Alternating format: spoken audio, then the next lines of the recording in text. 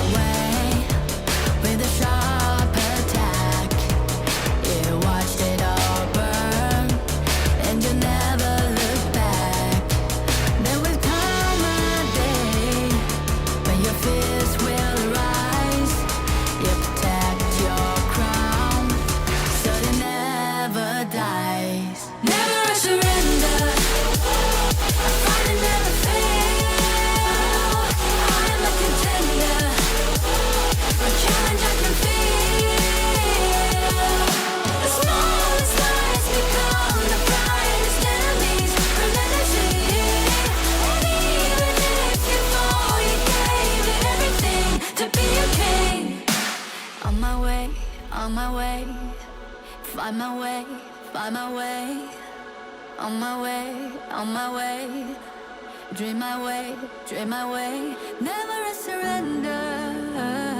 I fight and never fail.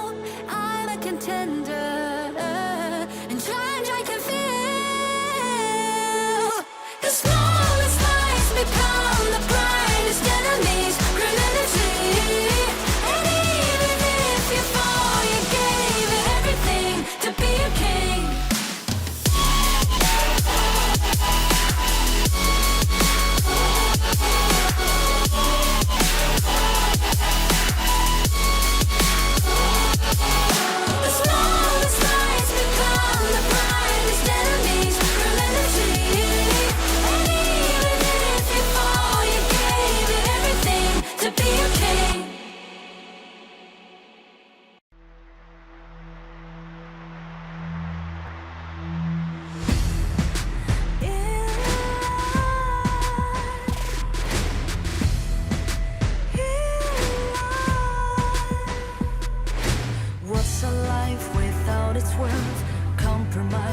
With what hurts inside,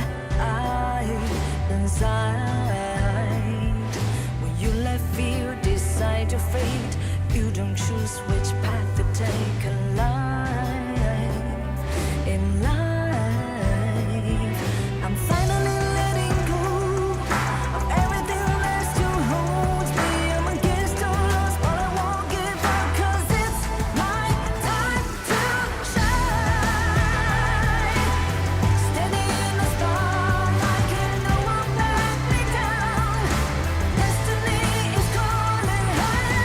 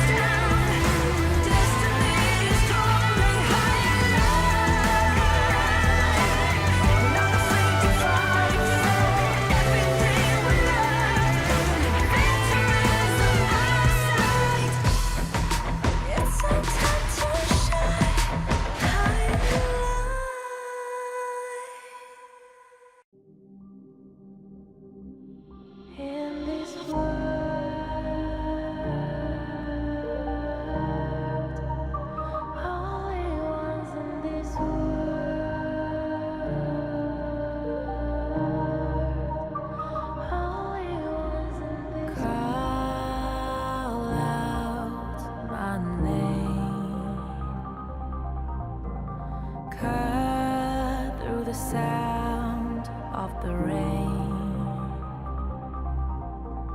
No matter how I feed the flame, you know I feel the darkness and the pain. All of the ways we tried to break free from the night, you know we made it out, we found the light. I fly so high, light up the skyline. Let's do it this time, like it's a whole new vibrant world.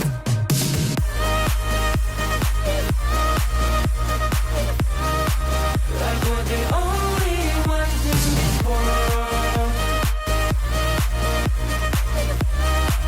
Like we're the only ones in this world. Now I see that I got everything I need. It's alright, I'm on fire, I'm alive, 'cause now I fly so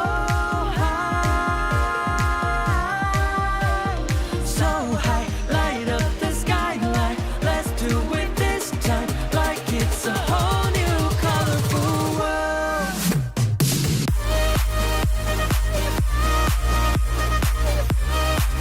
Like we're the only ones in this world.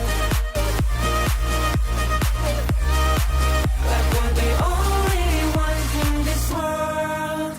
Never thought we'd get this far, burning like the stars. How we get this far, like we're the only ones in this world.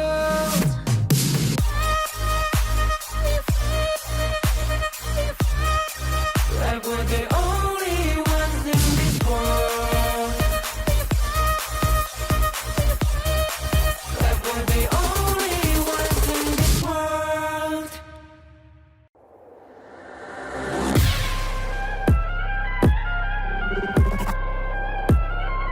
Turn it back.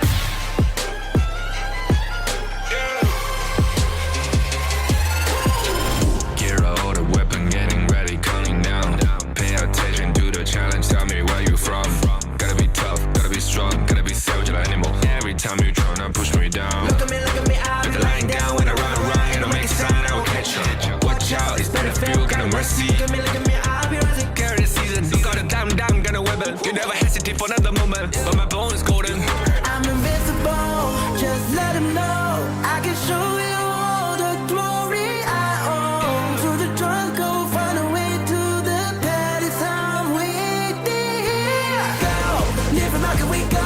It ain't a way but turning back. Storm is coming, tired of your cold. It's my kingdom, fire going up. We the kings, it's our honor showtime. Honor kings, Pour some gas, we gonna burn up. honor kings. On a killing spree, I turn to violence. All my enemies, they go in silence. Wipe them out for only 6 seconds. Yeah, we got honor. You wanna get me juice, kind of the one who made the rules. You have night to choose, only one way, got night to lose. I can see it. I'm gonna shut down, but I got no cry. We burn it up as one, crash in pieces, you can G. First blood, double trouble, then I take a pen, I kill. All you do is sweat it, look at me stay with the rain. Say. I've triggered my soul For my down. pace. We the champions screaming, I'm invincible. Just let them know I can show you all the glory I own. Through the jungle, find a way to the palace. I'm waiting here. Go, live from how can we go? It ain't a way for turning back. Storm is coming, tired of your cold. It's my kingdom, fire blowing up. We the kings, it's our honor showtime. Honor kings,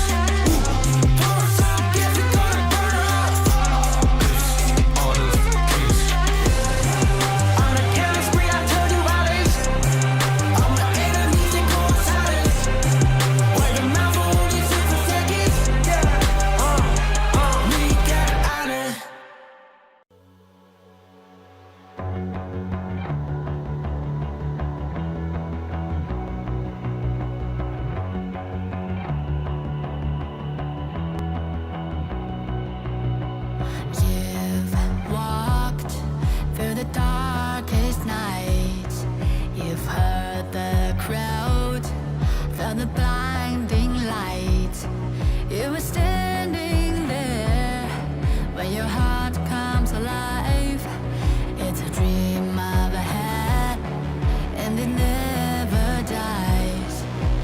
Right here, right now, give it all to get it out. Never a surrender, I fight and never fail. I am a contender, a challenge I can feel. The smallest lies become the brightest enemies, relentlessly. And even if you fall, you gave it everything to be a king.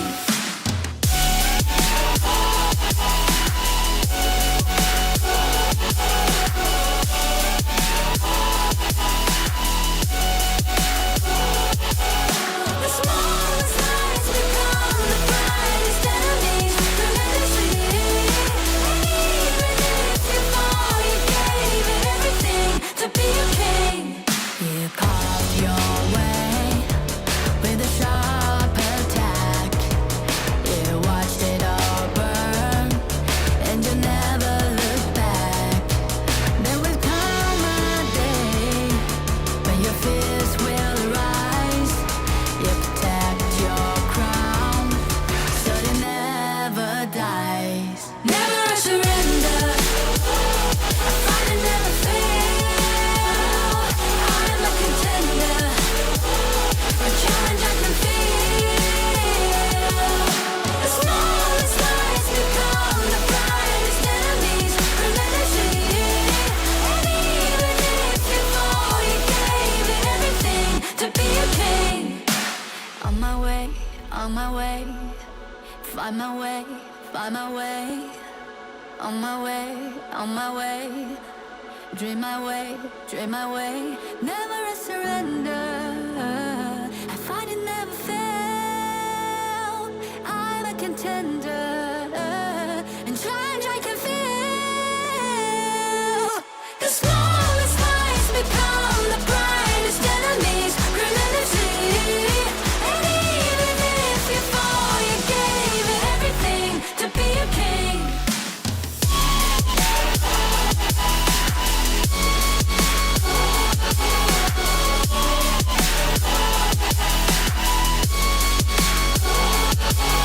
The smallest lies become the brightest enemies, relentlessly. And even if you fall, you gave it everything to be a king.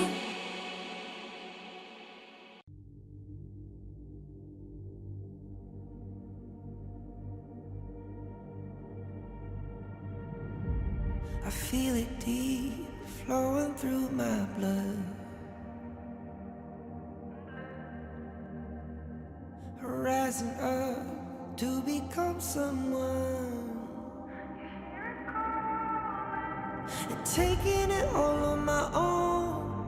What a sweet victory. And taking all of my control, awaken something deep in me. Like flames, feel it burning inside. Take a hold in pursuit of the prize. I've been told, ain't no way to survive, keeping all of this fire that's locked up inside. When this is the time, enter the ring. All those mental chemicals doing their thing. I got flashes of battles inside of my dreams. I was made for this moment. At least now it seems like it's time to come face to face with your fear. Been battling reasons for all of the years, and I learned how to fight them with style and grace no one's ever encountered. You say it's amazing, I'ma come out swinging when they open the gate. Go ahead, call passion, I'm calling it rage. I'm taking what's mine like I already own it. Watch but don't blink, going here to the moment. The sky rain down. Here's to the madness that's all around. Go on, tell 'em who you are, you are, you are. Go on, tell 'em who you are, you are, you are, you are. Here's to the moment, the sky rain down. Here's to the madness that's all around. Go on, tell 'em who you are, you are, you are. Go on, tell 'em who you are, you are, you are, you are. My name is honor, my name is king, my name is champion, my name is strength. Tell 'em who you are. My name is Pentakill, you think it's strange? My name keep ringing inside of your brain. I hear it every night. Here's to the moment the sky rain down. Here's to the madness that's all tell them who you are, you are, you are. Go and tell them who you are, you are, you are. Here's to the moment the sky rained down. Here's to the madness that's all around. Go and tell them who you are, you are, you are. Go and tell them who you are, you are, you are, you are. Here's to the moment the sky rained down. Here's to the madness that's all around. Go and tell them who you are, you are, you are. Go and tell them who you are, you are, you are. Go and tell them who you are, you are, you are.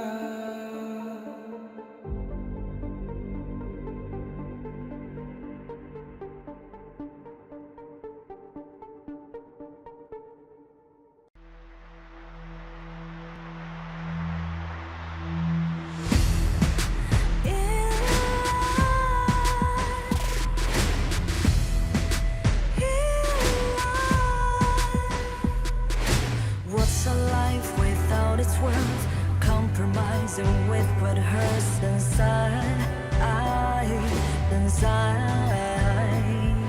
When you let fear decide your fate, you don't choose which path to take in life. In life, I'm finally letting go of everything that still holds me. I'm against all odds, but I won't give up, 'cause it's my time to shine. Standing in the spotlight, and no one let me down. Destiny is calling high. I'm not afraid to fight for everything I love. Victory is on my side.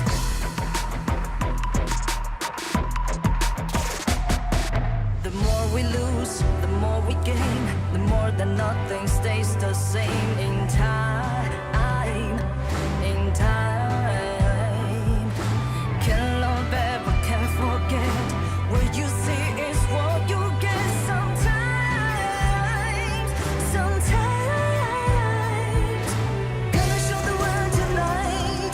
The light that shines inside us. We're against the odds, but we won't give up, 'cause it's our time to shine.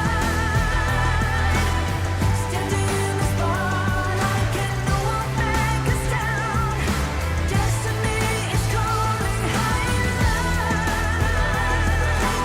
We're not afraid to fight for everything we love. Victory is on our side. Takiki takiki takitao. Takiki takiki takitao. Takiki takiki takitao.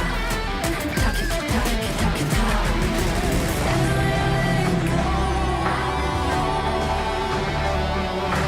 Everything that still holds us. 'Cause it's our time to shine. Standing in the spotlight, can no one back us down. Destiny is calling high and light. We're not afraid to fight for everything we love. Victory is on our side. It's our time to shine high and light.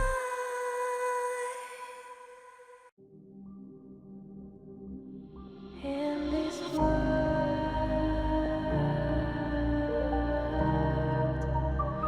only ones in this world,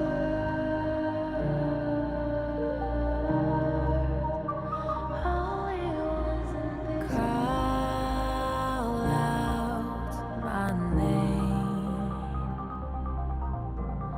cut through the sound of the rain.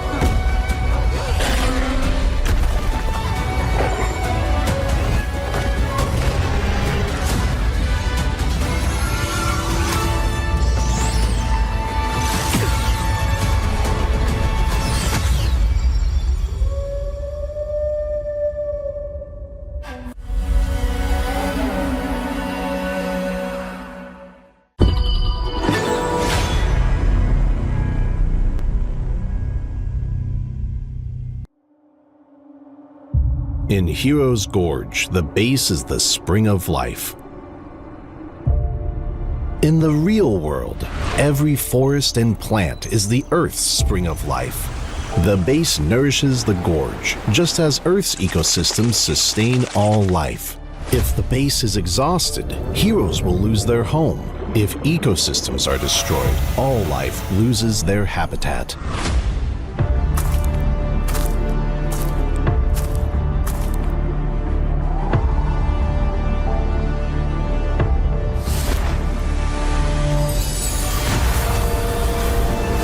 Honor of Kings is working with players worldwide to support real-world environmental causes and protect our planet's future. By participating in Protect Nature, Protect All Life, all efforts in the event will contribute to real-world causes, protect the environment, and let us defend the honor of our planet together.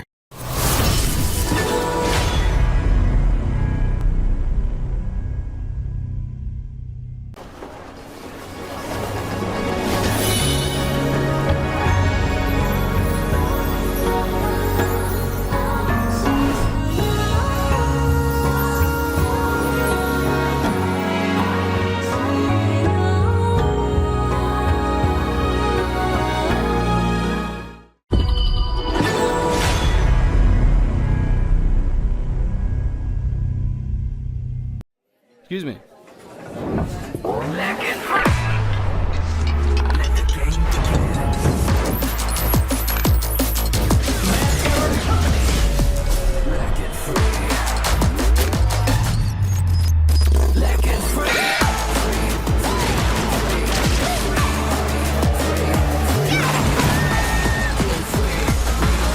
Hugging stinks. Victory! Another round. Sure, but how about a smoother phone next time?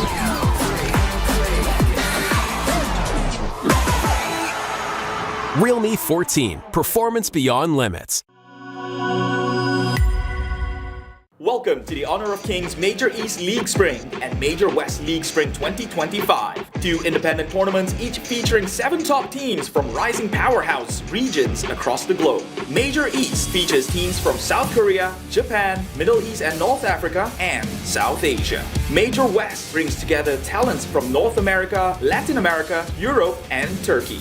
Each league has a $50,000 prize pool and a clear goal to qualify for the Honor of Kings World Cup KWC. The majors will be split into 4 phases: Ranking Week, Survival Week, Knockout Stage, and Major Last Call. Running from April 17th to May 4th, each phase will become more challenging than the previous, ensuring teams to be on their best forms at all times. The global ban and pick format is in effect from the start, limiting repeated hero picks across the series. Both leagues begin with Ranking Week, a single round-robin best-of-3 format. While it is less punishing in a best-of-3, teams still need smart drafts and broad prep from day one. At the end of Ranking Week, the top 3 teams move to Group S, while the bottom 4 head to Group A for Survival Week. Unlike traditional slow-paced formats, this Week 1 is anything but forgiving. Every match counts. Survival Week ups the ante with double round-robin best-of-5 matches. Here, the global ban and pick rule really kicks in, and teams are put to the test. Hero pool depth, draft strategy, and flexibility becomes essential.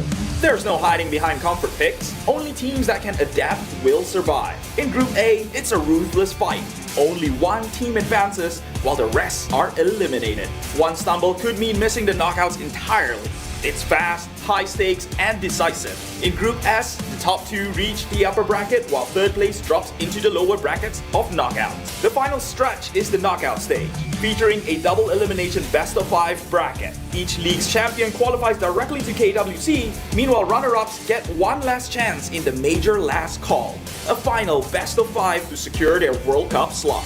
This format rewards consistency, creativity, and composure under pressure. Catch every moment live on our official channels. Every game is a chance to prove your region's strength and your team's readiness for the global stage. The path to honor starts now. Turn it back.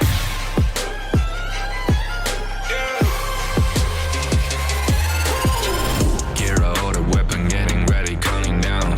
Pay attention to the challenge, tell me where you from. Gotta be tough, gotta be strong, gotta be savage.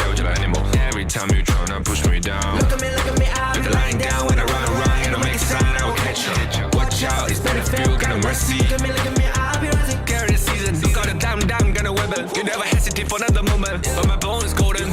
I'm invincible, just let him know I can show you all the glory I own. Through the jungle, find a way to the palace. I'm waiting here. Go, live from how can we go?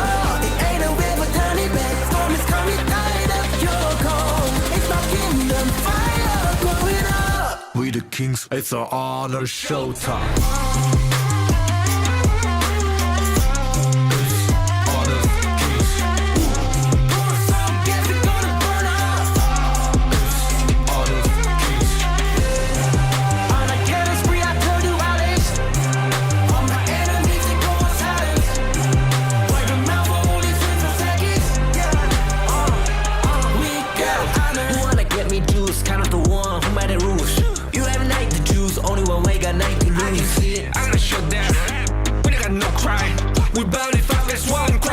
You can cheat. First blood, double trouble, then I take a pen, I kill. All you do is sweat and look at me stay victory. Say.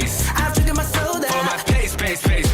we the champions screaming, I'm invincible. Just let them know I can show you all the glory I own. Through the jungle, find a way to the palace. I'm waiting here. Go, live from how can we go?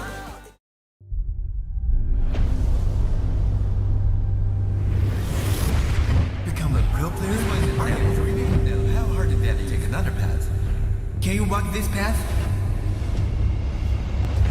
Je me suis déjà posé la même question.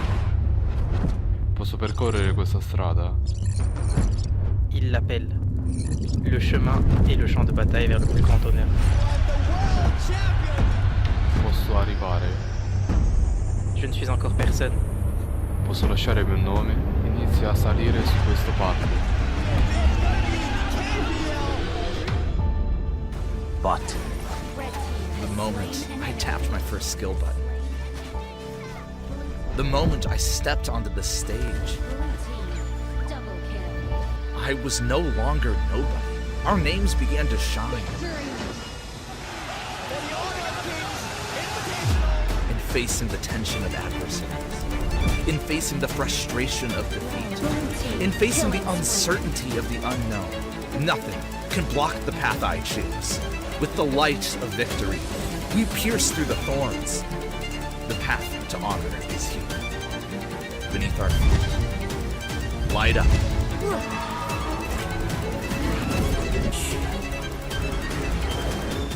When our footsteps awaken the dawn of the gorge, to walk this path is to walk toward honor.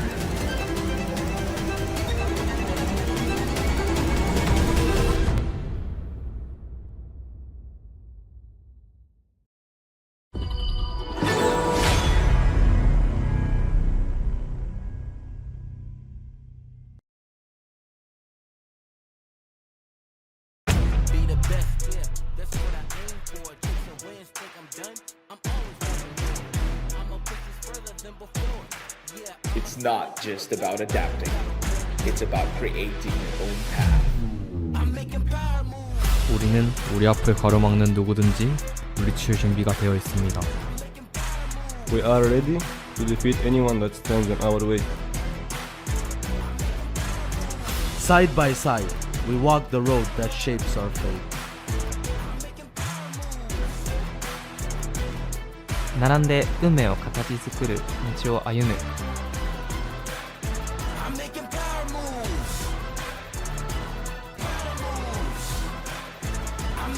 It's time to walk the path of honor.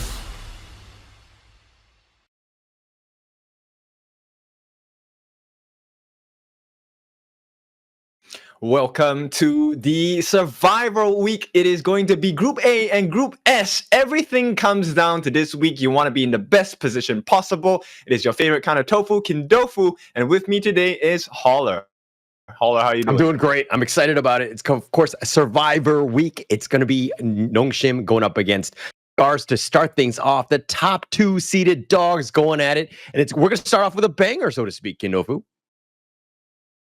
Yeah, a lot of action. I think SCARZ, they have been in this position for many times over the past few months, and maybe there will be a difference in this result today.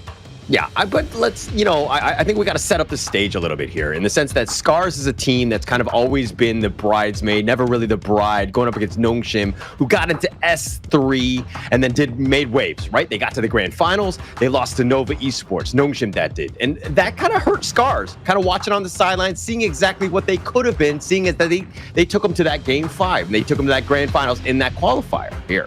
So this is a huge moment. SCARZ really shook up their lineup. They even stole a player in Glow, and they put themselves in. But of course, let's talk a little bit about the prize pool here. It's 50,000 USD, $10,000 going the way of the champion, all the way down to 7th place, 6,000. So every single place matters. Every single game, super important here.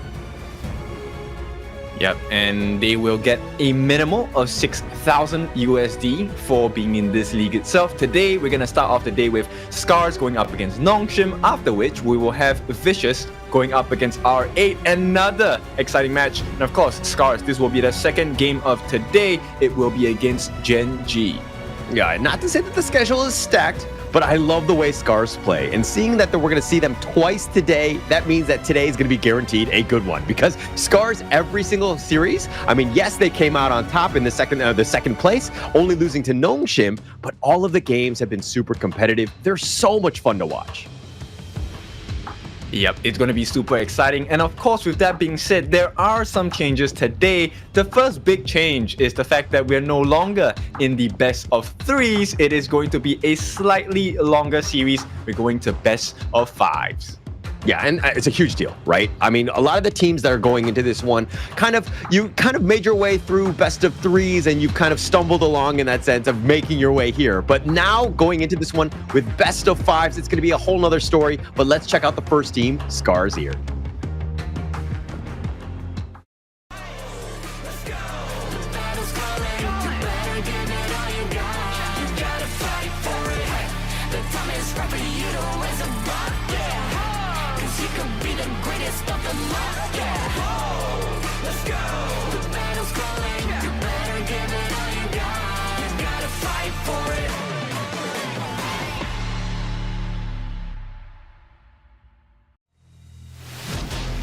SCARZ here, this is a massive turn of events. I mean, they got Glow, they took him away from Nongshim, they have Arashi, ASD, and Ochik too. And of course, they have the All-Star, the MVP with 10 of them in the ranking week. Mfang, he had 71 kills, leads across all of the different players. This guy is an absolute monster. When you see him on the Gorge, you gotta run away.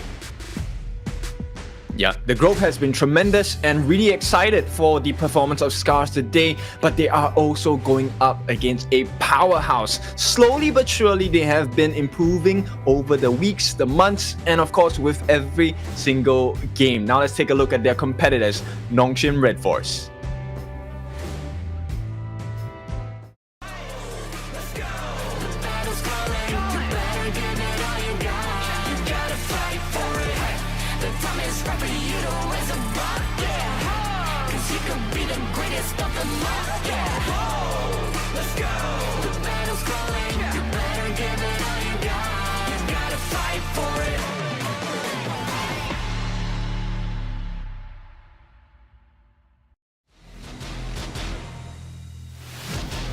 No new names here. Nongshim RedForce, the greatest Red, Kyung9, Haku, Illusion, Siri, as well as Fave. These 5 members have been so far the rock from the JPKR region, and they have not had a loss just yet. So it's really exciting to see if SCARZ can be the first one to, let them bleed for a bit. Yeah, this is a team that's very strong as well. I mean, we've seen them in Season 3. They did very well. I mean, get runner-up on that one. But going into this one, we expected much higher. I mean, they're perfect, right? They haven't lost a single game. But some of the stats are a little erring on the side of SCARZ. I mean, you have the highest killer in Mfang. And then you see that just the most assists that are coming with Ochik. He's doing very well. He's second in assists. But going into the Nongshim side, if you're looking at what they're doing, they don't really have a whole lot of kills. Haku has not been the monster that we've seen. He's only has 38 kills. Siri is outclassing him in terms of those kills with 40. But Siri, the reason why they're successful is because he's not really dying.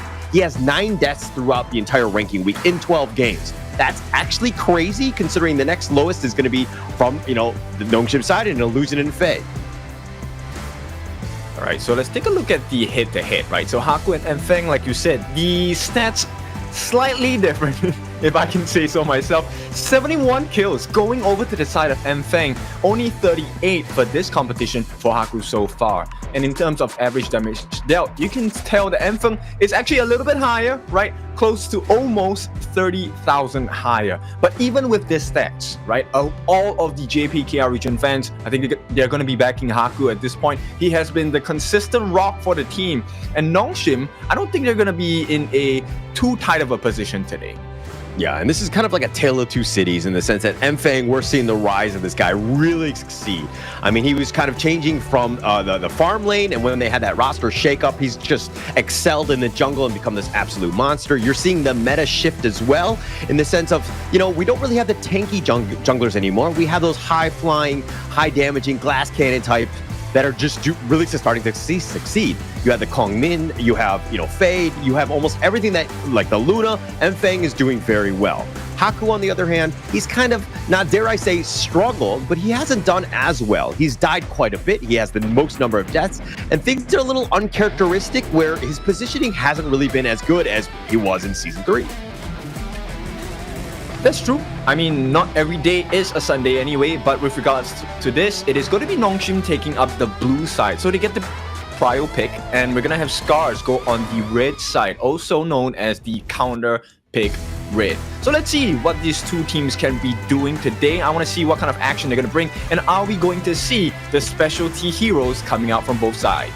And this is one of those moments where Nongshim generally, I think that they've gone with red throughout the drafts. They usually like to be in that counter picking position, but they've changed things up. They've kind of seen that, hey, actually, SCARZ are going to be picking heroes that are very flexible and good for Feng. They're not going to, you know, target ban like a Kong Min first phase. That's not going to happen, right? Especially with this type of meta.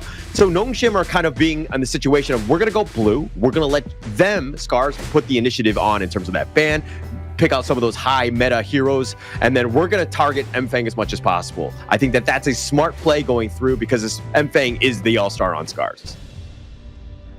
Yeah, that's true. And not only that, right? I think the previous meeting that they have, Nongshim actually ousted them through the late game. So they're better at controlling the pacing of the game and understanding when to actually strike.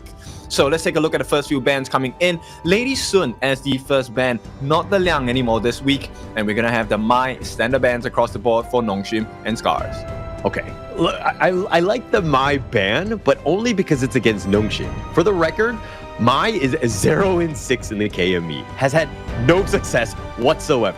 But Illusion has not really been on this hero, so that's why, I mean, the success rate isn't as, you know, skewed, so to speak. But they're going up against this one. They know that Illusion is a maestro on this hero, so they have to ban it out here. They're going to also ban out the Gen.G, which is very high. I think it was like the third highest in terms of win rate. It has a 78% win rate, very strong at 11-3. Yep, now SCARZ, they're going to try their best, and they're going to pick up the Lung along with the secure. Now, and also to know that we saw with Nongshim, obviously they picked the Dia, and they weren't going to be able to pick a second roamer, but they're going to be kind of throwing that back at them and being like, hey, we actually have something to kind of deal with, like the AoE, we have control, and Secure brings a lot of that. This is a very good combination in Lung Secure. They provide a lot of damage, they have that control, they have everything that you want. Yeah, right now my main concern for the side of Nongshim is where is the damage going to come from, right? At this point, you're putting a lot of cards into the hands of Pei onto Haku. And against Lung, look, there are plenty of options, but right now that's one option less. So SCARZ going to take away the channel, and now Nongshim going to reply with the Lady Jun. Yeah, I'm not too, like, okay, I'm wondering if Nongshim are maybe potentially, I mean, we've seen Gen.G do it. Rock likes to play the Pei, and kind of changing things up, right? Not to say that Nongshim are going to be bringing out what Gen.G like to bring, but Pei is kind of a big front runner, especially in this first phase. You're dictating of, hey, this is a long series. We want to go the distance. We respect SCARZ quite a bit. We're not going to pick our best junglers here for Haku. I mean, there are plenty of other picks that are going to be available, but I think that this is one of those moments where we're going to see what SCARZ wants to do, especially in this game one. Yep, they pick up the Princess Frost, not locked in just yet, but I think it's a good combination to have, right? You have plenty of stunts, plenty of control coming from SCARZ, especially with the Sun Tzu, with the set sail, Sakir with the Mulberry power as well. So a lot of setup, not only just for ASD to really go crazy with the damage on the Lung, but also for those simple basic combinations with the Frigid Prison, you can actually get quite a lot of the members on the side of Nongshim. Yeah, it's definitely a wombo combo, right? Could you imagine just getting that Mulberry power, set sail right on top of the winter is here, Frigid Prison, like everything that you would want, and it provides a lot of damage, a lot of AoE. So now Nongshim looking to respond with a Counter Yui, as well as the Shi to kind of round out that draft. I don't think that this is the strongest one, but again, I think that Nongshim are kind of saving some of those aces for a game later down the road. I definitely think at threes, it's a big win for the side of Nongshim. Not to say that their draft is weak, but it's not as strong as it could be, right? Many types of changes can be added to it, but with the Shi, I like that, right? It's a more defensive capability, and they will allow SCARZ to take up the KME.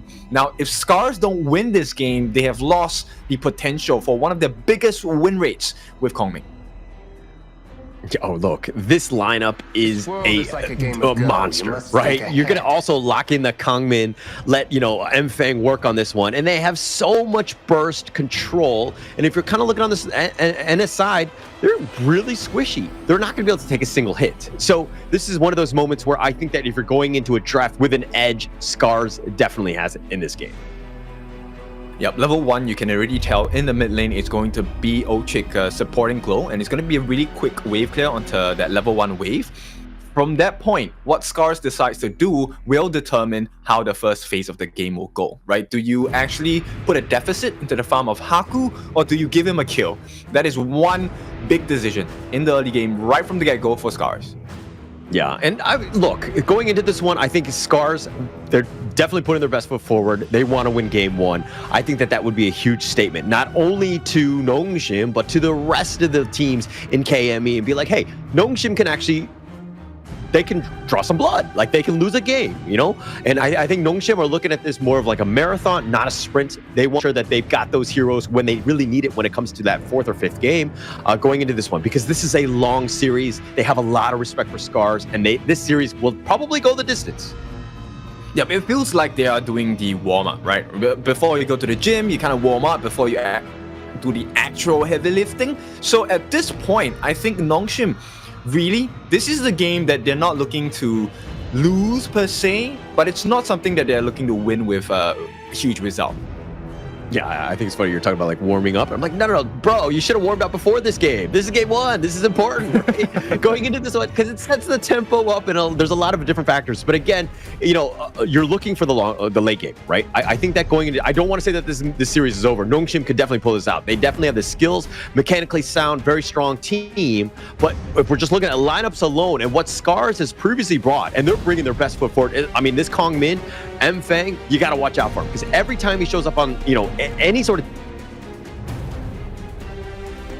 team fight, he's going to kill somebody, guaranteed. He has the highest number of kills, averaging 5.5 in a game. This is the most throughout the entire game. In fact, there is a very high chance of a first blood, right? Simply because Sakir, level 1, with the Mulberry power, actually quite painful to deal with. At the same time, ASD, once he hits his itemization, is going to be really huge for the team. But of course, with that being said, this thrilling season of the Major Leagues is made possible with the support of EWC, helping to bring top-tier competitions to fans worldwide. And we have a big game here for you. Yeah, this is going to be one of the biggest ones, right? Just setting it up, the Survivor Week. This is where we want to be. Of course, our players are geared up with the Realme 14 5G, built for performance, made for gaming, smooth, cool, and reliable, just the way esports demands. Ready to level up? Get yours now and feel the difference. Yeah, and straight away, there is a huge demand for that first camp here. And Faye gonna have to commit the flash, but this is a good advantage for the side of Nongshim, right? They need to make sure that they're able to keep Arashi in place. Yeah, and look, they're trying to kind of limit as much as possible. They're going to let Siri just farm in the bottom lane. He's going to be fine just all by himself, at least for now. But they're trying to prioritize Kyung9 as much as possible. He will set things up, and you definitely want him to kind of definitely win out that lane so you don't have to worry about it later in the mid-game. Oh, Arashi. He escapes with just a sliver of health. But at this point, I don't think it's a huge concern, right? Clash Lane normally is really about the skill matchup. And so far, SCARZ are allowing it to be a skill matchup one-on-one, right? There hasn't been much support. Ochik finally arrives on the top lane, but I don't think it's going to be too big of a difference right now between the Clash Laners. Yeah, and through it all, I mean, look, we're seeing that Glow has been rotating to the top lane, trying to provide as much support to Arashi as possible, and now Ochik is going to be there. I mean, this is all kind of like the reaction that started with Nongshim, forcing it out. Faye was all the way up there, and look at how many people are like, hey, we got to get Arashi in this game, in this series, and to set him up, and they're just kind of rotating along. So you're seeing the resources, like the cat and mouse game between these two teams. Oh, definitely. Simply because Kyung9 actually stole that first camp on the top, they needed to make sure that they even the odds, right? Even if the farm doesn't go to Arashi, you know, Kyung9 must not get it. That's the MO of Nongshim right now. Yeah, definitely. And I mean, at this point, I think that we're in a decent spot. I don't think it's going to be the worst thing at this point, all things considered. Look, Siri is the man. He's definitely the one that you want to give as much space and time to, but look at Haku quietly farming. I mean, he's catching up to Mfeng, who's been like just a beast throughout. He has the highest net worth and now tied with Haku. I mean, he's catching up to Mfeng. Okay, maybe the first catch. They're actually walking onto Kyung9. I don't think they want to commit at this point, right? The wave clear is more important. It's hitting the 3-minute mark. Giving away your first blood at this stage of the game isn't ideal for either team because, look, the snowball factor on both sides is really big, really strong. My concern now is I think SCARZ, they're behind by a little bit, but if they make one small mistake, Nongshim will definitely snowball this lead. Very cagey, right? Setting it up, nobody wants to step out of position. No one wants to be super aggressive, looking to invade, especially at the early start. I mean, it's going to be the 4-minute, which is going to be a huge factor. Kyung9 is actually going to just kind of, you know, make Arashi use the set sail a little bit early. This is a bit of an opening, especially at this 3-minute, 30-second mark. Yep, 30 seconds to go. That's a long cooldown for that first set sail for Arashi. Yeah, look at this. And through it all, SCARZ, they have 4 members in the top lane. That provides, you know, the map control on the bottom. Things have kind of shifted. You're seeing what Haku is looking to do. The Tyrant will be up in 15 seconds. SCARZ now have to kind of rotate to kind of, you know, to compensate for that over movement, I would say, that they had in that top lane. They're going in. Winter is here. They're setting it up. Faye actually is going to be backing off at this point. But a little bit of a start at this point. Mind you, SCARZ, very on the low side, kind of. They need to be careful. They need Ochik to get those sprites to get as much heal as possible because it looks like they want to start the Tyrant here. Okay, but they have decent burst, right? So the positioning now, Haku can come in for the steals. They're going to try and pull it away. Yeah, and they've also got Arashi making an appearance on his boat. Says, hey, anybody want to get on? Nope. All right, I'm going to go back to the top lane. Oh, okay, he's going to stop in the mid lane. He'll be fine here. Okay, so they even the odds on the side of SCARZ, right? They're still trailing by a little bit. They need to get more last hits, right? And I think one of the main lanes that's losing farm actually is ASD. He's not doing too well against Siri. He has given a couple of Firehawks away. And right now, unless they put a leash on Siri, this game could go really bad for SCARZ. Yeah, and Siri is just, he does such a good job of farming. I mean, he's been largely by himself throughout the entire game, but he's finding ways to get that farm. And he doesn't step out of position where ASD or Ochik are able to kind of threaten him in any way. So, you know, it's difficult to get a hold of the Siri, considering the fact that, like, you would think that he's isolated and it would be an easy target. Yeah, and also because of his second skill, the Protecting Winds, it actually negates quite a bit of the damage from ASD, right? So ASD can't exactly spam, and he doesn't get that one shot that he's looking for in the Siri. Oh, look at Arashi. Skirts out, finds Kyung9, pushes him out a little bit. But Mfeng, this is the biggest one. He's waiting in ambush. He's level 10, 2-level differential from Kyung9. If Kyung9 goes slightly out of position, this might be potentially first blood here. Siri in the bottom lane threatening. They want to go for this one. Infinite fastest, and through it all, it looks like ASD will survive. The teleport here, Mfeng making an appearance, and everybody's like, hey, guys, we're not fighting with Mfeng now. It looks like ASD will survive. Yeah, both teams actually really safe so far in this, close to 6-minute match. And it's even with the safe gameplay, Nongshim are leading by 1,000 gold. Yeah, it's actually pretty huge at this point. I mean, they're so good at finding ways to farm. And this is why, you know, when you have that lead, it's such a huge advantage, right? When you're able to play up, you might be up like, you know, some net worth, an item or two, and you have those power spikes, which really helps Nongshim kind of, you know, put themselves in that driver's seat to kind of control the game game. SCARZ now need to figure out a way. They found Haku. He's taking a lot of damage. He's being bursted, and he's going to give up first blood. Mfeng finds him and gets back to safety, but Arashi, he's going to be killed. It's a 1-1. Okay, but I think this is a SCARZ win nonetheless. Mfeng, you give him the lead. Look at what SCARZ is doing now. Yeah, they're threatening at this point, right? They've been forced back. The Winter is here completely zoning at this point. Looks like they're going to take the mid T1 at, the 6-minute mark. That's actually huge. And now Nongshim on the retreat. Looks like they're going to take the mid T1. Yep, I like this new SCARZ way of playing, right? So very clinical, very good at getting the objectives. They get a kill. Doesn't matter whether they lose Arashi or not, they get a T1. And that's all that matters, right? Because once the dust settles, now there is an option to invade the jungle. There is lesser vision for Nongshim. And SCARZ, finally in a long time, they will have a decent lead against Nongshim. And this is why SCARZ is scary. I mean, look at Mfeng. Look at how aggressive he is. He's actually winning the jungle matchup in terms of levels right now. He's been threatening, and it looks like Nongshim not even comfortable being able to take the Overlord, but they're going to go for the backside, and Mfeng gets picked off. I complimented him, and he goes down, but they trade with Illusion, the infinite vastness. ASD will survive. Nongshim want more. Haku pounces forward, and he tries to go for Arashi and tries to threaten, but the Crimson Golem, this is a big one. Haku has that smite if they want to go for this one, and Ochik might go for the steal more than anything else, and it looks like Haku will take that along with Siri on his way out. If they want to go for this one, and Ochik.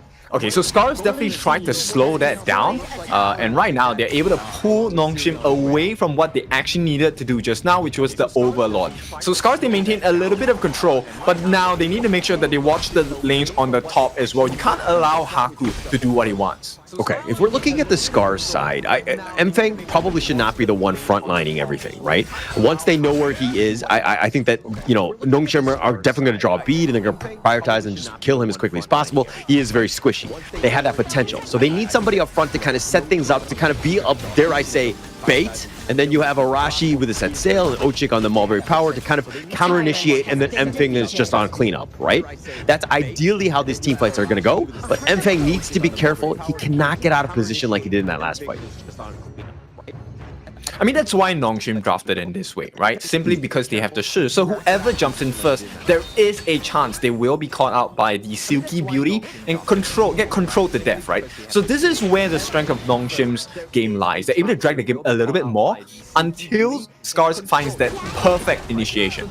Yeah, I mean, like the potential for that control, the CC is going to be key. Being able to find him out and draw him out, right? That's the biggest thing. And if Illusion is able to hit those orbs, the Silky Beauties, I think he's going to have a great time. But of course, easier said than done. Not the easiest of targets or CCs to hit.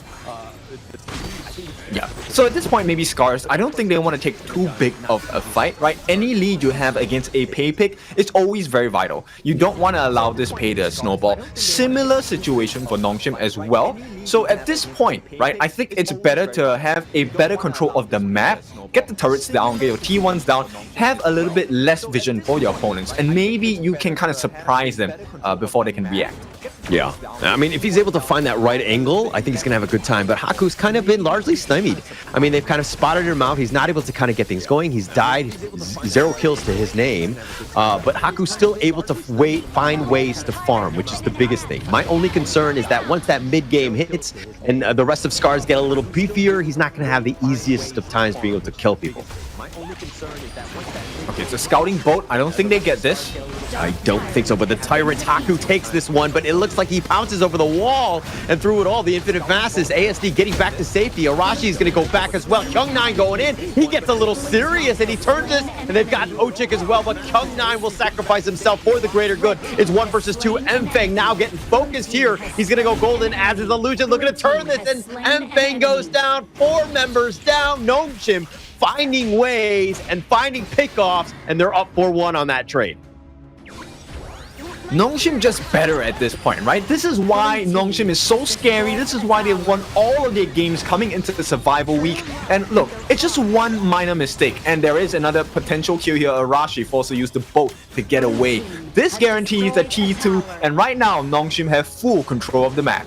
Yeah, Haku like pouncing in. He's like, Arashi, I'm going for you. And Arashi's like, I'm not having any of that. I'm all by myself. I am scared. Haku level 15 at this stage, starting to outclass Mfeng. I mean, we were tooting the horn of this Kongming pick, but man, Nongshim have an answer. They're able to find ways to go and find him out because of the fact that he is definitely on the squishier side. They need the rest of SCARZ to kind of keep him in line, but here we go. It's going to be a Azure Golem. Arashi all the way up in front, looking to fight, but the winner is here, and that's not going to be enough. Haku is going to be killed. They found Kyung9 though, and it looks like he's going to trade. Mfeng finds the pickoff, but Ochik is going to be killed, and these are good trades in favor of Nongshim. Yep, they have definitely hit that final marker here. Haku's already 15, Siri very close, and gold-wise, this is a huge lead, a 6,000 lead for the side of Nongshim, and we might see the fall of T3 here.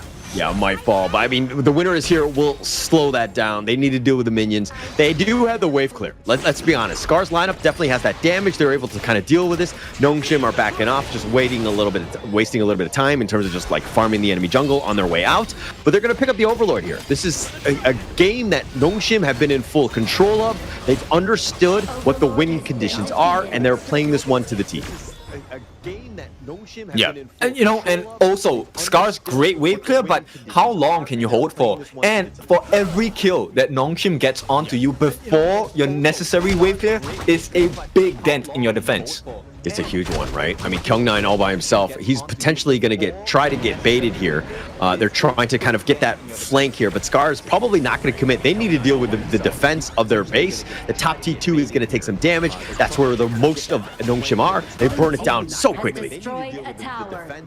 Yeah, and look, Succubus Cloak onto Siri. It's so difficult for the side of SCARZ to kill him now, even if Mfeng gets his full combination.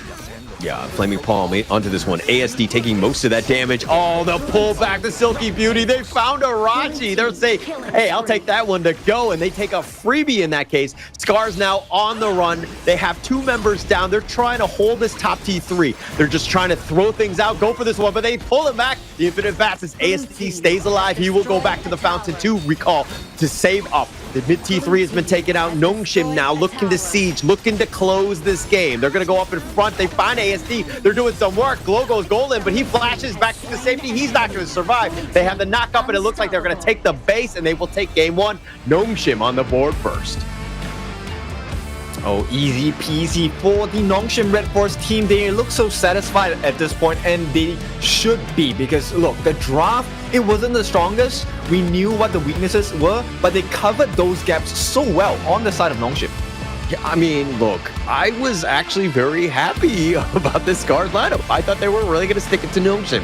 I felt like Nongshim were going in, but I mean, but the way that they played, were able to use like the Shi to just kind of control the battlefield. The Dia just like with those bitter farewells, it just kind of locking people down, made it very difficult for SCARZ to get anything going. Because again, if they're controlled at all, they're just going to die. They're just, glass cannons at the end of the day.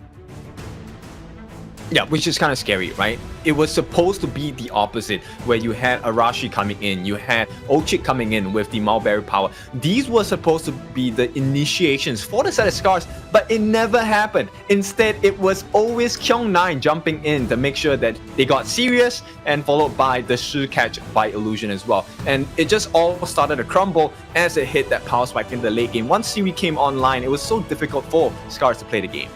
I'm wondering if they had more of like a Zhang Fei or Lian Po as like a roamer to kind of, to be that tank, right? Like it felt like everybody was like not willing to do or not able to do it because their hero, the draft composition didn't allow it, where they were, again, just being able to be controlled by Nongshim when they would just jump on you. I felt like at the end of the day, that's probably the biggest weakness of that draft. I mean, personally, I would not change the Sakia. I think the Sakia pick is fine. I think it's more of the Princess Frost, right? Going up against a lineup that is so mobile, that has Kyung9 on the Mayin. Look, you're looking for that perfect Frigid Prison. But against a Mayin, it's so hard to do so. And against the Shi, she's always going to be in the back lines. So it's so hard for you to have any catch at all. I think there would have been a better mid laner. So bringing you back to the BP phase, right? Ban pick. The fact that they banned out the Yixing, that was a very smart ban, because that would have changed the whole plane of the fight. Yeah, for sure. I mean, just that amount of control. And there's a reason why Yixing is actually the most picked hero in the ranking week. Everybody wants, Yixing just to kind of has that control, the taking liberties. We've seen it succeed quite a bit, but again, it just opens it up for later down the road. I mean, that was just game one where, we don't have to worry too much about what's going to happen. This is a long road. It's not the end of the series. And I do expect SCARZ to bounce back. But seeing as that they got some of their signature heroes like that Kongmin, as well as the Loong, I mean, I'm kind of wondering, I'm like, that has to kind of hurt the morale on the side of SCARZ. Oh, definitely. And at this point, do bear in mind, like, these are the very stock standard strats that Nongshim like to pull out in game number one, right? These are normally strats that come out later parts of the game. And the fact that they're using it now shows that they have so much more in the engine, in the tank, because they still have the Ogren pick, they still have the Dune picks, they still have the tank jungle metas available. And with that being said, let's take a look at the gold, the items. And right now, I just want to point out to you, now, Illusion, I think he's been doing great in his catches. And once he caught you, look, he didn't even complete his Scepter of Reverberation or Mask of Agony. Not needed at all. Yeah, he didn't need anything, right? I mean, look, I think Illusion was great. Siri could have been on almost any hero at the end of the day, and I think he would have had a large amount of success. Like, just the way he's able to farm, I mean, his KDA is on point, always in perfect position. There's a reason why the dude has only died 9 times in 12 games.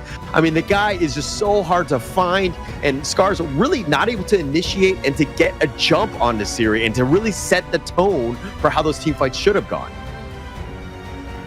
Yeah, a lot of damage. I mean, just the existence of Siri itself was already a threat because he was dealing one of the highest damage in the game simply because the team was allowing him to get into perfect positions to get just the shots, oak bolts off, and the normal attacks as well. So the gold, once it started rolling in for the side of Nongshim, it never stopped. There was no damage control on the side of SCARZ. Yeah, and look, when Nongshim have a lead, it's so hard to take that away from them, right? The gaps that they give are very small. Being able to kind of control it out, find that burst, and the only reason they back off is because they're just waiting for the next minion wave. So they're very smart in terms of like this macro play, but the MVP, it will go to Siri on his 502, 32% of the damage, dealt 24% of the gold. Man, this guy just finds farm throughout the map, and he's so difficult to pin down. Yeah, it's even more difficult for us to find him at this point. To be honest, I was red focused about Enfang as well as Haku. The fact that they got the first blood, right? It was a good marker to start with, but you can see the pick onto Illusion. It doesn't matter whether he dies or not. As long as he gets that first initial catch, it's going to cause so much trouble for the side of SCARZ. And also, Faye, I have to give him the silent compliment here. His destined encounters were always on point. Every single moment that mattered for the side of Nongshim, he delivered. And Nongshim definitely benefited off of that. Yeah, it definitely benefited. I mean, look, everybody was playing so well together. This is a team that's just like largely finding their groove. But look at how many times like Illusion hits that Silky Beauty. It's almost been in every single highlight where they're just able to kind of control somebody, find that pick off, and then it sets it up for the rest of them. And it's like, yeah, you take out Glow or Enfang, and you just like mitigated so much of the damage that they had. Enfang looking to fight this 1 versus 5. Like, people are being pulled around, they're being isolated, and Nongshim playing this draft perfectly here. Yep, and here's the thing, right? He never made a play where it was risky. He always felt like, Enfang felt like he was the one being targeted by that control skill, but it actually wasn't him, right? If you take away Arashi, there's no more tank, there's no more big CC like the set sail, as well as the knockup. There's nothing like that to change the game, with the exception of the Sakia, but as a Sakia for Olchik, are you expected to tank for the team? That's not going to be possible. And that's kind of where I was talking about. I was alluding to it earlier about the fact that I think that the secure pick, if it was a more traditional tank roam, I think that they would have had a little bit more success, right? You need somebody up front or to be able to take a couple body shots before you, I mean, yeah, you get pulled away, but if you're like, in Umbrella Outburst form, for Ali form, you're going to have a great time because that's where you want to be, right? But in this case, nobody really wants to be controlled. Nobody wants to be stun locked in any way. And they just had a really difficult time trying to fight back into Nongshim here. Yeah, but with that, I think we're going for a short break. When we're back, we're going to bring you the second game of the series. It's going to be a long one. It's a best of 5. We'll see you in a bit.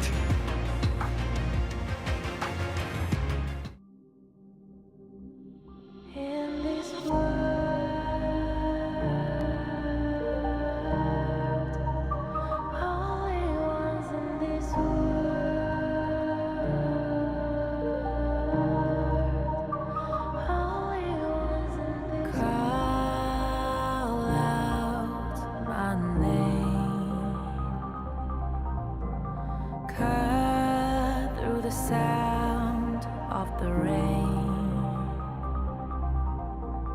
No matter how I feel the flame, you know I feel the darkness and the pain. All of the ways we tried to break free from the night, you know we made it out, we found the light. I fly so high, light up the skyline. Let's do it this time, like it's a whole new vibrant world.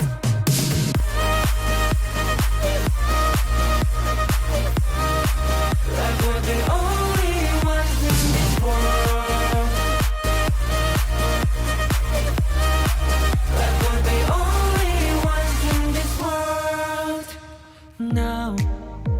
Now I see that I got everything I need. It's alright, I'm on fire, I'm alive, 'cause now I fly so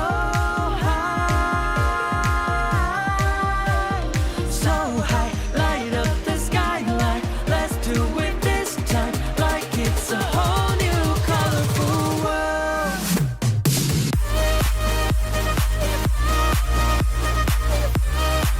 Like we're the only ones in this world. Like we're the only ones in this world. Never thought we'd get this far, burning like the stars. How we get this far, like we're the only ones in this world.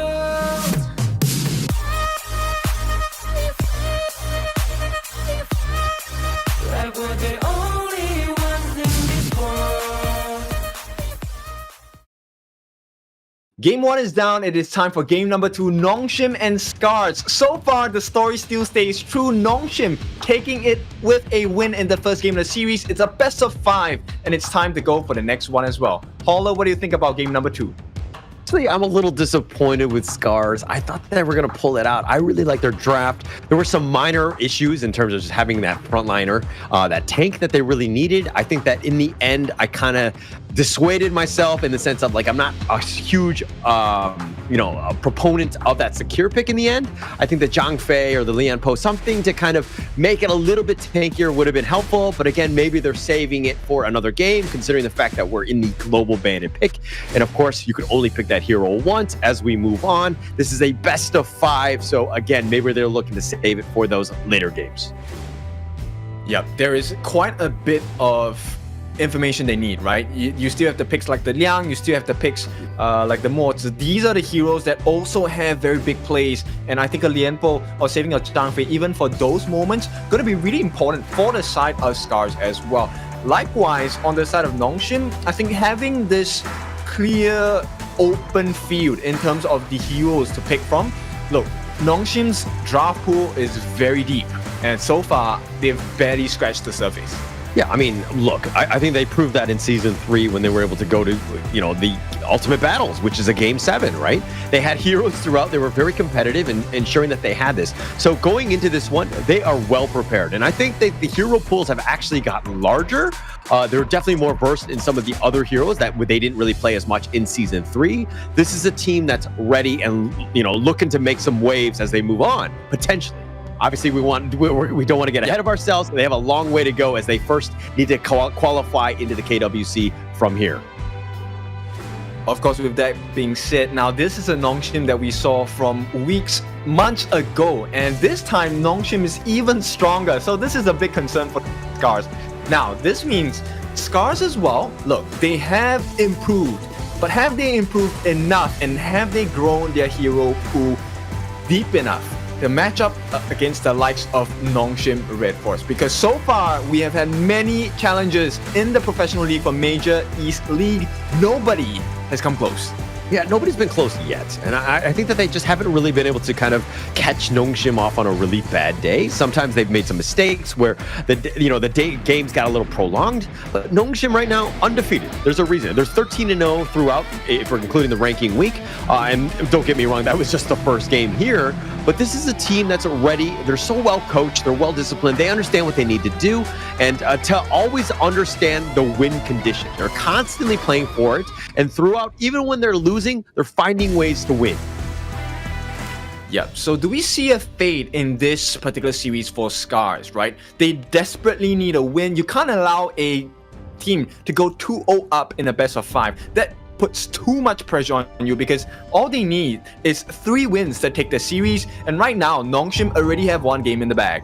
Yeah, and I mean, look, I think at the end of the day, SCARZ need to figure out a way to just see what sticks, kind of play again to your strengths. I think that Mfeng is still that, you need him on like the fade that you were talking about earlier, somebody who's very flashy on the jungle, in that jungle role, because that's his play style, right? He doesn't seem to do as well on like the Menki or like the Dune types. He wants to be in your face, blowing up people, right? That's what that's his MO, right? That's what you want to do. But so, again, going into this game 2, again, you got to go loaded for Bear. I think you need to do something to ensure that you get to that potential game 4 and really strike back here. Yeah, and Nongshim, they're going to make life a little bit more difficult. It's going to be the Dharma. First pick coming in. This is a Kyung 9 special. Not only that, they have also removed one of the best counters in terms of team fights, the Luna, right? How do you fight against a Dharma when you have nobody to distract the rest of the lineup on the side of Nongshim, right? There's no more distraction, there's no more jumping of backlines, there's no more repositioning. SCARZ are gonna try this with the Lady Sun and Zhang Fei combination. Is it the best? Could it be a Ming combination? I don't know. Maybe SCARZ know something on the side of Nongshim that we don't. I think SCARZ, it's a solid 2 pick. I mean, you really can't go wrong. Obviously, I'm a Ming player, so I'm a little bit more biased in that matchup. I think the Lady Soon pairs excellently between those 2. But I think going into this one, going up against that Dharma, who could set things up with that truth, you do want that counter initiation. You also want to be tanky to survive it so that you can kind of, potentially get into that team fight. But Nongshim, they actually solidify their own bottom lane with this Lung and the Lianpo in return. I like this 1-2 combination as well. Yep, and it's quite tough to play against, right? Because once you have a Lianpo and once you have a Dharma, CC is not going to be very easy for you. At the same time, picking up the Lung is very self-sufficient, right? Unless he gets caught with multiple CCs, it's going to be a tough journey to kind of kill this dragon in lane and even during team fights as well. So Nongshim, they've done well for themselves in this first phase picks. They're going to continue with the bans. Lady Jun, one of the best people to kind of freeze them after the fact that they are CC immune, taken off the board by the side of Nongshim. Yeah, it's actually pretty nice. I think they're kind of expecting potential Ogren, something maybe, that Mfeng will kind of rise on. I think that you want to kind of, ensure that he doesn't really get going, but it looks like SCARZ are going to go with a Nua pick. Let Glow work on this. Nua, I like this pick. It has a lot of potential, but, again, it's all about having a good lead and to kind of having that advantage. Yep, and it needs to be a huge burst composition coming out from SCARZ, because like I said, CC is not going to be your best friend against Nongshim's lineup at this current point. They need something that is huge in damage, which is one of the reasons why Nongshim actually banned out the Pei, they banned out the Luna as well. Assassin meta heroes, it's going to be really tough to play against that, so Nongshim are actively banning them out. And to make matters worse, now Nongshim, they pick up the Yixing along with the Ogren. This is a disastrous combo for the side of SCARZ. Are we looking at a potential second clean win for the side of Nongshim? Yeah, I mean, okay, just to kind of clarify, it looks like they're going to go with the Menki to counterpick all of this. Again, I'm not a huge fan of this. Not to say that I don't like Menki. I think that he's very cute, but I think it's more that, you're not letting Mfeng play his play style. And he definitely wants to be on a flashy, high-flying jungler, which is not the easiest thing to go into, especially against an Ogren who's very sustainable and has that Yixing to back him up. This is a nice little combination that just kind of controls the battlefield, and it's a good counterpick, dare I say, against an Ogryn. So picking it up yourselves, this is looking to be a very successful draft by Nongshim here. Is a necessary pick, right? Because at this point, that is all they have left. There isn't enough tankiness on the side of SCARZ, so Mankey is one of the best options available. I mean, Dune was available as well, but do you really want to burn that out now? Considering the fact that, look, nobody drafts to lose, nobody thinks that they're going to lose the game, right? So they're going to place full confidence in this Mankey pick. Look, this guy, Enfeng, needs to have the Dream Roams done to the T. And then they need the combination coming in from the Nua as well. Everything needs to go swimmingly for the side of SCARZ. If not, it's going to be a clean 2-0 again. Look, you're talking about the fact that nobody drafts to lose, and I kind of want to beg to differ on this one, because every single one of my ranked games, all my teammates are drafting to lose. Seriously, the worst picks ever. Okay, sorry, that's a little personal business. I'm a little bitter about that. It's been a long, tough road in that ranked world. Yeah, I guess you could call it the bitter farewell, right? I share the same sentiments as well. I've had quite a bit of difficulty in my ranks this past couple of days. But look, we all learn, we all lose. It's fine. End of the day, we will get to where we will be. All we need to do is be patient. And right now, SCARZ, I like that they're being patient. They are being patient and reserved to the draft, right? They pick out what is necessary, what not what they like. And hopefully, SCARZ will be able to draw this series to a 1-1. But if Nongshim have it their way, this could be very well the start of SCARZ downfall on day number 1 of Survival Week. This is tough, right? Because I like Nongshim's draft. Everybody's on like a peak hero, like Dharma, Kung9, Ogryn, Haku, Illusion, Yixing. Like there's Siri on his Lung. I mean, everybody. These are like their signature heroes, dare I say, for some of these picks. Just really, sorry, I gotta say Fei Lianpo. I don't want to be like, oh, why didn't you include the roamer? Roam lives matter too. But this is a team that's drafting for Bear. They're incredibly strong going into this one. Now, if we're looking on the SCAR side, how do they do they dissect this lineup? What do they need to do? Do they need to play much faster? Maybe limit Haku as much as possible, because you know that they're going to funnel all of that farm into this Ogryn here. I think the first thing we need to look at is, let's identify where is the best place to get an advantage from. You can definitely get an advantage in any of the 3 lanes, including the jungle as well. But at this point, it's not just about, hey, I want a lead and I want to get an advantage. It's which advantage that I take will be most damaging to my opponents, right?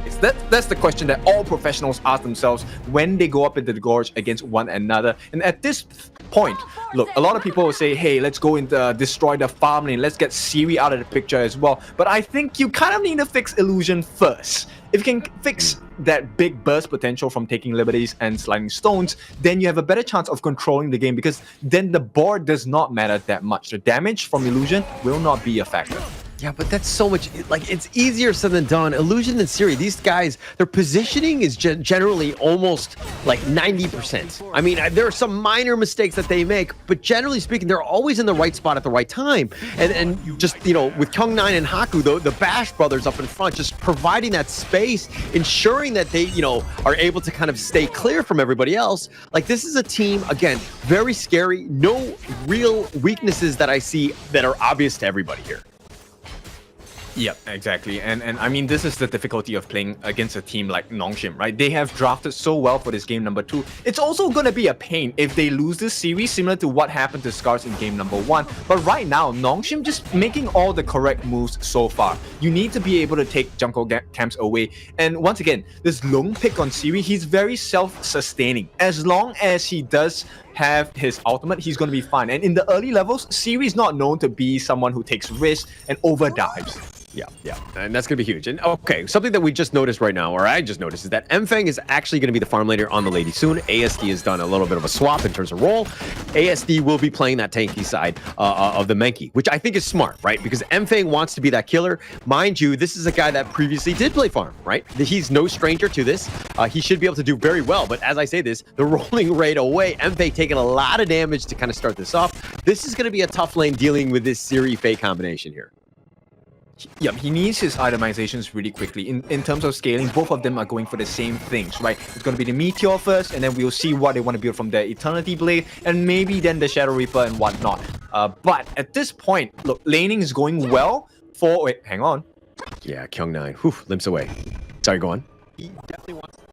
Yeah, it's not going to be an easy task for this side, for either side actually. Right now, whoever gets the first blood, I think because of how close this game is going to be, it's going to be really important, and the snowball factor will matter a lot. Because look, if you give extra gold to Glow, you give extra gold to Mfeng, or you give extra gold to Siri, you give it to Illusion, all of these people can change fights in an instant. It's too big of a damage. Yeah, it's definitely gonna help out. I mean, obviously everybody kind of ensures that they want to get it. I mean, even Ochik to a certain degree is like, accidentally, I got first blood, sorry. I'll take that away. But again, you want to get Mfeng going. I think that he's gonna be of course, your win condition. Glow has made a little bit of a rotation here, just threatening. They want to make Nongshim's life a little bit more uncomfortable here because you saw in the first game, right? Nongshim, even when they're 50-50, kind of sticking around in that laning phase, Nongshim were able to extract more farm off the map than SCARZ, and that's kind of what helped that snowball. Yeah, so Nongshim, I think they're really good in terms of identifying where are those markers, where are those gaps where I can get farm, right? Not just farm, but also EXP. And one of the behaviors you'll notice that's really different about Nongshim compared to your usual teams in the league is that they only wait for that golden opportunity, nothing else. Yeah, no other chance at that point, right? They need to ensure that when the opportunity's there, they gotta take it. And unfortunately, it hasn't been easy for SCARZ. They've kind of been, limited, right? These guys are so familiar with one another. The rivalry has been ongoing.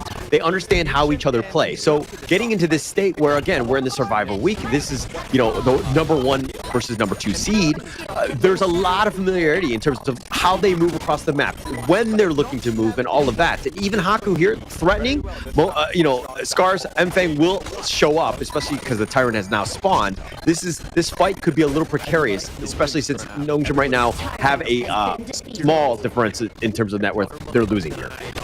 Yeah, so this is something that you will notice about Nongshim, right? Even though Nongshim, sometimes they will actually give you that first Tyrant. And most situations you'll feel like, hey, Nongshim just gave away this Tyrant, it's gonna look good for the other team. But somehow they always find other objectives to take, and once they have that extra farm, it doesn't matter whether you have the Tyrant bug, right? Sometimes you'll find yourself in a situation where Nongshim show up with more members, 4v3 or even 5v3 situations, and that's where teams get caught out. So SCARZ, they're gonna need to, #1, watch the rotations and be mindful of who are the actual members missing on the side of Nongshim. Yeah, Glow with the emergence. He's going to make an appearance. The infinite vastness, he's going to, kind of go forward a little bit, but he will go reverse in the end. But the ruin will be a little off the mark as well. But, to your point, yes, SCARZ did pick up the Tyrant. And I like the fact that you're talking about how Nongshim was like, hey, not too worried about that, because they were, all 5 members were still scattered throughout the map. Again, they're extracting more farm, in other places. They're like, if all 5 members of SCARZ are going to be there for the Tyrant, you have room and space elsewhere. And Nongshim, again, able to find ways to get back in, but again, they're a little bit behind, about 400. Siri getting a little bit low. He's gonna give up first blood. Mfeng finds it, but Mfeng a little on the low side, and he's probably gonna get cut off. Haku wants that revenge. He executes him on his way out. Ochik, he's gonna try to run for his life, but it doesn't look like Haku has the speed to keep up, and it looks like Haku will continue to chase the path, passing onto it. But with 4 members, Haku, I think it's gonna be, super ambitious, if anything. It's lucky that they didn't get the kill on the Ochik. This is a situation that could clearly turn very badly for the side of SCARZ. So the fact that they went in with the manpower that just dissuade him from jumping in. But take a look at that. Straight away to go into the jungle and try to get a steal, right? It's all about making trades. And Nongshim, I think this is the team that makes positive trades all game long. Yeah. I mean, it's smart, right? I mean, you think that, you gave up first blood or whatever, but at the end of the day, without Mfeng there, they were able to kind of invade the enemy jungle and, again, try to take things out. But one thing to note is that they were not able to take any of the buffs. Obviously, it would have been fortuitous if they were able to find the right timing to get that invade, to take away those buffs, because, again, that would have really limited ASD's farm. But now Nongshim here on the aggressive, pushing, forcing it, SCARZ to play a little bit on defense here, but Glow sticking around, ensuring that, hey, if at the end of the day, it's 3-on-3, we got the numbers, we'll be fine. I'm just concerned about Glow's farm, right? At this point, we need Glow on the side of SCARZ to be a little bit more rich, wealthy, and of course able to get a little bit more gold in the pocket. Because the way that he works is going to be very different from Illusion. Look, Illusion can poke and prod. He can just set down control. It doesn't really matter that much because he's not the main damage source. But hang on, there is a 1v3. I think they might want to contest this. Yeah, and Haku going up in front. He's going to try to take as much attention as possible. Illusion is going to deal with ASD. Haku still up in front. The Conductor of Souls on to MFeng, trying to draw him out, but he's being chased. Oh, the nice little knock-up, and Haku finds MFeng. And Faye with those nice little burst rams, just slowing the rest of them down. And ASD Dream roams back to safety. Haku still up in front, threatening, becoming this nuisance, this raid boss that just takes up everything in the front line. And this is the difficulty of playing against Nongshim, right? So target prio is going to be really difficult. Rashi's going to try and hold his 2v1 turning into a 2v2. But once again, right, Nongshim, they rotate their members down. And I just want to highlight, SCARZ, it's not that they didn't know what to do. It was not worth it. They could have gone for Illusion, a 4-man jump onto Illusion. But do you really want to waste all your resources onto getting a kill onto a mid laner who does have a passive, a free destiny for you, and put yourself at risk of being knocked out by Haku and Kyung9 as well? I mean, but at the same time, it's like, do we focus our attention onto Haku instead? I mean, he's going to be able to out-sustain you. He's the highest in terms of net worth, with 6.5 at this stage.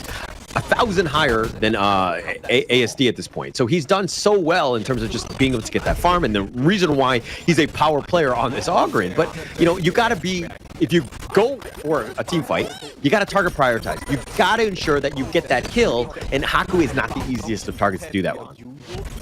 It's hard to do so, right? Blood Rage, he also has the Eye of the Fiend. It's going to be immensely difficult to kill this Oghren at this point of time. Now, this gold lead, it's not really apparent on the total gold, but you can see the differential of close to 1,000 between Haku as well as ASD is making ways for the side of Nongshim. They get a little bit of return on the side of SCARZ. They get the T1 on the bot, but is it going to be enough? Yeah, the infinite vastness. It looks like they want to go. They've got the knock-up. Ojik trying to turn this around. The Umbrella Outburst, but pushing him away. He's trying to get blown up. Faye, oh, with those shields, just barely keeping it alive, but MFeng chases him down, and through it all, it looks like he's going to be killed. But MFeng was killed in return, and now Ojik, he's been stuck around. Siri getting the double, and they'll happily trade him out. Faye for both of those. Yep. SCARZ playing chess, but Nongshim playing checkers.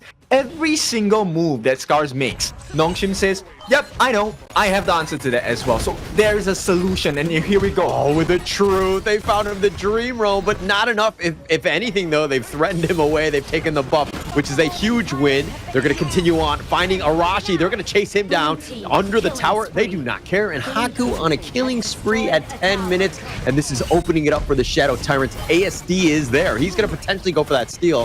He's been thwarted away. Kyung9 pushing him back with that formlessness, and then Enlightenment just kind of scaring him away, but this is going to be a free Tyrant going the way of Haku here. Yeah. So if you want to know what makes a team great, it's a team like Nongshim, right? So not only do they win the fights, they're able to identify what is the next big objective they want to do. And look, most of the time for Nongshim, they don't just get one option, they get multiple. And so far, they have been taking, oh, and hang on, Siri trying his luck. Yeah, but Glow finding the emergence. Oh, he gets him with that lock in. He does have it with the creation, but the secondary one, not enough. But he gets him with a rune. Glue snipes him down. Glow really had to work for that one. So does this mean that if I compliment Nongshim, they will keep dying over and over again? I think so. I think that the data is very clear here. Haku over the wall. He's going to chase after Glow, who's taking a lot of damage at this point. The mid T1 is still standing. No minions to continue on. Haku's still up in front, not scared. ASD, mind you, he's a level behind. He's still going to be that, you know, that cute guy that's able to tank most of what Haku's bringing. But now MFeng, looking for the angle, really wants to go on Illusion. Not able to hit him with that ultimate shell. They need to be careful about the top lane, which is exactly what Kyung9 is doing. But there's a lot of pressure, and once again, Arashi might have been caught.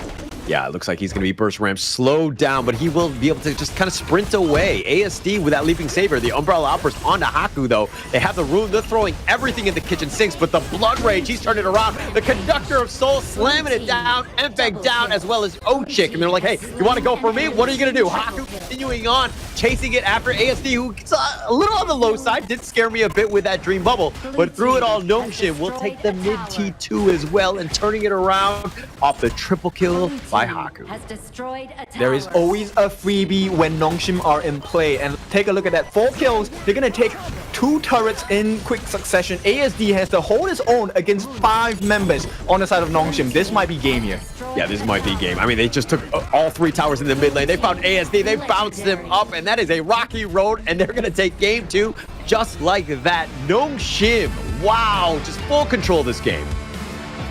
Quick as lightning. This is a team you have to fear, and I mean, you have to be so clean against the side of Nongshim RedForce, because right now it is Nongshim 2-0 against SCARZ, and there was little doubt during the game that this would happen.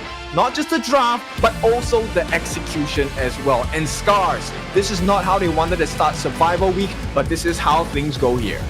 I mean, it's looking rough for the SCARZ side at this point, right? I think that going into this one, the draft definitely favored Nongshim. No surprises there, but being able to control that out, very few opportunities for SCARZ to get back in this game. Like an uphill battle. So difficult for them to get anything going in this case, and SCARZ really on the back foot. Now they're down 0-2. This is a terrible situation to start off the Survivor Week for them. I mean, this is what we expected coming into Survival Week, right? Look, top of the group is going to have an advantage in the sense where they're going to be running through the upper bracket, right? With that being said, if you drop down to the lower brackets, your chances of winning are still there, but you have to fight through what I consider as Hell Week, because you have to fight through every single team in the league to even get a second shot at being the first place for KME, which would then guarantee you a slot into the Kings World Cup, otherwise known as the Esports World Cup as well. Yeah, and I mean, it's all about, I mean, you have groups S, congratulations, right? These, SCARZ, Gen.G, Nongshim, congratulations to them. But there's a double round robin between all of these teams, right? And it's for seeding. The biggest thing is that, yes, you want to be first and second because those are the ones that are guaranteed. If you lose to one of the other teams, you're then dropped into the lower bracket. You don't want to be there, right? Because the third place team is going to be in that lower bracket. If they lose out to the potential whoever wins Group A, then they might just be out of the tournament, which is huge, right? So getting into this one, you need to ensure that you win out. And right now, try things out because these Nongshim guys, they're not going away. You're going to play them again. So if anything, game 3, I expect SCARZ to bounce back, try new things, figure out ways to, again, draw some blood on these guys.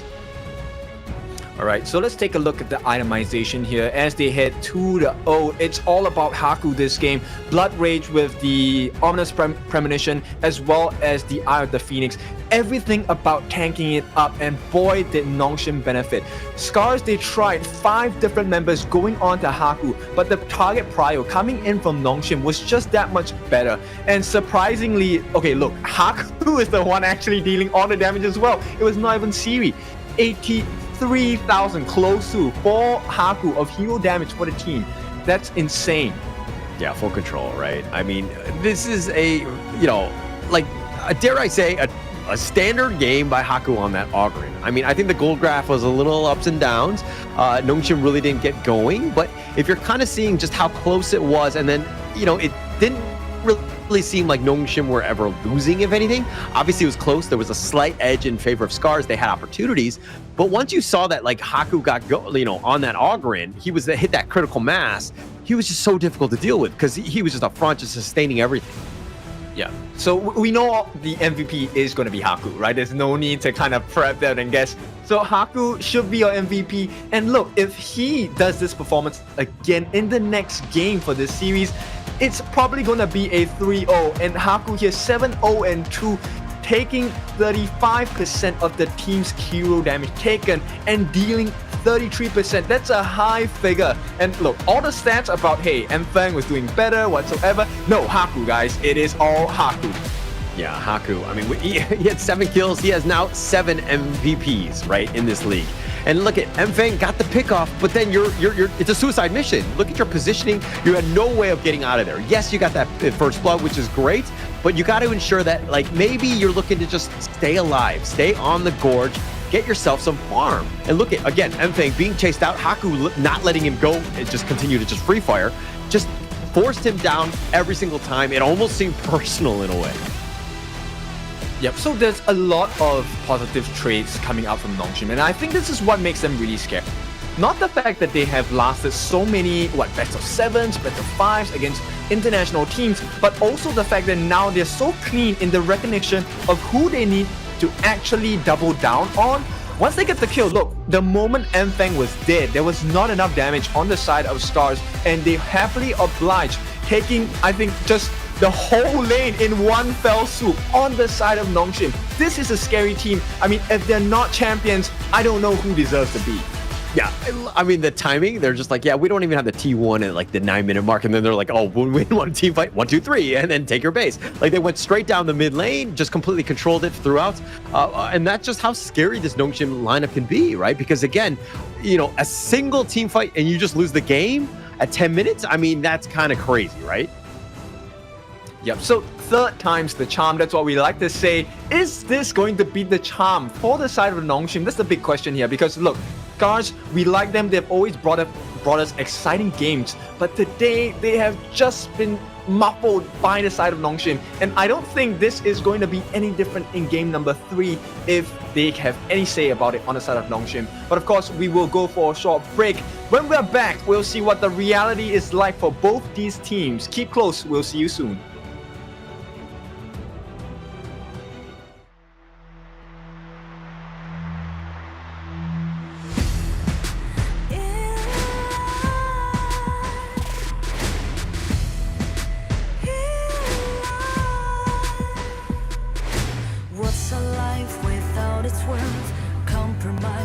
With what hurts inside,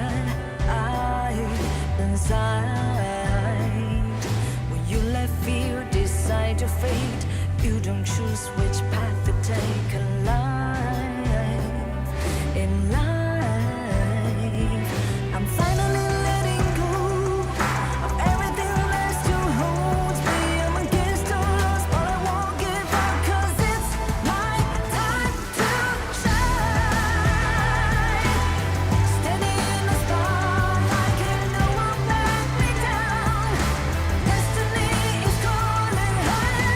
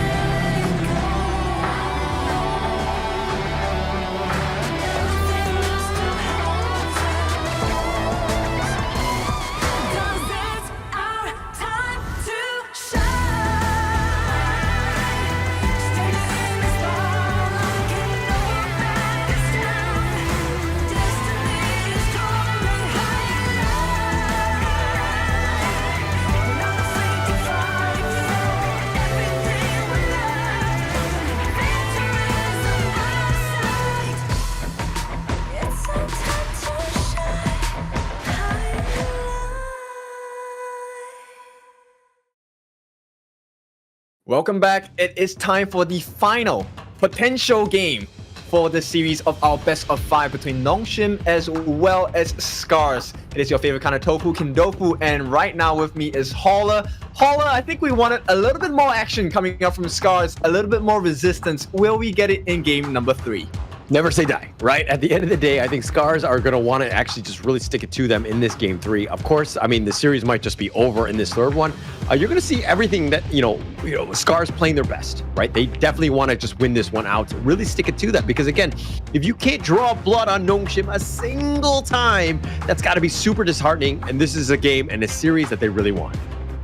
Yeah, but it's the last game of the series, meaning you only have one shot. And maybe if you make that shot, you have a couple more on the side of SCARZ. Now the question is, do they want to go for the tank jungles? Do they want to go for the Ogrins? Do they want to go for the Pace, the Jinx? What kind of option does SCARZ want to try now? Because no matter how you look, there is a little bit of fear now going up against Nongshim. I mean, you felt it in game 2, right? SCARZ in that second game. I mean, they actually had a probably a more conventional draft in that say, but I'm not a huge fan of the Menki now. I think that the meta has shifted into like high flashy type of junglers and not really the tanky types anymore. But they did a role swap. I mean, you're losing game 1 and then all of a sudden the opposing team is, swapping roles. I think that speaks volumes about your own play as Nongshim, right? And SCARZ right now reactive and not putting themselves in a great position. I think you got to let Mfeng fly in the jungle role. Yeah, I also think you kind of have to let go, right? People perform best when you let go of all the stress, let go of all the pressure. Just do your best, right? Forget everything else. And maybe this could be the formula that SCARZ will employ to try and win this third series of the game. And you never know, we might see a reverse sweep here. Yeah, I mean, you never know, right? Never say die. I think that at the end of the day, SCARZ right now are just kind of, going back to the drawing board. You see that they're looking at their draft sheets with the strategy of what they want to do. They need to ensure that they put themselves in a little bit of a better position because Nongshim have had all the answers. That last game 2 had them on their signature heroes and playing to a very high level that was almost demoralizing for SCARZ. So bouncing back, this is the biggest thing of putting yourself in a good position to win as well as limiting your opponents. Yeah, and at this point, you know what? I'm just curious about what is going through the mind at all. Look, you pick blue side, you lose. You pick red side, you lose. You pick what you think is the best drop, and every single attempt has been shut down, not just quickly, but also very decisively by the side of Nongshim RedForce. And as a team, look, they have been faced with this situation multiple times, countless times as well. Will they fall once again? Is this the story that is SCARZ and Nongshim? Yeah, and I mean, going into this one, look, SCARZ has a whole nother series. They're going to be playing Gen.G in our third series, the final series of today. So they're not going to be going away. We're going to see more of them. And I do really want to see how they bounce back in that Gen.G matchup. But, this is one of those things where when you're going up against Nongshim, and again, the rivalry has run deep. These guys have been at it for quite some time. There are only so many slots going into this one. And yes, on this one, technically the first place gets into KWC, but second place, you just got to kind of go into the last call. Right? I think you have a great opportunity representing the east side, which is of course the best side, and west really don't have a chance in that case. Yeah, exactly. I mean, so just secure your positions. As long as we get it done, right, it should be double east. And, that's why we don't miss over here. But with regards to that, it is going to be continually a Luna ban. They know this Mfeng jungle assassin meta is too strong to handle. Even Nongshim is afraid of it. So SCARZ, they will release pick. My wishes are bound to come true one day. Set up ASD with as much as possible. Mfeng obviously did late pick here. I mean, they've tried to snow pick in response to the Arlie. Wow, walk me through that one, kid. It's going to be a big disaster in the late game, right? At this point, yes, Arlie, she does have a lot of mobility, but wait. What do you do when a pack of wolves are chasing you? And you can be sure that Nongshim's lineup is going to have a lot of control coming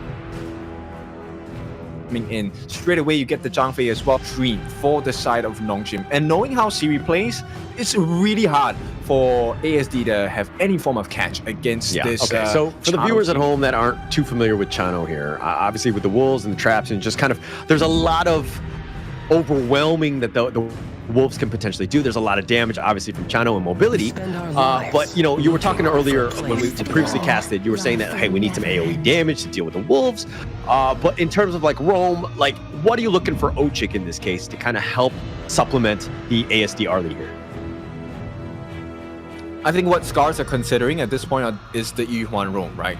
I personally would love a Yixing roam, but I know it doesn't work in pro play like that. So Yuhuan roam is going to be the hero of choice. They need a little bit more going into Yixing, right? I think the stuns as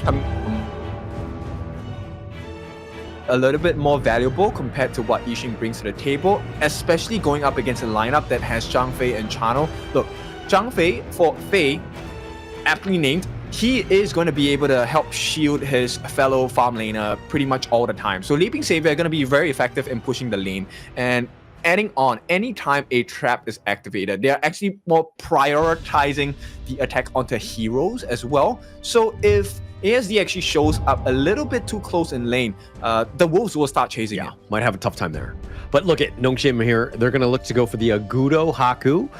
Mind you, Agudo is 3-0, and it's almost like they're trying to bait out the Oghren pick by SCARZ, which is definitely the hard counter. SCARZ right now, they need somebody who's like an Oghren, but probably don't want to pick the Oghren into this Agudo because, you know, again, Haku's Agudo is flawless in this series and has, you know, all the answers for what that Oghren wants to bring. Yeah, exactly. I think at this point, so this is the difficult space that SCARZ are at, right? Because it looks like, hey, we just need a big tank. We should be able to get in. And look, there is no more Diadea, right? For the side of SCARZ, it was already used. Actually, the Yuhuan Diadea combination is one that has found a lot of success in the Pro League here in Major East so far. It would be great if they can pull that combination out. But still, substituting the Oghren for a Dun, is it going to be the best answer against Agudo? I'm not sure. Yeah, I mean, look, the Dune and Byron in Season 3, I would be like, this is a great matchup, or great little 1-2 punch, you're good. But Byron, 5th most picked thus far, he's 2-13 in the KME. Absolute disaster, right? Not great. And then also, if you're looking at the Dune, he's 3-10. He has a 23% win rate.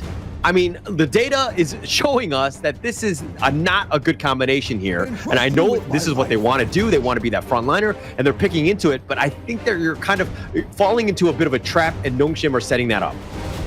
Yep, and as you have noticed across all the pro leagues, all the professional games, even from last year, if you first joined us last year, Lady Chen, a mortal enemy for Dun, right? He needs to not be CC'd.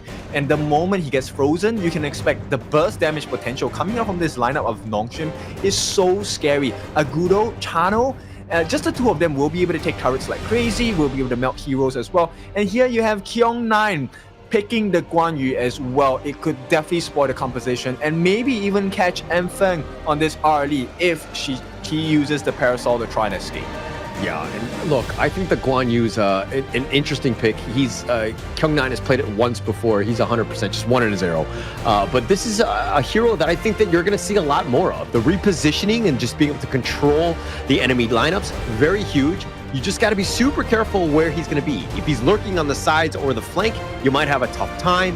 They need to ensure that the positioning is flawless. But I do like the Yixing on that pick.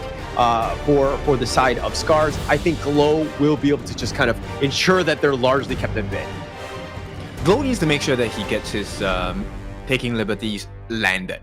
It needs to hit. The sliding stones need to hit as well. And I think one of the more important markers on the side of SCARZ at this point is really just shut down Kyung9. If you shut down Kyung9, it's essentially a 4v5 because he's going to be a walking freebie if he's under level, under farm. So this Horseback Rider, I love the hero Guan Yu, but he struggles quite a bit when he's behind. So I think SCARZ, they would do right to try and make the Clash lane life so much harder for him at this point. Do you which lineup do you like better in this one? I mean, it's not the most traditional of Nongshim drafts, and I like the fact that they're kind of experimenting in a way. The Guan Yu Aguro pairing, we have not seen that, and then now they've kind of added the Chano, which is relatively new.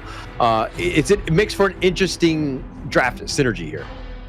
Yeah, look, if we're talking about people being caught out of position, I would definitely prefer the SCARZ lineup, right? If you're caught out of position, I think you still have some saving grace. But for Nongshim RedForce, yeah, if anyone gets isolated, with the exception of maybe, I don't know, Faye, it's dead meat, instant kills coming in. Yeah. All right, so it looks like it's going to be, the players have locked in. We're about to go into the third game of the day. This is the first series, Nongshim going up against SCARZ here. It's going to be number 1 versus number 2 in the KME in the survival week. And to see exactly who's going to kind of come out on top, we still have a long way to go. But right now, Nongshim in the driver's seat, 2-0, pushing back and doing a lot of damage on the ASD already. So you can see the value, right? End of the day, look, he is someone that makes life so difficult. And not only him, Mfeng is falling low as well. So right away, SCARZ already suffering quite a big hit. Yeah, and look at Mfeng back on the Arlie, back in the farm laner, that is. ASD on the Dune here. So again, they're sticking to the role swap. Again, we've always known that Mfeng, he'd been playing the jungle throughout, but it looks like against Nongshim, they really want to change it up and let Mfeng kind of fly on his traditional farm lane role, which he was prior to Glow joining. Oh, Kyung9, he smells blood. That was a potential first blood in the mid lane if they wanted to go for it, but I think it's not worth it. And, just slight kind of small wins for the side of SCARZ. Glow actually managed to steal one camp away, which is kind of rare going up against Siri. Because, look, level 2, there isn't a lot of jungle clear ability coming in from Glow. So it's a surprise he got it. Look, what do you think about Glow shifting down and dealing with the Siri, playing one-on-one essentially in the bottom lane against Siri? I mean, you're not sharing farm, right? That's one of the main things. And yes, you will be able to hold your own against Siri. Yeah, but in the same way, I feel like, Mfeng and ASD now, I mean, generally, you kind of funnel a little bit of farm into ASD, but now you're fighting with Mfeng in it. I mean, they have, both of those heroes really need items to get going. Is this the right role swap as opposed to maybe taking Arashi into the bottom lane instead? No, I think they need to just change the way they move after they clear the lane, right? So, look, there's plenty of objectives around the map. They need to try and start stealing camps, but potential first blood here. Yeah, potential. The Unruly Blade, ASD gets back to safety, knowing the limits. I mean, he's level 4, so he just hit it. But Glow making an appearance into that mid lane. Illusion throws a flowing side just for good measure. Look, Glow is probably going to be one of the big game changers in this particular game. If he manages to set the situation up nicely for the side of SCARZ, it could very well turn in their favor in the mid parts of the game, 10 minutes, 15 minutes. That could be something that SCARZ can try to work off of. But right now, it should be Nongshim in control all day. Yeah, they should be in control. I mean, look, they have a lot of potential, especially when Siri gets going. I mean, Illusion is on the back line doing such a good job of being like, hey, you come a little bit closer. We have the Ocean of Tears. We're just going to kind of control you. And this is just all space. And you never really want to see Siri free farming. So this is very scary if you're a SCARZ fan. Oh yeah, for sure. And right now the gold lead, it's not very big. It's about what, a couple hundred gold only, but the gold differential in terms of like the jungle, that's a slight concern for me at this point, right? It's not the jungle, sorry, because they're same names. But Mfeng here at 2,000 up against Siri here, both farming quite comfortably. I think the attention has to shift into the clash lane. Nobody has touched the clash lane, surprisingly. Not yet. I mean, they've been going at it. You're talking about the fact that Kyung9 really needs to get some going up. But against the Arashi, it looks like it's almost neck and neck. I mean, obviously, Kyung9 down about 200 gold at this point. Just staying with it, right? Just kind of ensuring that the tower's not really taking any structural damage and just looking to support when needed, especially since this 4-minute fight is brewing, basically. Oh no, Kyung9. They got the tumble. The Umbrella Outburst knocking on the 2. The world is my board. Locking them in, though. But ASD with that wind slash turning it around. And it looks like they've got the knock up with that Ocean of Tears. 5 members of SCARZ all joining at this point. But through it all, Fate, he's going to stampede away. Nongshim right now, sticking around. And it looks like they might want to go start up the Tyrant here. But this is what I like about Nongshim, right? They know when to disengage. Yeah, they do, but ASD going in, misses the wind slash. He was trying to go for that Unruly Blade wind slash combination, but not able to connect Kyung9. He shows up, and he's got a motorcycle, so he's a bit on the scary side. Nongshim, on the other hand, looking to go for this one, but it looks like the passive will keep Glow alive, not able to get that pick off. And through it all, SCARZ limp away, but nobody's dying. It's surprising because right now, SCARZ getting actually outpoked by Nongshim, and that's something that's really weird because Kyung9, I mean, okay, look, he has the heroic charge, and once he lands that, it is quite painful. He does have quite a bit of itemization on his hands now for someone coming into the game at 5 minutes. But the fact that Nongshim are able to outpoke SCARZ in the middle, it's a surprise to me. Yeah. I mean, they have a little bit of control in that time. I mean, you have that illusion that it's kind of can kind of catch you off guard, and like that Ocean of Tears, it just hit on the Glow, who gets blood. It's gonna be first blood going the way of illusion, and that's it, right? You just set it up, and this is why we've seen a lot of success in Lady Jun in previous seasons, not so much in this one, the KME that is, but the Umbrella Outburst pushing him away, and the heroic charge, ASD in a bad spot, and Siri gets that pick, and now it looks like they got the Stampede. He's gonna try to go on Nixaro, but he gets run over by Kyung9. 3 members down, make that 4, as it looks like they've taken Mfeng as well. Nongshim in the driver's seat. There is no safety. I mean, Nongshim, this is a great game for them. 4-0. No other team has been like this, giving this kind of performances in the Pro League in Major East so far. And look, same as game 1, same as game 2. We take a couple of kills, okay, that's great, but we also take the neutral objective and we take your turrets. They take everything from the side of SCARZ. No, but this is why Nongshim are so good. It's one thing to win the team fight, and they're very fundamentally sound, right? In the sense of like being able to win out those team fights, but converting them into structural damage or even big neutrals like the Tyrants. This is why Nongshim get that snowball going. That net worth lead actually is in favor of SCARZ, if you can believe that. But they're down 4 kills. Yep, and take a look at the vision score, right? 17 for Faye and 12 for Kyung9. Both of them, look, they are playing in the side lane, so they know exactly where and who are missing from the SCARZ lineup. Oh, illusion get going on. Arashi not able to go in. He's got to be careful, but the heroic charge pushing Glow back in a bad spot. He goes, ex-teammate, I'm going to send you the wrong way. Gets that pick off with the help of the tower there. Now, and you can start to see, right, why Nongshim's draft is also so scary, even for this particular game, because there's so much control coming in, and it puts you in a very difficult position. They have the Gorge mobilization, Haku's ultimate, dropping Furball down, that's 1 stun. At the same time, you also have Kyung9 who's running for his life. Yeah, he's trying to dash away. Oh, the light step back. Mfeng almost with just not enough damage. That was super close. Mind you, Haku in the bottom stole the buff. Nongshim right now, I know the net worth lead has now shifted in favor of them, but man, you're starting to feel it, right? This Nongshim effect, that map control, it's very difficult to make moves against this Nongshim lineup.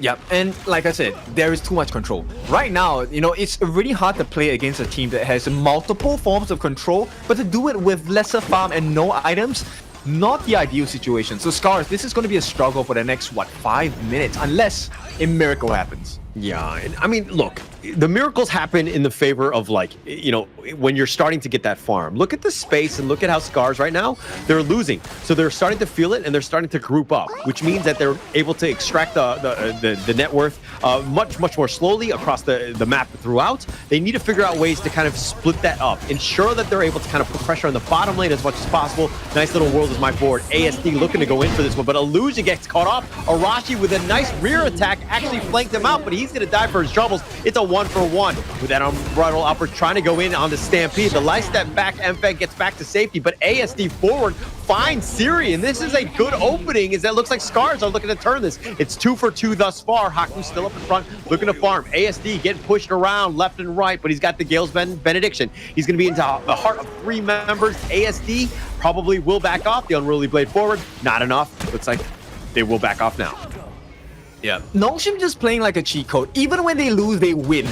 It's just so hard to deal with them. And right now, they can only try to kind of steal away the Azure buff from the side of Nongshim. It's going to hurt them. It's a small consolation prize. But once again, look, nobody has been successful in getting Haku down just yet. And the moment Haku gets level 15, the moment he gets his full 6-slotted itemization, not only is he going to be difficult to kill, he is also having a very high kill potential. There's too many people to watch out for on this side of Nongshim at this point of the game. Yeah, look, Nongshim are, just on another level at this point. Haku did not die, in the last game. It looks like Kyung9 will die on this one. Mfeng finally finding him out, and he makes him pay. ASD gets sniped out. Siri is going to take this one, and through it all, they want to go forward. They got the furball, trying to go golden. Glow stays alive just barely, and he survives. Yeah, and this is what is so suffocating about the Nongshim lineup. Because, look, great. Arashi, maybe he can tank for a little bit, but with ASD down, look, Nongshim... Arashi, the Spark Strike! He goes right onto Illusion, but he's not able to... Oh, he does get the pick up with the help of Ochik, but he trades his life away for this one. Under the tower now, they're going to look to dive. Siri finds him out, does get the pick off, and it finds Ochik. Has destroyed a tower. Yeah, look, if you want to win Nongshim at this point for this draft, you have to kill off Haku, you have to kill off Siri. Both. It's either them or nothing, right? If you don't manage to kill any one of them, that buys them enough time to kind of counteract your aggression. In fact, you have also used up all your skills. So SCARZ, they're caught in between a rock and a hard place because Nongshim so far, Haku and Siri's positioning have been clean. Very clean. And that's the hardest thing. Is like, you make it sound so easy. Like, oh yeah, just kill Haku, just kill Siri, we're gonna have a great time. But it's impossible. Wow. Their positioning is so good. Plus, Haku is so tanky. Understanding the limits of this Agudo, by far the best Agudo player that we've seen in esports, right? I mean, he's just been on another level. He's undefeated at this point. Nongshim playing around this hero's strength so well. They've put themselves in a great position off of the back of course, Haku and Siri here. Look, you know what? I think we've been casting together for a very long time, so I forgot what it smells like. But it smells like gas in here because you've been gaslighting me all this time. But of course, with that being said, I'm not saying it's easy, but it's doable and it's what they need to do, right? So right now, SCARZ, as long as they understand that win condition, they should try looking for it. Of course, easier said than done. Siri, I think he's going to be really tough to reach. And it's going to be a stretch if you ask Mfeng to go all the way to the back without dying in this game. Is it my fault that when I cast, I pass gas? Huh? I mean, that's what you're smelling, clearly. But through it all, it looks like SCARZ here looking for that angle. They're going to be just kind of swept away. The world is my board is going to be committed. Haku's in there. He's just going to do some donuts. He's not scared at this point, and it looks like they're going to go forward. Ochik taking a lot of damage. The Umbrella offers. They've got the knockback onto Arashi, who dashes away. They're going to look to change targets onto ASD instead. The Unending Sorrow is going to keep Ochik alive, but ASD is already down for the count. Nongshim want more. And they're continuing on, but they need to deal with this mid T2. They will back off and fix the lane in the top. Yeah, but the pressure coming in tier 2, this is a guarantee for the side of Nongshim. The question now is, do they want to push for the tier 3? And it looks like the answer is yes. And if they get this T3, it's going to be really difficult for SCARZ. It's going to be tough. Nice taking liberties onto 2 there by Glow, at least starting it up, but they aren't able to kind of capitalize and to continue on with the damage. Look at the bottom lane is pushing. That's one good thing that SCARZ did before they took that team fight, understanding that, hey, we need a little bit of space. But now Nongshim looking to take this Overlord. This is going to be a tough one for SCARZ to get. Yeah, it's a defensive stance. Fei, he does not have his madness bar at full yet, but look, there's so much damage. Like I said, Haku and Siri, the two of them combined, they can take down literally any tank in the game, let alone a Shadow Overlord at this point. So a 3,000 goal lead, not as big as the previous game itself, but with the damage that Haku and Siri offers, it's quite painful. And bear in mind, Siri now also has the Crimson Bug, so he's going to be able to deal a lot of burning, also true damage. It's going to be scary. Any sort of team fight, like, again, like, how do you get onto, like, you don't want to target prioritize onto Haku because he's very tanky, and then plus you have like Illusion and Faye to back him up. I mean, that's kind of what they want, right? Haku to be that frontliner, to be that tank. You want to get on this series, but look at how he just plays. He's always in the back line, understanding where they could potentially be. If they go for a jump, he kind of backs off, keeps himself alive, and he's just doing all that damage pretty much for free, like, all the way from the back.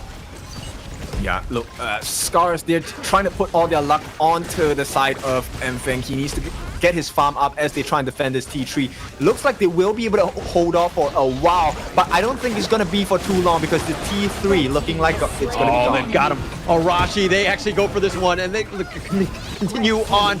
Oh, Kyung9 all the way in the back line with that heroic charge. 3 members down already. Enfeng in the fountain, just trying to stay alive, but it looks like they're going to take the base. And Nongshim will take the series 3-0 in a clean sweep. No chance, no shot. This is Nongshim's game, Nongshim's day. They start the day off with a bang. 3-0. We will not have it any other way. Nongshim just very clean, calculated, systematic, right? And SCARZ, that's got to be a little disheartening, right? I mean, they were keeping themselves close. They were down about only 3K, which is not the worst thing in the world, but there were no ways to get back in, no gaps. Nongshim just playing on another level, just controlling the map, forcing them to play Nongshim's game, which is pretty much a losing one if you're up against them. Yeah, it's a 3-way defeat in 3 different ways at this point. Physical, emotional, and mental defeat as well. This is a tough blow to SCARZ, but this is not their only game. They still have a second series to play against Gen.G later today. Maybe they will recover by then. But for now, it's all about Nongshim. And Nongshim, look, most of the times when we start off looking at new teams, when they come into the league, we're kind of thinking like, okay, who are the star players? But this is no star player, this is a star team. And Nongshim, they have definitely learned since last season in Season 3 Invitationals what it takes to be a top team. Coming in second, this time they are here for number 1. Yeah, I mean, they took their L's, they learned, right? And this is a team that's actually starting to get much, much better. There's no weaknesses on this team, right? Just being able to kind of, when they move well together, they're able to kind of initiate, everybody's on the same page, everyone understands their role, and they play it to like the highest level, right? Even with this lineup, they knew what they were going to go in, and they had the perfect answers for everything that SCARZ were throwing at them. Yeah, and as a team that's watching Nongshim now, even for Gen.G as they go up into Group S. And Group A, everyone is going to be looking at them because you will play Nongshim if they are the top of the upper bracket as well, right? So I don't know what kind of homework you're supposed to do. Like you said, I don't see any gaps. Yeah, I'm thinking thoughts and prayers at this point, right? For any team that's going up against Nongshim. Tough situation. Like going into this one, I think that, even with the drafts, especially in game 1, which I thought SCARZ had the best opportunity to really set the tone there in that first game. Again, minor tweaks to it to kind of give themselves a little bit better chance, but it's one of those things where it's like you have to draft perfectly, you have to play perfectly, the stars need to align, everything needs to go your way to really have a chance against Nongshim. Yeah, exactly. And I think at this point, it's definitely a learning lesson, but I don't think it's definitely the end of the journey just yet. It's a clean scoreline, 3-0, but the farm by Siri and Haku. This is why you ban out the Agudo now, right? Nobody has been banning out the Agudo against the likes of Nongshim. At the same time, they have gotten hit with a double whammy. Look at the damage, 104,000 coming in from Haku, coupled with the 87,000 by Siri. The two of them were just running amok along that SCARZ lineup. I mean, there's no other way to put it. It was just painful. Painful. I mean, this is like the gold graph favor of Nongshim almost the entire way. Look, I don't think that you would ever want to ban the Agudo, which is as weird as it sounds, because, I mean, yeah, he's 3-0 on that hero himself. And they don't really seem to have an answer. I think that you need to think about this more from a draft perspective of being able to counter pick it. I think that Agudo has, Haku, we've shown time and time again that he's pristine on it. He's able to play it out and able to just control the map, make life so difficult for anybody to kind of get onto you or to jump the back line. His positioning has been flawless, I would say. Yeah, but you want to play cards that like what's gonna happen, right? But what's gonna happen now is the MVP. It is none other than Siri, 8-1-5. This guy was like a shadow. Nobody could touch him pretty much the entire game. They got a couple of licks in, but Siri was never threatened that much in this final game of the series for game number 3. Yeah, perfect game. I mean, yeah, I did that one time, so I'm going to there's a little bit of a blemish there, but all jokes aside, really, again, SCARZ, they got caught out with that heroic charge. I mean, from the Kyung9, pushing him away, putting him in, and then now you just isolated, just pick your poison at this point and just going in one by one. Tough situation for SCARZ to kind of get into that team fight going in. They tried to go for illusion, and I do believe that they do end up getting the pick off here, but, Glow dying, getting caught out. Kyung9's repositioning has been so good, and the team fight from Nongshim just on another level. Yeah, I think they really just shook them mentally as well, right? Like, this is one of the things of playing against a strong team, which is the fact that, look, it's hard to identify certain win conditions in the fight as well, or even for the game. They didn't manage to mute Kyung9. That was one of the weaknesses that they had to deal with. And Thung managed to chase down Kyung a couple of times, but Kyung9 is not your prio target, right? And Nongshim knew that. So they always grouped up. Haku, Illusion, Siri, and Faye, the 4 members were always together. And as a lineup on the side of SCARZ, the moment ASD is down, how do you fight against a lineup that has 2 major damage dealers? Yeah. I mean, look, going into game 3, and this is the biggest shakeup, was that the roster swap, right? Or the lane swap between Mfeng now playing farm, ASD going into the jungle. I think that you stick with what got you here, essentially. And it might be just the whole experimentation against Nongshim, but Mfeng is the far superior jungler, and ASD seems very comfortable, or not as comfortable on that jungle. And if we're looking at kills alone, Mfeng is averaging 5.5, did not get even close to that. ASD was like around 3.3, not even close to that. It's just both of those guys were really struggling because it didn't seem like that was the role that they were really practicing and very comfortable on. But I mean, that's why Nongshim is so strong, because they force you to make errors like this. And this is really exciting to see. But of course, like I said, this is not the end of the journey for them. This is just one series, right? They still have so many days to play, and they still have a second series today to play as well in Group S against Gen.G. Now that's going to be their second challenge of the day. Can they rise to the challenge, or will they fall once again? That is something that needs to be answered, but later on. We will have our second series coming in for the day. That's going to be something that I'm curious to see as well. It's going to be Vicious going up against R8. What do you think about that one? I'm excited about that one, right? We want to see R8 kind of, they got bounced into the Group A by Gen.G, and how do they respond, right? Are they going to come back even stronger and take this personally? But we're going to have to find out. We're going to take a little bit of a break first.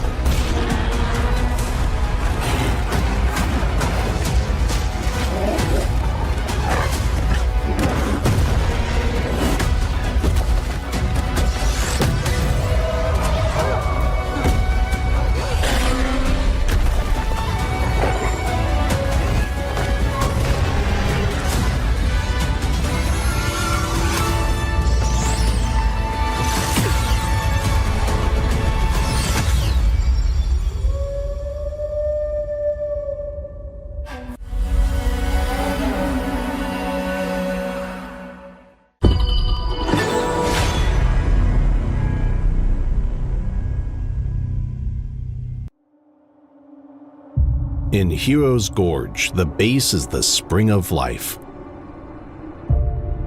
In the real world, every forest and plant is the Earth's spring of life. The base nourishes the gorge, just as Earth's ecosystems sustain all life. If the base is exhausted, heroes will lose their home. If ecosystems are destroyed, all life loses their habitat.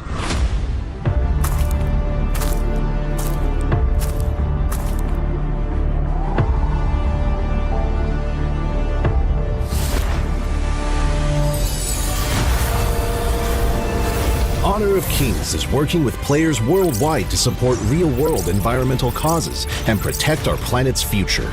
By participating in Protect Nature, Protect All Life, all efforts in the event will contribute to real-world causes, protect the environment, and let us defend the honor of our planet together.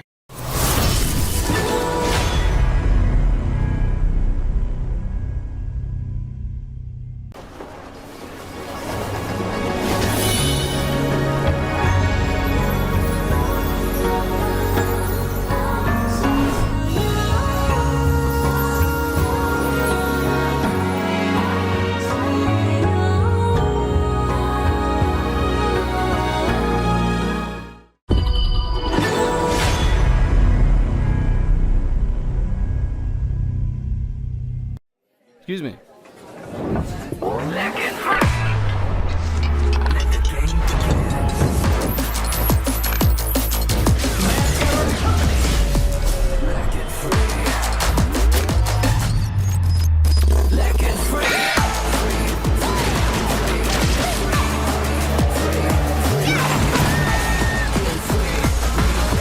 Hugging stings. Victory. Another round. Sure, but how about a smoother phone next time?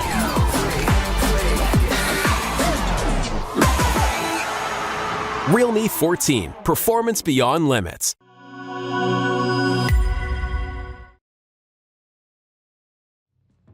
Welcome back. It is time for the second series of today, Vicious against R8. Like you said, Holler, R8, they were knocked down into Group A by Gen.G. So passions are burning high for them for sure. It was a heartbreaking one. I mean, they were playing on that last day of the ranking week, going up against Gen.G. They had a slight advantage. You know, they were up 1-0, and Gen.G. were able to kind of bounce back.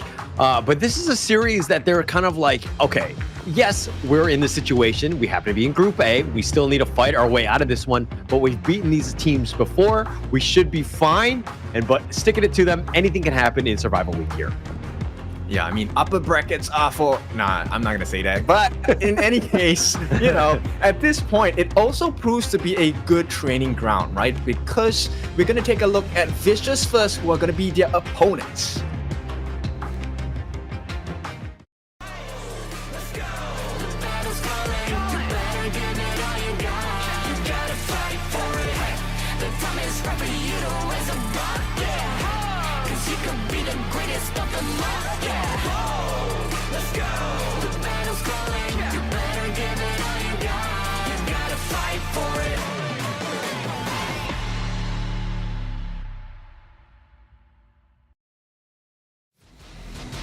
Here we have Vicious Esports, the Desert Flame. Now, they didn't have the best start, but this time, Doom, Engma, Doma, Aspire, and Vo, they are going to be trying their best against R8. Yeah, I mean, going into this one, they were the, fifth position going into this one. And just being, they're definitely better than the other teams. We haven't seen them at their peak level. They still struggle at times. They haven't been able to find really ways to get back in the game. And that's kind of where they struggled, when they're losing, they really kind of falter in that end. But Vicious is a team, they have a lot of potential going into this one. We know that, Doma's quite, on another level. He's very good in the mid lane. Doom is very good in the clash as well. So this is a team that we expect much better things. But let's talk a little bit about this R8 Esports lineup with this video here.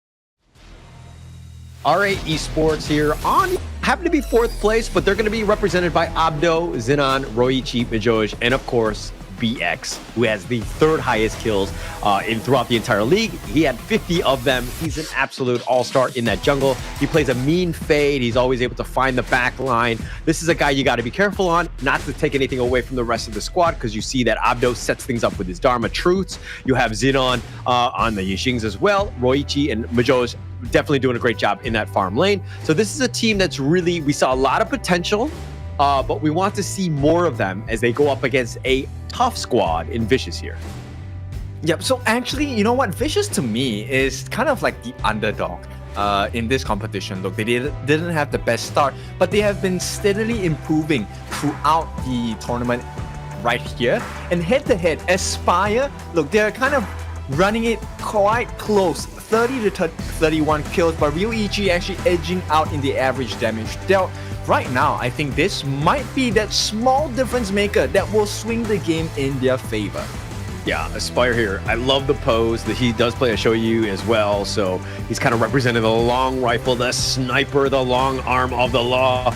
This is a guy that you got to be careful about. I think that we saw a lot of good things from Aspire when Vicious is playing well. He's definitely on point. He's the guy that you kind of want to just kind of limit if you're R8 in this case. But if we're looking at the R8 side, man, they got a lot of good, got a lot of good players. They're starting to gel well with one another. Mijoj has the, 114 assists in that ranking week. He's the 3rd most. He's a guy that's always setting it up for, again, BX and everyone else. Yeah, so let's take a look at the sides this time. It is going to be R8 taking up the blue side. So Prio pick, Prio ban for them. And red side going to be going to the side of Vicious. Now, R8 is a team that definitely speaks and shouts quality at the same time. I'm really concerned about BX because if they get their way, look, they get the Jing. We have seen BX on Jing and he keeps you quiet. Yeah, and this is what I love, right? The fact that the, Honor of Kings Esports, not to say that we haven't seen a Jing or a Luna or Fade, or, I mean, we didn't see a Fade, but we've seen definitely more flashy junglers, right? And you're seeing them shine and able to kind of dictate the pace of the game.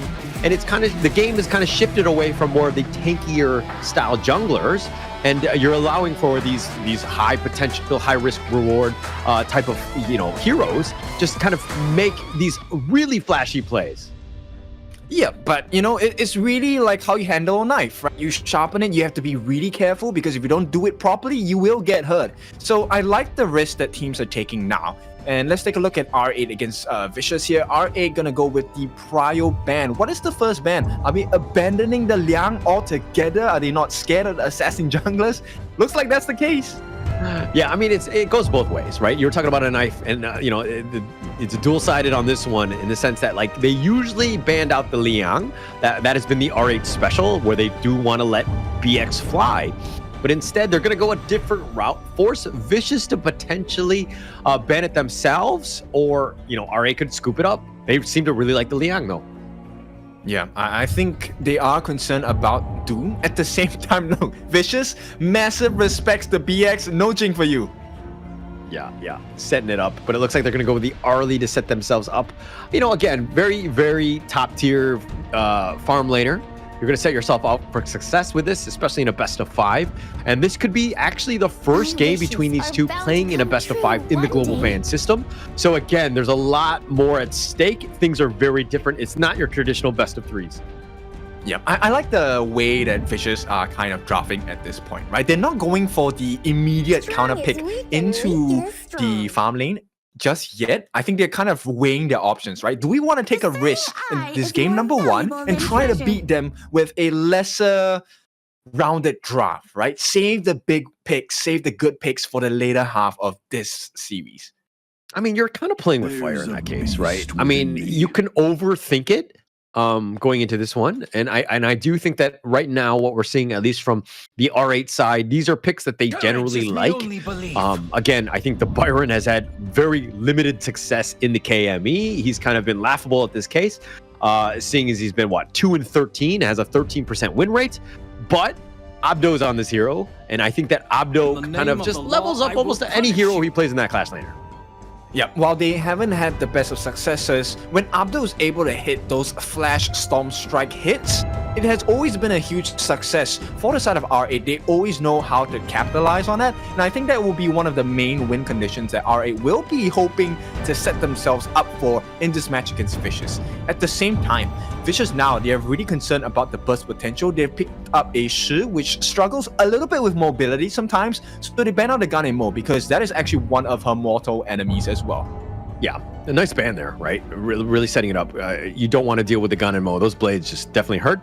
Vicious, though, they end the first phase with the Gen.G. I like this pick.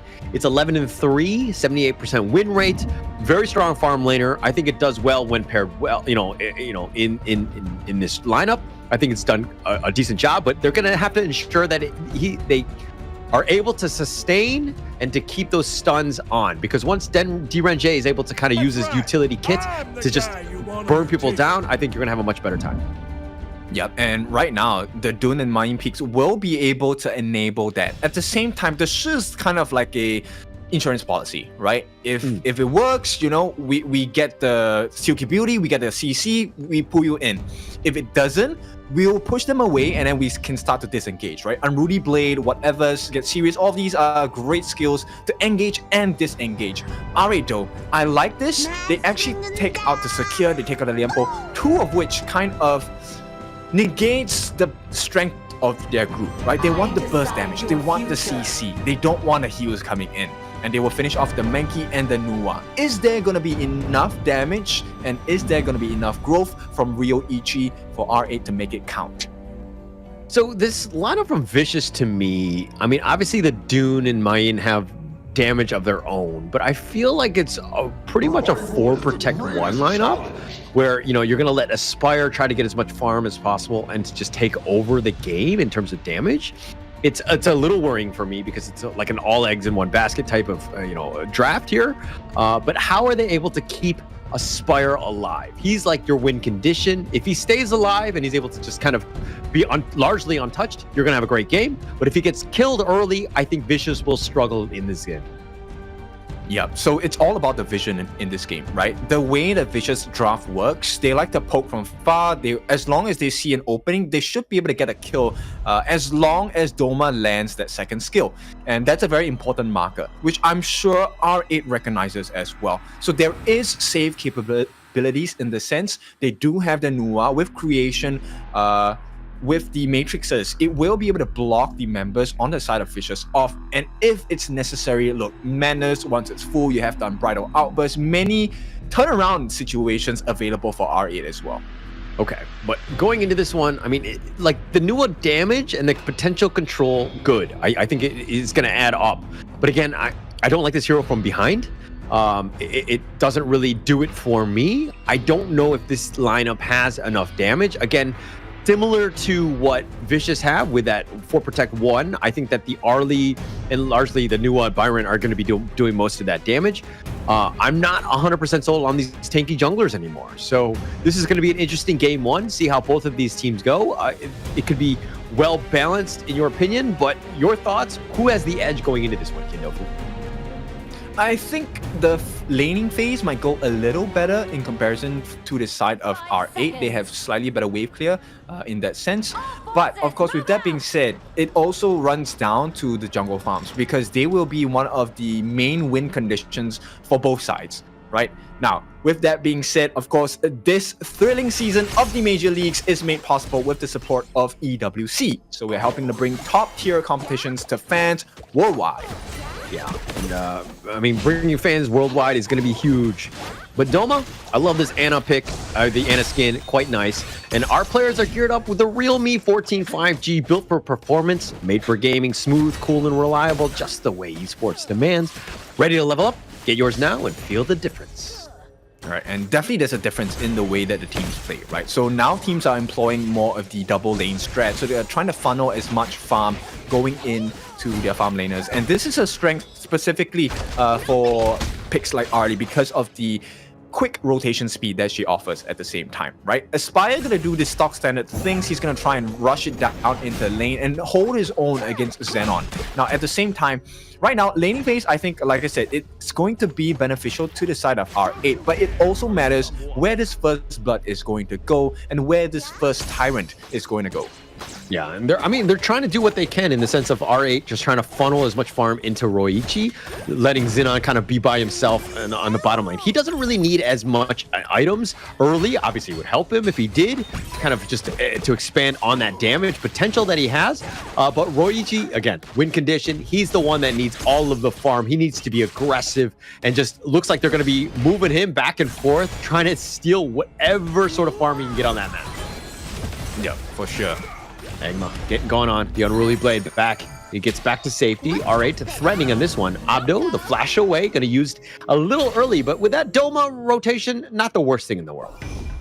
Okay, so Abdo now is going to be at risk, right? Because there's no more flash save, and Doma is going to continually be here, at least to secure that space right as well. This is where these small little advantages add on, and suddenly you will see Vicious going to be a monster in the mid stages of the game. Yeah, but they need time, right? I think the biggest thing is that they haven't had the greatest laning phases throughout their games, and so they've kind of had to play from behind throughout. It's not been an easy road for Vicious. They need to ensure that this first 5-10 minutes got to be super key and ensuring that they're staying around and sticking around in this game. Yeah, I think it would do well for themselves to find better first blood opportunities, right? There should be another lane in which they can focus on. I mean, end of the day, you want to burn out certain resources right before the fight, right? So, 3.5 minutes maybe force Ryoichi into a bad position, and he is being caught out.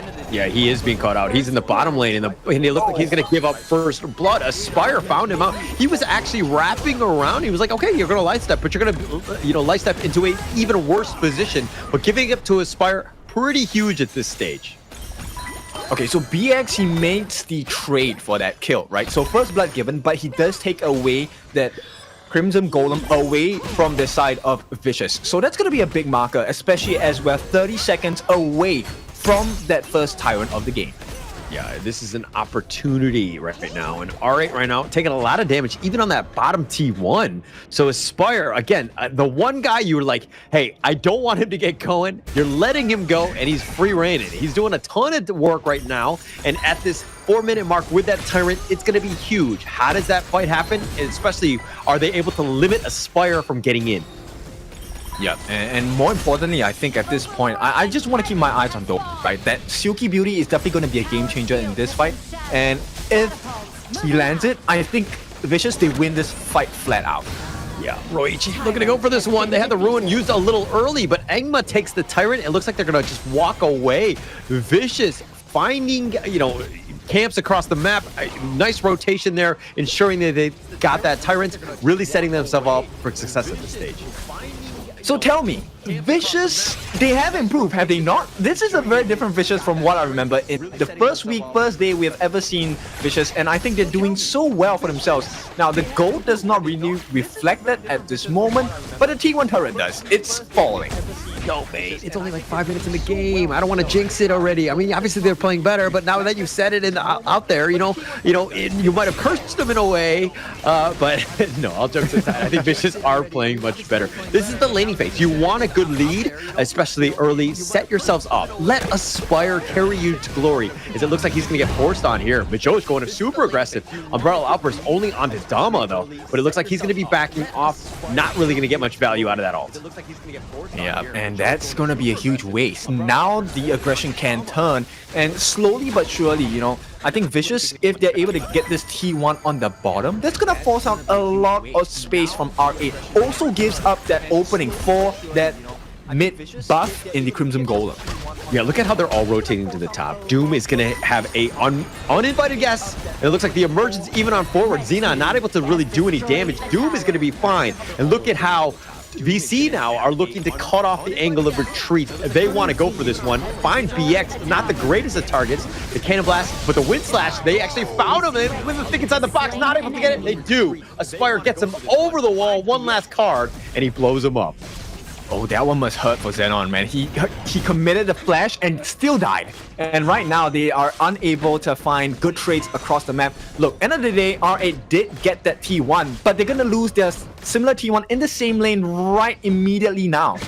Yeah, they're going to take the top T1. So again, getting that kill, converting it into something, plus defending the mid T1. R8 were like, hey, we're not doing well in the top lane. Let's try to put a little bit of pressure on the mid T1.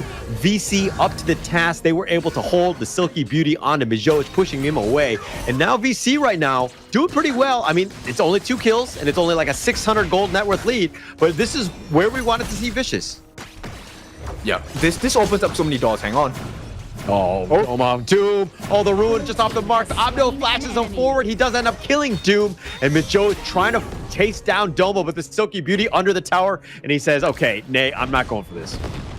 Okay, so right now, R8, this is a team that is constantly coming back, reviving themselves as they trade the T1 on the bottom. So things are even Stevens. And look, the gold has never been closer this game. Yeah, it's 50-50. I mean, it's anybody's game at this point. Nobody really has a huge edge, I would say.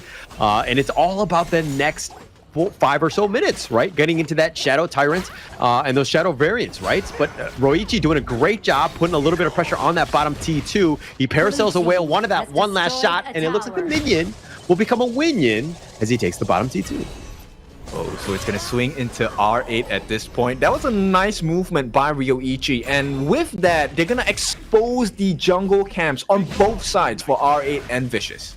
Yeah, Engma looking for that angle. Cannibal, oh, just barely misses Mijoj, not able to connect on this one. Now Engma still up in front. Had a little tryst with Roichi in that brush, but it looks like they're going to be back off here. BX now looking to take the Overlord. This is a huge opportunity. R8 right now being aggressive, trying to take over the map here. Yeah, but you can see they are starting to occupy those jungle spaces. And I think R8 has been very comfortable, or at least identified comfort, in just walking into the Crimson area on the side of Vicious. Vicious must learn to stop that. Yeah, they can't give anything for free. You can't have any holes in your house, so to speak. No leaks. But it looks like they're going to take the Tyrant here. Egma will take that one for free. But look at how R8, all 5 of them are in the top lane. Bottom T2 is taking some damage. Aspire will take advantage of that space that's given to them. With those Vanguards pushing, it looks like VC have to kind of play a little bit more defensive here.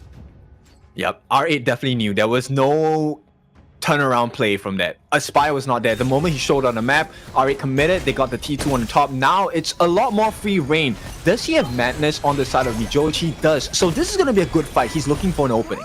He's looking for the opening, looking for the angle, but VC, they sniff it out. They're not going to get out of position at this point, not let Mijoj have that perfect Unbridled Outburst from the side, but they want to kind of continue on. Roichi flirting with disaster at this point. The Unbridled Outburst hits onto Aspire. He gets back to safety, and through it all, Mijoj, ult expended, hasn't really been able to capitalize and converted that into a kill yet. Yep, but Doma did expend the flash. That's a huge common spell to give away. Yeah, I mean, it's just one common spell. I mean, I get it. I mean, keep it alive. He just needs to play a little bit more safe. Or Aspire, getting a little on the lower end. Doma will just ensure that he's fine. I mean, he did that Silky Beauty if they want to go for this one. But through it all, Abdo looking to just, harass, invade, make the enemy a little uncomfortable in their own jungle. I feel like there's a hard link between Aspire's health and my health as well.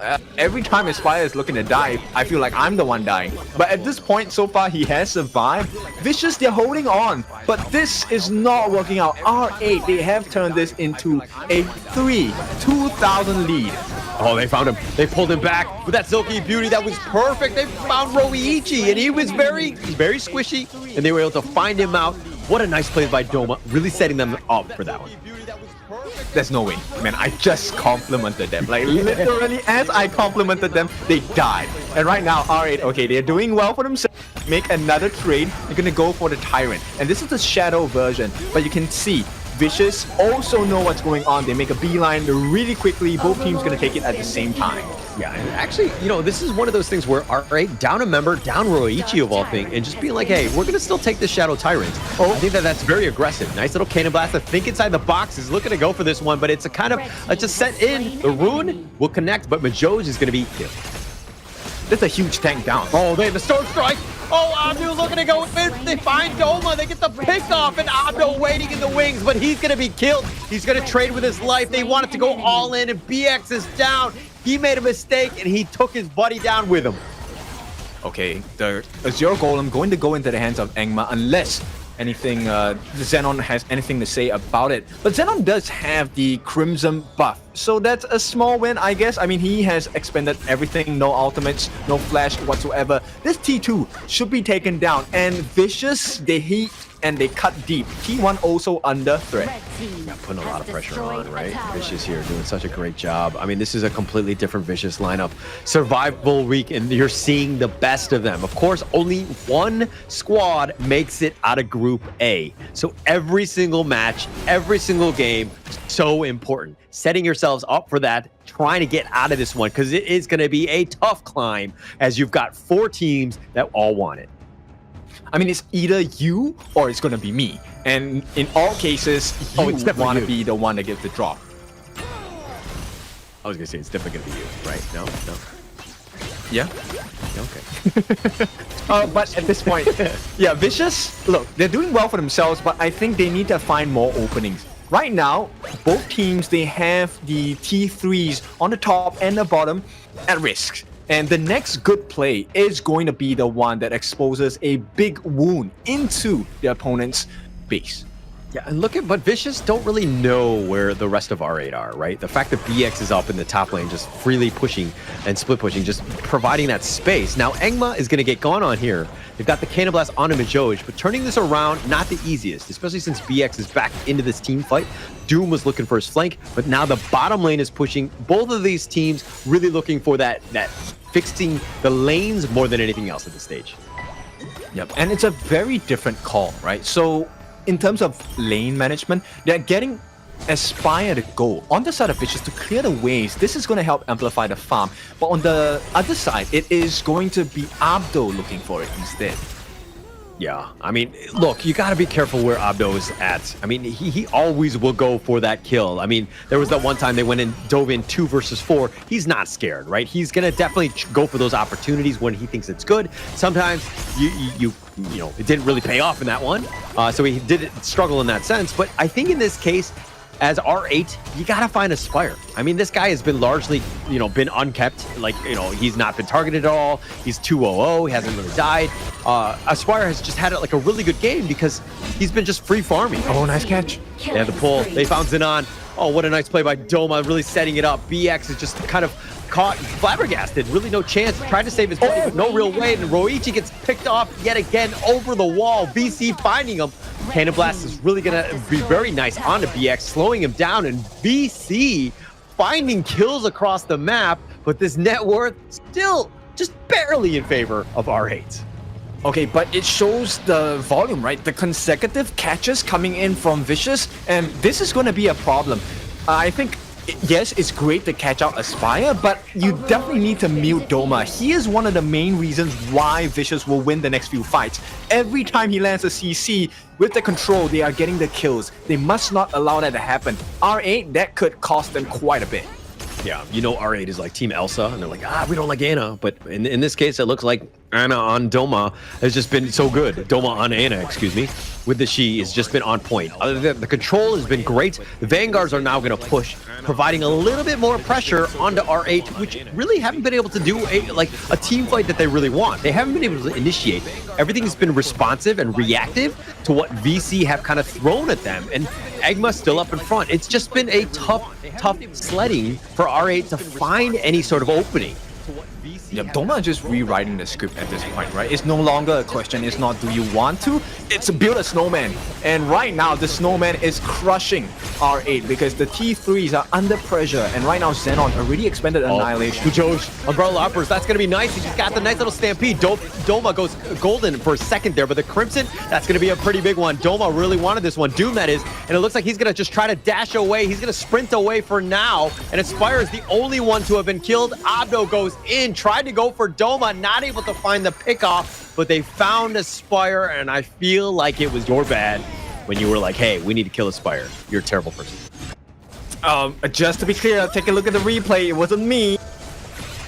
But with regards to that, look, while R8 did get the kill, was it actually good for them? They got Aspire off, but they didn't manage to do anything with it.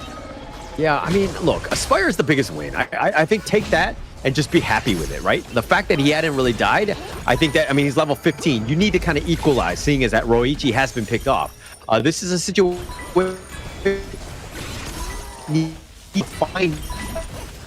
Aspire is back up. This is going to be tough. It will not be for free. Is the Shadow Tyrant looking to get gone on here by R8? Are they going to look to go? BX does have a smite if they actually want to continue on with this. Egma looking for that angle. Might go in for this one, but Roichi takes the Tyrant. The Unruly Blade. Oh, he slams into a wall, and Egma not able to get over the wall. And it looks like R8's now back in the driver's seat. They're up 5-1. Okay, so that definitely was an outstretch here. Engma, for the first time ever, unable to make it past a wall. It was a nice catch. This unbridled outburst was really what changed the fight. And most importantly, it is getting rid of Aspire. This is one condition and one situation that R8 wants to repeat. Yeah, Josh, so low at this point. Vicious, they've got their shields. They're going to just kind of, defend at this point. But Engma down for the count, finding that opening now. Look, R8 back in this one. They're up 3,000. And this game has been so back and forth, right? This is the game that we wanted, the series, right? Yep, exactly. Ryoichi also getting the Sun Chaser. So both farm laners now getting that 6 slaughtered items. Later on, it will be the item swapping. And this also means positioning is super vital in the next few fights. So Doma, I think he's going to be really doing a good job if he can catch out any stragglers on the side of R8. R8, I think it comes down to Abdo. His flash. Oh, Xenon. The rune. Oh, he gets the pickoff. Xenon finds him. Aspire was like, oh, what you got? He's like, oh, I got that one. A laser beam to your face, and Aspire goes down for 40 seconds. This is an opening for R8 to figure things out. How do they continue on? Roichi looking for that angle, going in for this one. And now Xenon. Yeah, so that's a good start for the side of R8. Nice kills. The fact that they're consistently fighting Aspire, that's going to be a huge win. If they can get this Shadow Overlord, that's going to be huge as well. Engma trying to go in for the steal maybe. Yeah, potentially going in, but Xenon are going to be it's going to be stun locked. Yeah, potentially going in, but Xenon. It's going to be stun locked. And look, the T's on R8's side, top and bottom, they're looking a bit shaky. But R8, they are starting to find the members on the side of Vicious, and it's not looking good. This Shadow Overlord, along with its Vanguards, will be able to cause quite a bit of structural damage. Yeah, and I like it how R8 are dealing with the top and the mid lane, putting pressure there. The Shadow Vanguard will do its own on the bottom lane. This is a great opportunity to push things forward. R8 being aggressive, VC needs to deal with the Vanguards. The top one has been vanquished, but now the mid lane, again, T3s are still open. This is still an opportunity for R8 to kind of siege at this point.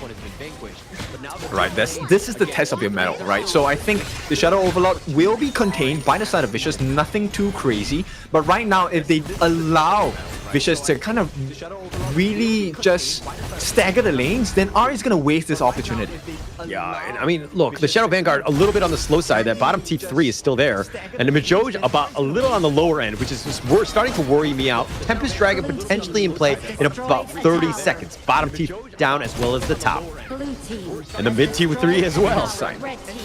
I think inside the box already expanded, so they make the defense count, but they lose their T3s in the process. And as we hit this 20-minute mark, R8, they have turned this whole situation around. Yeah, turning it around. This is an opportunity now. I mean, it really comes down to this. Do they actually play for this Tempest Dragon? The base is, again, wide open by Vicious here. They're going to have a hard time. The window of opportunity to defend while keeping their base safe, tough. Right now, Aspire in dealing with the bottom lane, so he's not even going to be in this fight. Doom is not even joined as well, so you have only 3 members, but R8 right now, they haven't started because Abdo is just respawning. Okay, they have to be really careful about this R8. While it's a good situation, they just have to drag this. They're not interested in actually taking the Tempest Dragon. It's all about finding those gaps on the side of Vicious. They must be careful not to get poked down too much. You know, at this point, if you die, the game is over. Yeah, it's pretty much over. I mean, VC right now on a lifeline. The last one probably, Engma just kind of skirting around, being pushed back. Those runes, oh, he's taking so much damage. The Gale's Benediction, do they go for the rune? I don't think so, but it looks like they're going to take the Tempest Dragon, and Majoj picks that one up, and now it looks like this is going to be the end for VC in the game 1 here. This is going to be a tough hole. Yep. Unlimited power. Oh my god. Oh, connecting on it too. Life number 1. Will he come back and able to do anything? No. Aspire is down as well. 4 members. Doma flashes. He tries to get under the crystal. Tries to go golden to stay alive, but Egma is going to be killed as well. And it looks like they want to pull.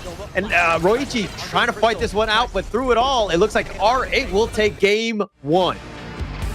Oh, that was a tough one to swallow for the side of Vicious. They had a pretty decent start to the game. I think it was teetering on the edge, but R8 being R8, they are full now. They have definitely eaten.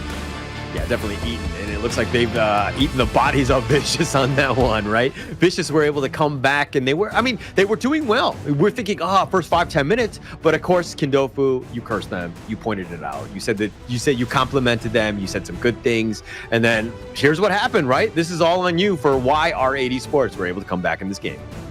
You and I remember the situation completely different. But with regards to that, the result is still the same. It is 1-0 with R8 taking the lead in this best of 5 series. Now, as we all know, best of 5s, they're not really a sprint, they are a marathon in this case. And R8 has the lead. So, what do you think? What needs to change? Because let me be honest, I think Vicious did well. I think they have improved so much. And I didn't see too big of a difference between the two teams. It's kind of like, when you're learning chess, right? Again, I'm going to make the chess analogy, right? Early game, you studied up, you have all these openers, and you're able to put yourself in a good position. But when you're up against a veteran or somebody who's really good at chess, that mid game and late game, which is a little, you're not as certain on because things are very much in flux, you're going to kind of struggle. And that's kind of what we saw with Vicious, where they had a great early start. They were doing well, but then you go up against experience and you're like, oh, wait, actually, we kind of are not as comfortable here. Yeah, I also think it came down to the positioning on the side of Aspire. They were actually able to catch out Aspire quite a few times towards the later parts of the game, and that definitely did hurt Vicious as they had much more firepower. And this is also the matchup between the Arlie and the Direns here, right? At this point, there was just a lot more reach for the Arlie, which allowed Aspire to be taken down pretty easily as well. Yeah, and I mean, look, I think we got to give props where props are due in the sense that, like, the Abdo Byron obviously was aggressive, but it's one of those things where it's like, yeah, I died, but I had a 4-man stun. It really set myself up. Like, it's one of those things where, like, oh, Vicious, next time they're kind of wary about all these different brushes, but let's talk a little bit about some of the stats here. I mean, look, R8 didn't have the flashiest of KDAs. I mean, probably the best is Xenon on 326, but it's a situation where it's like they played the game the way that the game should be played, which is not worrying about kills and sticking to objectives here. Yeah, and you can see the majority of the damage dealt by Xenon as well as Real EG, right? Each of them, Xenon going close to 170,000 worth of damage, Real EG going close to 120. The both of them were paramount in the way that fights were taken. R8, you can see Xenon actually was able to get quite a few pokes onto the lineup of Vicious before the fights actually started, and always consistently locking down the jungler on the side of Vicious with the creation, with the coalescence, with the matrices formed up. There was very little room for them to run from. Actually, Xenon Nua was just so good. Like, his ruins were impactful. They were on point. He had a lot of, terrain ability, making ability where that just kind of shifted things around. And it looks like they do agree with me in the sense that Xenon, the MVP here, 3-2-6, 36% of the damage. He was really on point. Just like made them very uncomfortable, where Vicious were now able to kind of take the fights that they want because they were constantly being pushed and pulled. Yeah, and the start of the game, I felt like it was more Vicious rather than R8. They had to commit so many different skills for this, but Abdo had a wonderful game, but consistently stopped by Doma. And I think you will find that Doma, as the game went on later, he also got controlled, got pushed back by the lineup on the side of R8. Yeah, and I felt like they got the memo. They were like, oh, we got caught out by Doma a couple too many times. And then they're like, okay, let's prioritize him. Let's get on top of him. I mean, Aspire was the #1 target. And this is the whole 4 protect 1 thing that we were talking about in that draft, where once he goes down, you're really struggling to do damage on the rest of the team, because especially when you have like a BX Menki or, the Majoj, Zhangfei, you're just going to have a hard time trying to really burst these guys down. Yep, and one thing, take a look at the matrices. It's all about controlling Angma on this Dune. Like, look, he's tanky, but when he's stunned up, when he's CC'd up, he's at risk of taking the fall every single time. chance. I mean, it's night and day from what we saw from like season 3, right? The Dune teams have answers for him. You just control him, you stun lock him. Yeah, he's in the heart of your team, but like, can he deal with 4 or 5 members that are pushing him, stun locking him and just being able to kill him and have that damage? We're in a completely different meta right now in Honor of Kings Esports. Yeah, and this is what makes it so exciting, right? So all of these are just small challenges, problems posted by one team to another. But this problem and solutions will be answered in the second game of the series. As we go for a break, we'll catch you soon.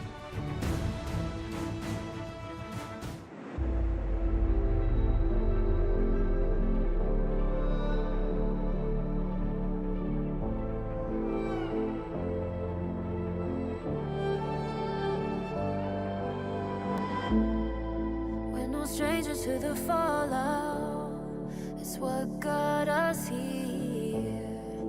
Ever changing, some chameleon, blood, sweat, and tears. We'll never make it if we fall to everything that brings us down. With a comeback is now.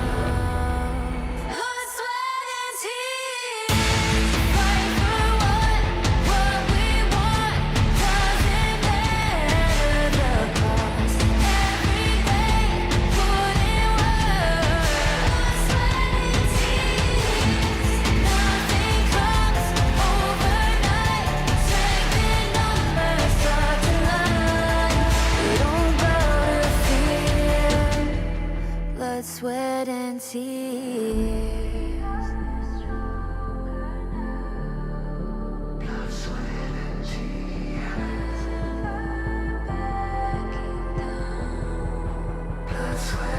tears. Blood, sweat, and tears. Fight for what we want. Doesn't matter the cost. Every day, put in work. Blood, sweat, and tears. Nothing comes overnight. Strength in numbers starts to line. We don't bow to fear. Blood, sweat, and tears.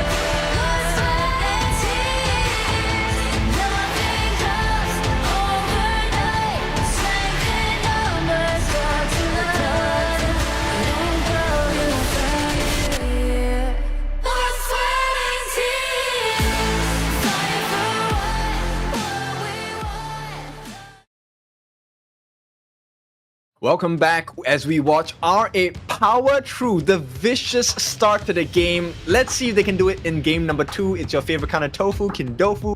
And with me is Holler. Now, Holler, what do you think are the chances for vicious in game number 2? I think that chances are always going to be high, right? I think that they have the opportunity. They know how to play at least the early game. And that's a huge start, right? Getting yourself in. But going into this one, of course, global ban and pick. We saw the heroes that were picked in the last one. We saw a lot of potential, but they didn't really have a whole lot of answers late game against this R8 lineup, which were able to claw their way back in. It was a very good comeback win by R8. But going into this one, I think Vicious, this is one of those things where it's just one game. You know what I mean? It's not the end of the world if you lose that one. It's a marathon, not a sprint. It's a best of 5. Let's look for the late game more than anything else. Yeah, true. Actually, I want to pick on the picks itself for the draft in the previous game. Look, these picks, they're not like mega prio meta picks that, it's a must win. There's no organ, there's no channel. No, I think they can afford this L in the sense of a lesson. But I think, Vicious, they're still a team to watch out for. And R8, if they're not careful and they become a little overconfident in this second game, it could cost them. Yeah. I think that's just be very status quo, I would say, because R8 right now just proved that they cannot really be frazzled very easily, right? It's a situation where they know how to play the mid to late game. Just be like, hey, we're not out of this. Yeah, Vicious might be up slightly here and there, but we're able to just claw our way back. And that speaks volumes about a team and their experience. That resilience is needed by all of the teams, right? And I want to see that resilience really rise to the top here by Vicious as they bounce back in game 2. Yeah, I want to see if they can take the lead this time, right? Look, there is a couple of heroes that is no longer available for the side of R8 thanks to the global ban pick format, right? So Arnie is not available, Nuwa is not available. So, look, Prio farm lane, 1 gone. Nuwa, one of the big burst mage, artillery mages available, also gone. You're left with Gun and Mo. And later on, you'll be looking at more controlling, more utility type of mages heroes. And I wonder if Vicious is going to be able to turn that into a strength for following drafts coming in this series. I think the craziest part to me is that, you have your top picks, the Arlie and now the Dharma here. The way teams are drafting in best of 5, the strategy has shifted quite a bit, right? Where we previously saw the Yixing, highly sought after, was the #1 most picked in the ranked week, and then now we're going into this one of just being like, hey, actually, we need Yixing in a specific, as a counterplay or, in a specific draft. And we're looking again for, a specific moment to really pull that power play, as opposed to previously where we saw it first phase picked quite often. It's a completely different shift. And I love the fact that this, this global ban of best of 5 really brings out the best in both teams, because they need to think late game and, just putting your team in a good position to win. Yeah, now Vicious, they are committing to this game. They take up the Secure, they take up the Channel. These are big picks. It's a must win for them. They want to tie this series up. And R8, you just mentioned it. It looks like they are not letting up as well. These are all big picks. Yixing, Dharma, there is a lot of synergy between this composition as well. There is the Yixing Dharma combination. Also 100% success win rate so far in the Major East Pro League throughout this first week, and as we head into day #1 of Survival Week as well. Yeah, and so look, I'm looking at some of the, the other leagues that picked out the Yixing. KM West seemed to be on it as well. It's the 3rd most picked in that league. Again, a very copycat league of KME, so typically they would be trailing behind. That makes sense. But if you're looking at some of the other ones, like MKL, it's the 14th most picked, PKL 25th most picked. It is really not even on the radar in some of these other leagues, right? IKL, it's 6th. So it definitely has a lot of potential, and it seems like teams are picking up on this. But it's interesting seeing how some of the other leagues find these meta heroes, quote unquote, and how strong they could potentially be, because they haven't really fit into those leagues or drafts yet. Yes, it's also about the pacing, right? And the way that they like to execute the fights as well. I think right now, there is still a lot of premise onto the Dharma picks. There is still a lot of premise onto the Channel picks as well, right? These are the habits of the KME on the east side. Now, with that being said, R8's draft to me is actually really spectacular, because they've taken one of the biggest lose conditions away, which is instead of banning the Lianpo out, they pick it up for themselves. It can go into the roam, it can go into the clash, but definitely it's going into the roam right here. And they're taking out big teamfight AoE heroes like the Byron, like the Sun Tzu. They want to make life so difficult for the side of Vicious. Yeah, they're looking for that death ball, right? And again, I like what R8 are doing in the sense that, hey, they won game 1. Right? Let's go hard with game 2. Put the pressure on, because once you have that 2-0 lead, it's going to feel insurmountable for the enemy team, right? Or in the case, Vicious here. So this is why Vicious need to strike back. They're going to pick up the Dion Wei and the Angela. I'm not 100% sold on the Angela pick. I think it's a little too static for my liking, especially since R8 haven't shown the potential BX flashy jungler. And Angela, if it's just sitting there, it's like a sitting duck in that case, and it's a tough way to kind of keep Angela alive in that case. All right, I'm gonna cosplay as a doctor, and I'm gonna tell you I concur with that particular statement itself. I agree. I think at this point, right, even if you get your Chaos Cinders, the second skill, that big ball of fire onto the Lianpo in the fight itself, it doesn't really matter that much. He will be able to be CC immune, get out of it.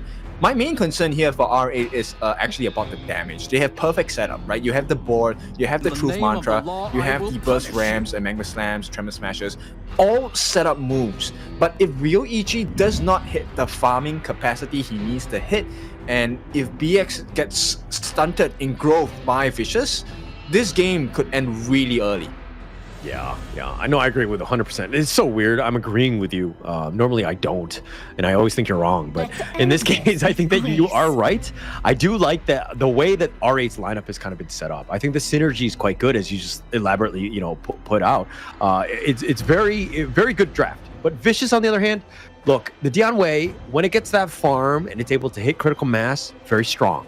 But are they going to have the space? Is Angela, Charlotte going to be able to provide enough pushback and not lose the laning phase where the Dian Wei Engma is able to get going? Yeah, I think this first rotation in the mid lane is actually going to be really important. And I think based on what's happening here, nobody is going to go for the double lane farm in the farm lane, right? They will probably be heading down into their own respective farm lanes, and then it's going to be a test of mechanical skills and who eats more blows, right? At this point, who takes more than they should. Okay, all right. Who will take more than they should in this case? Who do you give the edge to in this draft?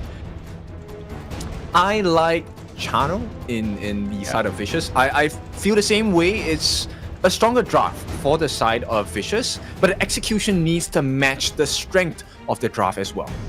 Yeah, like, look, I have a hard time draft-wise when Abdo gets his Dharma, you see BX on the pay, and, you know, Gen.G, Jixing, like, there's so many good heroes where I'm kind of struggling to be like, do they actually have an out here, Vicious that is, of being able to take down this lineup? I think it's going to be a tough game. Vicious have to have a good early game. Like, they need to repeat what happened in game one. They need to change what happened in the mid game so that they win and they kind of close the game out. They need to take map control a little bit stronger, transitioning into that mid game. Okay, so look, R8 on paper, their draft looks really strong, but they don't actually have a lot of stain in their composition. It's really about the catches, it's really about the burst. If they can get the CC, they win every single fight. But R8, they have the save mechanisms coming out in the form of Vo as well. And here we go. Oh, look at already threatening BX, takes it away, uses the smite, and Engma, he's going to be giving up first blood to none other than BX. That is a disastrous start. You had to know that they were coming X on the pay. They don't have healers, they have huge, insane burst damage potential, even from level 1. Vicious needed to know that RA would have done that. I feel like he needed a scout or somebody to help protect, you know, Engma as much as possible, right? Like, he had no vision. He was looking to just kind of go for this one. I mean, it's one thing to give up the Crimson, and I understand that you want, you know, you're not trying to give up anything for free, but to give that up as well as First Blood, that could not have been worse, any worse for Vicious here. Oh, and Doom, he has to commit the flash as well, taking the deal under his tower just to survive against Abdo. Now, this is not the ideal situation, and this shows you, right? Every single decision in Honor of Kings is so important. Everything's important, but another thing is vision, right? Understanding where the enemy team is going to be key. Like, look at BX, already make a rotation, wants to go for Doom. He tries to get away, and BX with another pickoff. And there's a reason why BX has 4 MVPs already, 50 kills, third highest of all players in the KME.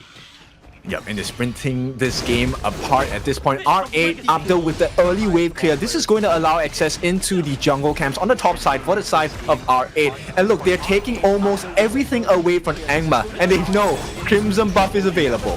Yeah, they want to go for this. Oh, nice truth. Throwing him back. Engma, no real chance. And the burst ram for good measure by Minjo. Theo might even get picked off, but the Mulberry power keeping him alive.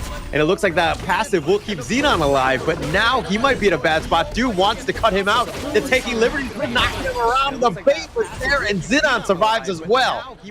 Oh, they got greedy. Doom, it felt like that was the kill for him, but no, it was his death. His funeral at this point as R8. They march ahead. It's a 4-0 scoreline at 2.5 minutes.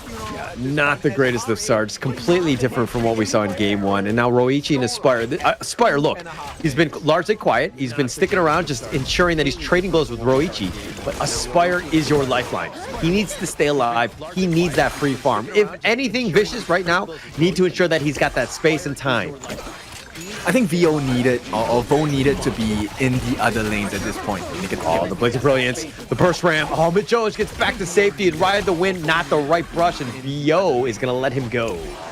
Oh, they burnt out 2 big ultimates for 1 flash. That is not a good trade at all. And R8, you know, once Mijoj comes back, he is going to be ready to fight again.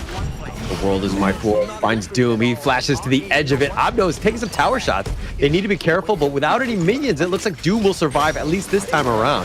Roichi looking to just trade on this one. He's going 1 versus 3. The Blazing Brilliance pushing him away. The Tremor Smash not going to really connect. It looks like Mijoj is going to be back off, but he did zone them away. Okay, so this is going to be the best play coming out from Vicious. This T1 should be theirs, but Mijoj doesn't want to give up. Yeah, he doesn't want to. I mean, he's got the Magma Slam dealing with the minions, but now with that Chaos Cinder being eaten here, and those minions are still alive, and it looks like VC are going to take the bottom T1, which is a great piece for them, but they found Doom, and BX just making Doom's life miserable. Yep, does it even matter at this point? Look, Vicious, great, they get the Tyrant, but they lose a T2 in the process, and if they keep making trades like this, R8 is going to walk their way into the base. Oh, the world's my board. Oh, connecting him on 3. The right under the tower. They don't really care. They've got Aspire and Abdo still up in front with that Forthlessness. Finding the right position. The Trevor Smash. The knockup. And Egma down. They have 4 members down. They want to go for Doom, who has just spawned. And it looks like R8 are like, we're going to let Doom go. He's going to go back and tell them of all these terrible people from R8 that have just looted and pillaged our base.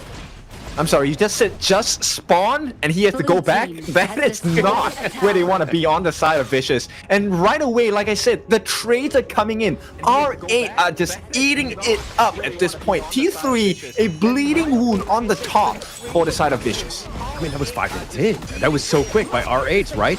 And the burst ramp controlling him, he's able to get away, and Bo is down for the count. He thought he could ride the wind, ride that magic carpet to safety, but he goes down, and now VC down yet another player.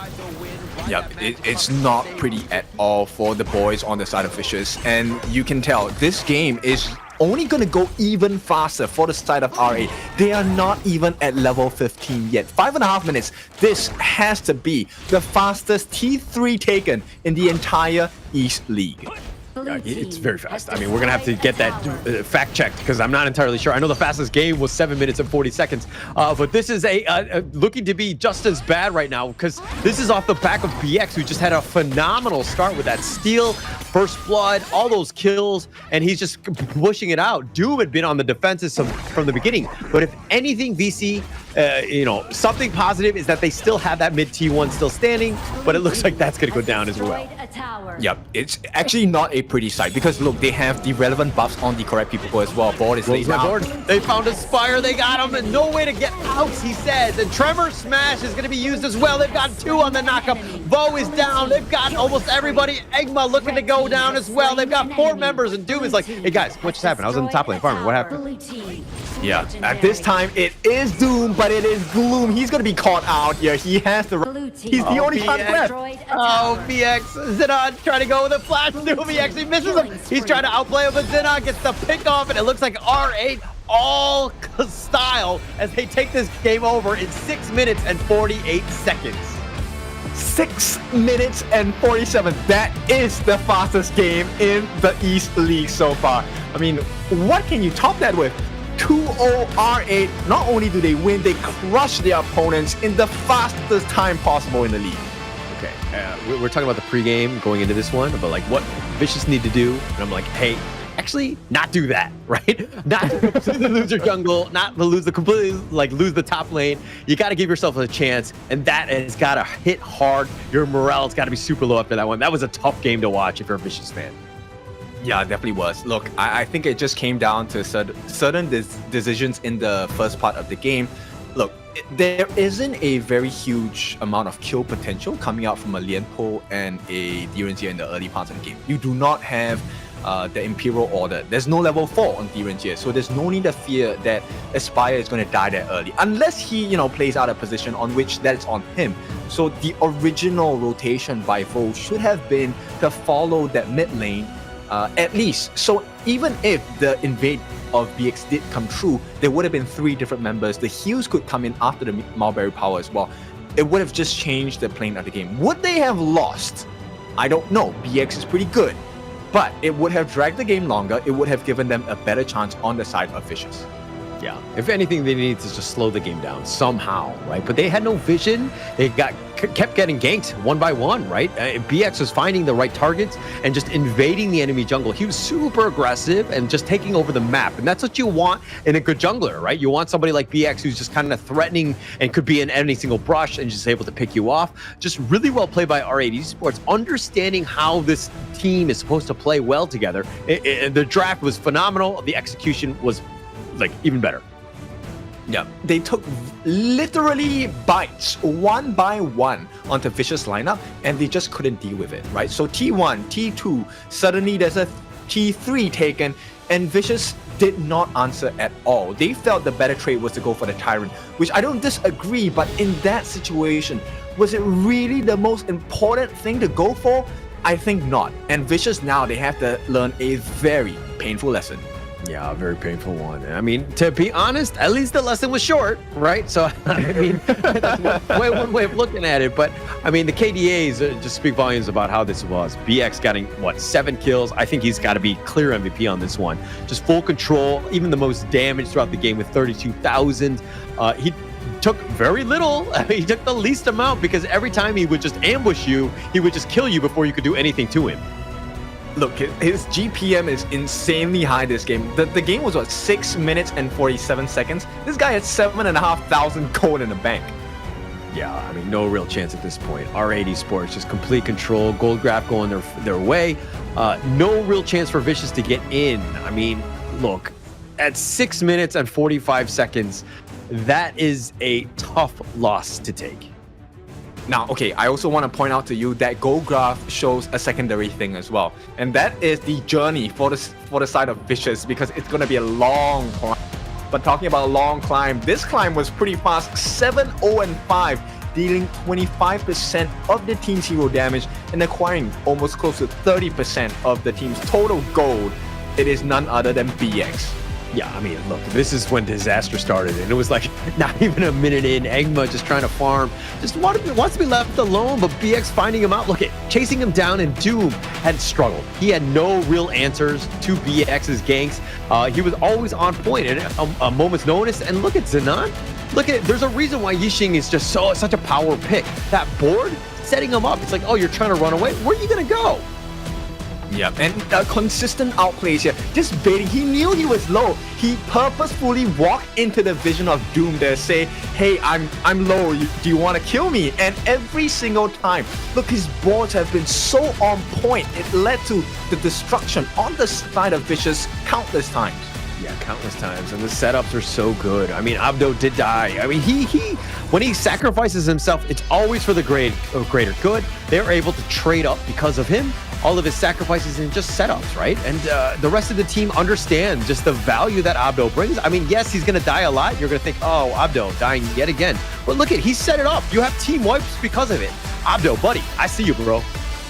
Yeah, and everyone talks about, hey, know your value, know your worth. In this game, Honor of Kings, know your strength, right? End of the day, the moment they got that lead, they knew exactly how strong they were, and they went for it. R8 now leading 2-0 against Vicious in a best of 5. Yeah, Vicious right now. I think if anything, you just need to just look at this as like a best of 1 and just take baby steps. Find ways to get back in. Your confidence is going to be shaken, right? And this is a time where it's like, okay, let's learn from this. Yeah, we lost in 6 minutes and 45 seconds, but we got to just forget about it. We got to build that resilience so that, hey, we have other teams to play. Yes, we might not have done great against R8, but let's finish the series strong. Yep, definitely. I think this is a moment which is going to prove whether they can pass the test or not. End of the day, there is no knockout, right? But it is points acquired. They want to be in the best position possible. And you don't want to go into the later stages of this tournament thinking, you know what, I should have done better on day 1. do it now. It is the time to do it. Yeah, for sure. And it looks like we're going to find out if they're able to bounce back. Vicious, that is, in that game 3. But first, we're going to take a little bit of a break here.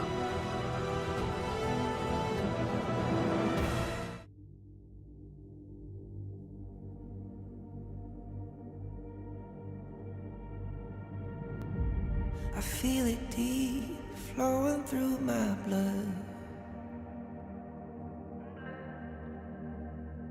Rising up to become someone, and taking it all on my own. What a sweet victory. And taking all of my control, awaken something deep in me. Like flames, feel it burning inside. Take a hold and pursuit of the prize. I've been told, ain't no way to survive. Keeping all of this fire that's locked up inside. When this is the time, enter the ring. All those mental chemicals doing they thing. I got flashes of battles inside of my dreams. I was made for this moment. At least now it seems like it's time to come face to face with your fear. Been battling reasons for all of the years, and I learned how to fight them with style and grace no one's ever encountered. You say it's amazing, I'ma come out swinging when they open the gate. Go ahead, call passion, I'm calling it rage. I'm taking what's mine like I already own it. Watch but don't blink, going here to the moment. The sky rained down. Here's to the madness that's all around. Go on, tell them who you are, you are, you are. Go on, tell them who you are, you are, you are, you are. Here's to the moment. The sky rained down. Here's to the madness that's all around. Go on, tell them who you are, you are, you are. Go on, tell them who you are, you are, you are, you are. My name is honor, my name is king, my name is champion, my name is strength. Tell them who you are. My name is Pentakill, you think it's strange? My name keep ringing inside of your brain. I hear it every night. Here's to the moment the sky rained down. Here's to the madness that's all around. So tell them who you are, you are, you are. Go on, tell them who you are, you are, you are. Here's to the moment the sky rained down. Here's to the madness that's all around. Go on, tell them who you are, you are, you are. Go on, tell them who you are, you are, you are, you are. Here's to the moment the sky rained down. Here's to the madness that's all around. Go on, tell them who you are, you are, you are. Go on, tell them who you are, you are, you are.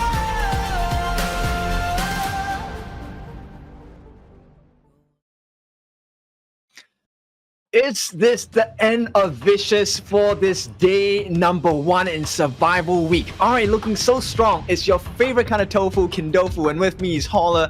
What is going to happen in game number 3?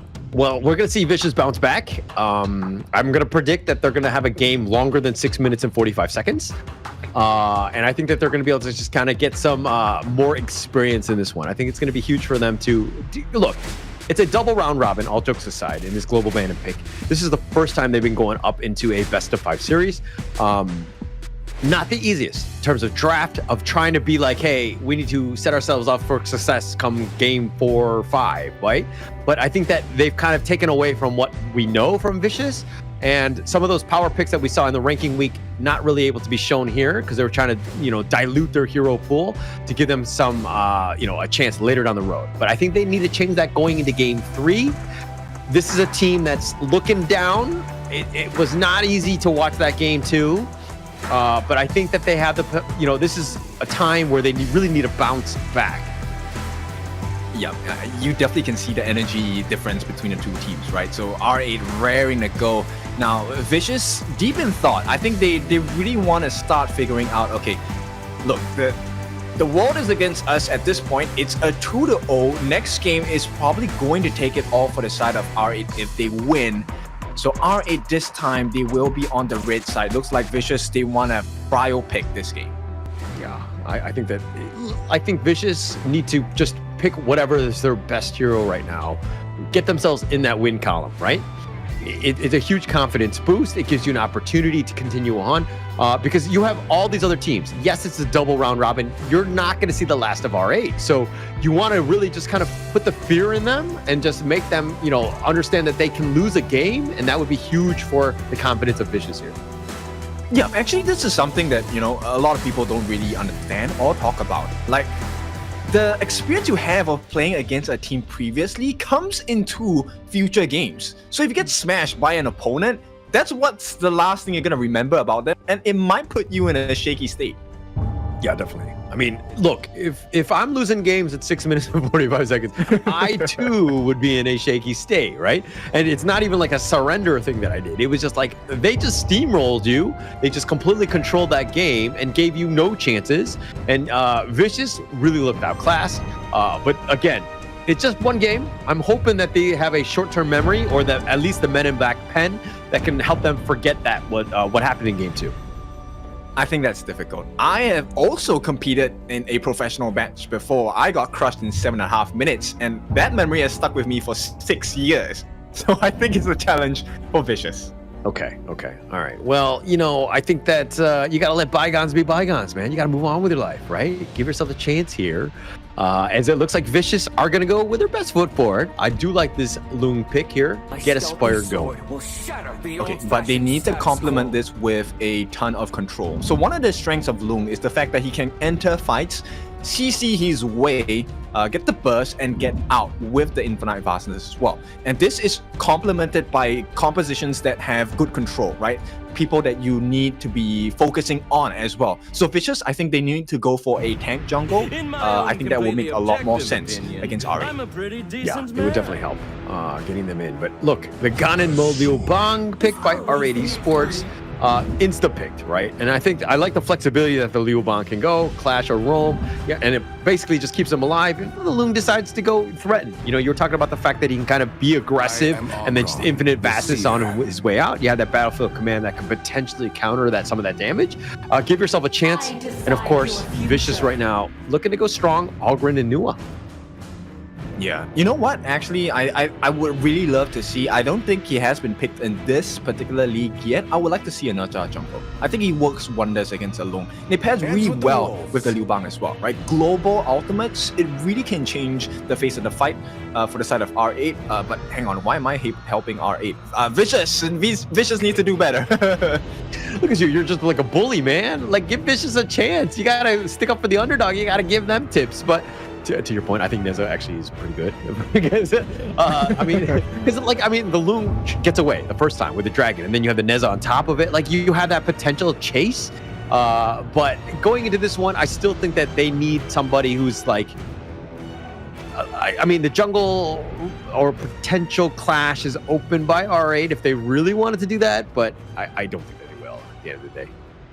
I think maybe Vicious can consider the Yuhuan, right? I think it's a decent pick. It really goes well with the composition as well. It's a fail-safe card if things go awry. At the same time, a Yuhuan roam is pretty strong as well. Now, Vicious, they have played quite a lot of cards. They know R8. They want that Jing pick. It's a good ban. The Lam as well. Lam with the control. It's really not about keeping Aspire safe. At this point, it's actually about keeping Doma safe, right? Because Doma, we've seen in a previous series what damage a Nua can do. And I think if you can take out the Nua early on in the fights, it's not going to go as well for the side of Vicious. But how do you ban so many of the heroes that BX could potentially get on, right? Like, they're like Vicious, you have the Loom and the Nua, very squishy. Algren will do his thing from the front line, but if you could just bypass Algren and get to the back line, you're gonna have a great time. So BX, we know that he's a high-flying assassin type of player. Like, what are you looking to ban out here? I mean, he potential fade. You have what was it? You have like a Luna. You have options. Yeah, but you can't ban everything, right? So at least for Vicious, it's really what kind of problems do you want, right? I would rather be faced with a problem that is familiar. I know what I'm supposed to do, rather than a complete random hero. Not that Hanxing is, but Hanxing is a problem. So all right, definitely a problem. Great pick.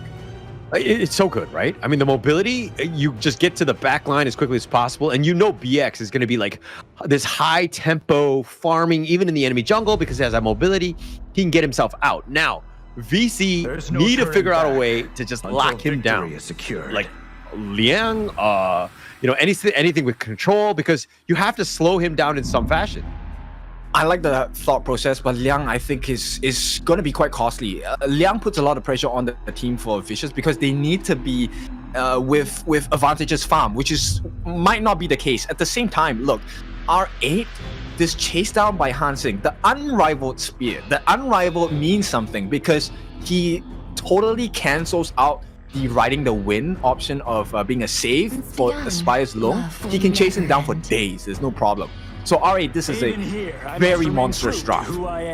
It's looking very strong, right? And then plus, like, yeah, you potentially catch Hanshin, then you have the Liu Bang on top of this one. And this last pick is going to be interesting, right? Because it's like, where do they want this Liu Bang? And it looks like they will use it as a roam, and they'll pick up the Sun Ce. They've got the secondary initiation. They have pretty much all you want right now from a lineup. This is looking to be very strong by R8. Yes, and there is a lot of kill potential coming out from this.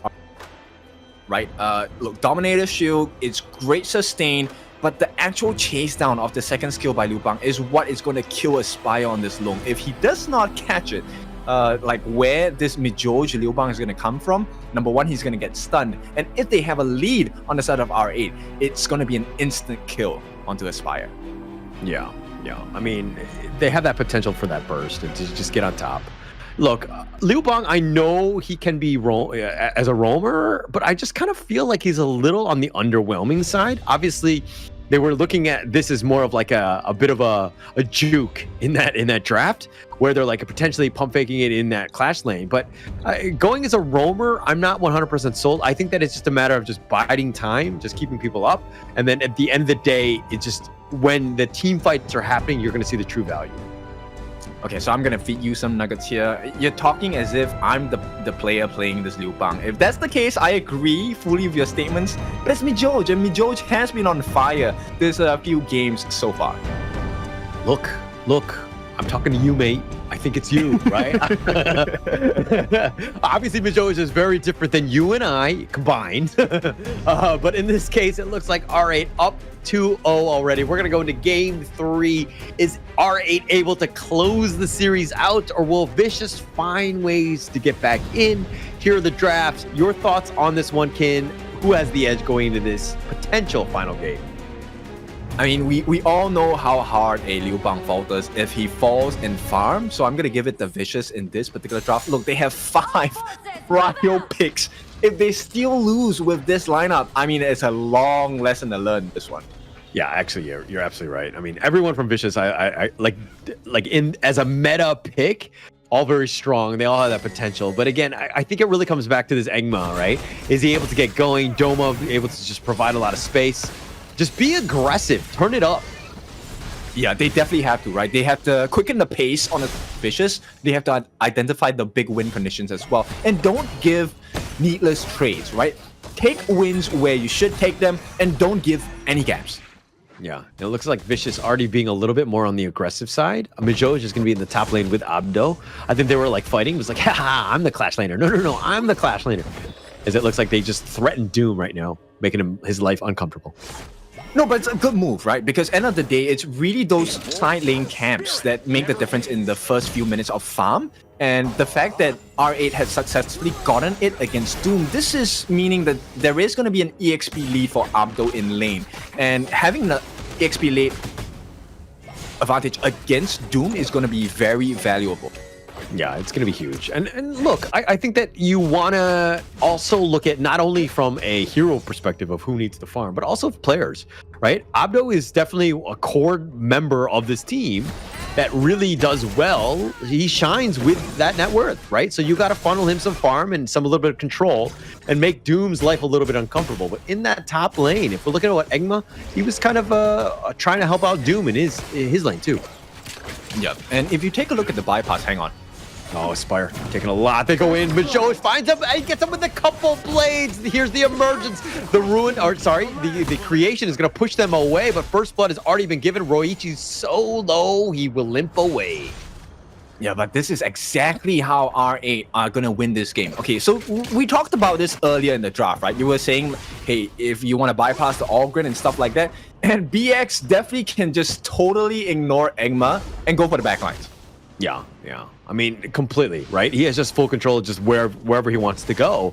And it's going to be tough for Vicious, right? I think Doom has got to be your Johnny on the spot of, hey, where is BX? He's getting to the back line. Doom needs to be there to make that potential save, to kind of buy your guys sometimes so that they can survive, because they're so squishy on that back line. Yeah, Doom tries, but they don't get the kill, and this could be a turnaround. The set sail brings him along. The rune will connect at least onto Mijoj Abdod, but it looks like they're going to back off, and through it all, just a little bit low, but everybody will survive. Yeah, but the rotation is so much faster, and once again, aggression again onto Doom on the top side of the game. Yeah, and so much aggression, right? And forcing it out. Here's the emergence. Doma make an appearance? No, he's going to just pretend like he's going in. Doom is like, buddy, I'm all by myself. Help me. Yeah, there's no way, right? Especially when Doom already hears that Freshly Forged is on use, there's no way they will commit for that. It's a free kill. Yeah, definitely don't want to use that one and this one. But Egma, again, taking most of the farm. I think that's the smart play here. Let the man go, but Xenon just trying to steal it with those couple blades. He might have stolen those boars there. Yeah, this is tough, man. Egma is trying. Can they get the kill, actually? That would be great. Yeah, I don't think so. At this stage, just not enough. Egma continuing. Again, he just needs that farm. But BX, look, we haven't talked about this guy because he's so busy farming. He's just running from camp to camp at this point in that backline. We'll see him probably about the 6-minute mark, maybe even earlier, especially since this Tyrant is up in about 4 seconds. Yeah, I mean, at this point, it really is BX. He is a shadow, an enigma at this point, right? So VC, if they don't get their cards up now, they're going to be chasing shadows at this point. Yeah, and Tyrant will be started here. It looks like it's going to be the normal Tyrant going the way. The Ruin used a little early, but BX will take this one out, secures it. R8 right now up about 700 gold, and now they're looking to just kind of use that to just push away VO.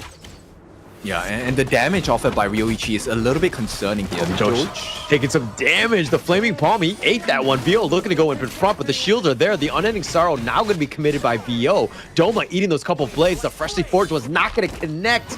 And somehow Doma navigates his way through the blades.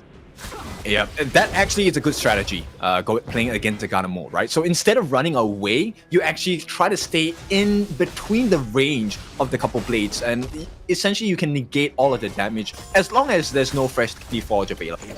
Yeah. I mean, easier said than done sometimes. It's like Mission Impossible when you're just trying to like navigate through all the blades, almost like a circus in that sense. But Mijoj all the way up in front. Egma just wants to deal with these minions. The Ruin looks like that's going to be committed as well. Abdo, he makes an appearance. The Battlefield Command on top of him, but through it all, Egma does not want to take this action. Actually, that's a smart ultimate usage that actually puts on more pressure. The Team 1 now being threatened. Oh, hang on. BX finds VO. He dashes away, just threatens VO more than anything else. He did have his ult if he wanted to go. Ryoichi taking some damage as well. Mijoj and Xenon looking for those couple blades. VO just kind of taking it apart. Oh, he gets knifed out the Freshly Forged one, but Doom gets him with the truth. Ryoichi, that is. Now Doom is in a bad spot. He's taking a decent amount of damage in return. He's not able to just kind of get picked off by those couple blades, but Xenon gets picked. Aspire finds it and makes him pay. Okay, and that's a good payment to receive, right? Aspire now actually gets the Eternity Blade. This is a good power upgrade for the side of Aspire onto the Lung. But right now, I think they need to match up the map control. Oh, it looks like Ryoichi. Mijoj making an appearance here. Goes right onto Aspire, pushing him back, but Aspire's got the damage. The Flaming Palm eaten by Mijoj. Half-life already. Aspire's the man. He's the guy. He's your carry. You definitely want to get him going. And that was a good turn of events for Vicious. Yep, so this is one of the cons of picking the Liu Bang as a roam, right? Because he's not going to receive as much farm, which means he's not going to be as tanky. It's really all about that Battlefield Command usage. So it's really going to be really important that maybe Aspire tries to get a few licks in onto the Mijoj before the fight. It could guarantee a kill. Yeah, it's a possibility, right? But going into this one, but Xenon has been hitting his blades. Doom in a bad spot. He's formless, but he's being chased to the ends of the earth. Abdu does not want to let him free, and Ryoichi will go up and clean up. Gets that pick off, and now BX with Mijoj in that bottom lane. Egma has shown, but with 2 members up, R8 right now looking to threaten. Yeah, the pacing is just too strong, right? It's so quick on the side of R8. So they get the T1 on the top and immediately Battlefield Command down by Mijoj to save BX. And now they have pressure on the T1 on the bot and the mid as well. So just superior map control, map movement. They get a kill on the Vo as well. And it's all disaster coming in for the side of Vicious. Yeah, just an absolute disaster. Even taking the top T2 as well. I mean, Vicious right now, all hands on deck, trying to just hold, trying to defend. But where can they get any of the farm? Egma right now finds that his jungle has been just looted and pillaged, has nothing. BX taking that away, and he's got a 2-level difference. Yeah, and that's the last person you want to give a Crimson buff over to, and that's BX. He's not only super mobile, he is also very painful. And right now, BX is just killing it in the game. Not really literally, but he's doing quite a bit of damage. No, that's what you want, right? I mean, you just want him off the map, just farming everything, taking away from, the enemy team, all of that potential, like, jungle farm. And, we'll see you in about 10 minutes. Probably at the 10-minute mark. And then he'll just come in and clean house because he is starting to get that critical mass. Again, still continuing on, taking the bottom T2. He is a tough man to just pin down. Yeah, and this is the benefit of having an assassin jungler in your draft, right? So, look, they have plenty of big damage, but let's take a look at the replay first. This was the catch that they wanted to try, and this was a save as well. So instant movements, and this is what's so scary about the Han Sing. We don't really see it this much anymore, but I think he might be making a showing back into the Gorge very soon. Yeah, I think so. I mean, just there's so much play. Like he adds so much to the lineup, where he's what you want as a meta jungler at this stage, right? He's got mobility, he's got that burst potential, and plus he's very good looking, right? Like, what else could you want from somebody like as a jungle assassin? Burst potential. Yeah, maybe that's why they can't kill him, right? They do focus on looking at his face, but here we go, BX looking for an opening. He's too beautiful. It's like, I can't go for this one, but I'm no go. They found his fire and can't even infinite passes on out of this one. Bijos is going to be under the tower. Egma just being chased. He's been drained away, but through it all, VC right now with Aspire down. And it's going to be tough to defend here. The bottom T3 is being sieged as well. Egma still up in front, and it looks like there's going to be a quick pause in the action as Aspire, I'm thinking he was trying to hit the infinite vastness, and he's like, what happened, guys? Yeah, it's difficult, right? At this point, this was what we were talking about in the ban pick phase, was, look, if R8 get the lead, there is a lot of kill potential because there's a lot of lockdown. Not in the sense of like super hard lockdown, but the mini stuns coming in, especially with BX, with the Ruthless Assault. Once he gets the cleave off, it's a very long range melee move. That should actually count as a range move, to be honest. And you also have Mijoj. When he dashes in, Dominator Shield, Battlefield Command, there's so many options. He can get in, get out, make the save, and all of a sudden, it feels like you're fighting against 5 plus 5 on the side of R8. Yeah, but look at the rest of the lineup from Vicious, right? I mean, you have the Ogryn, obviously tanky, but it doesn't look like, R8 really want to deal with him in any way. They're going to let him be. So they're going to focus on everybody else who are generally on the squishier side. And if you've got those like mini stuns, like the little, like the combinations of just stun locking the guy, I think that, you're going to have a good time. You're going to be able to burst them down very quickly. Yeah, and so far, I think that could be a potential win condition, but they also need to watch out for this channel, right? So far, nobody has been able to find this channel yet, and I think it's of big concern to the side of Vicious, because, look, it's not going to be Aspire that finds that kill. There's no way. He is going to be putting himself at too much risk, trying to dive in, get the full combination, ride the wind, downpour, flaming palms, and throughout the entire duration, look, it's a wolf. Channel is able to move like the wind.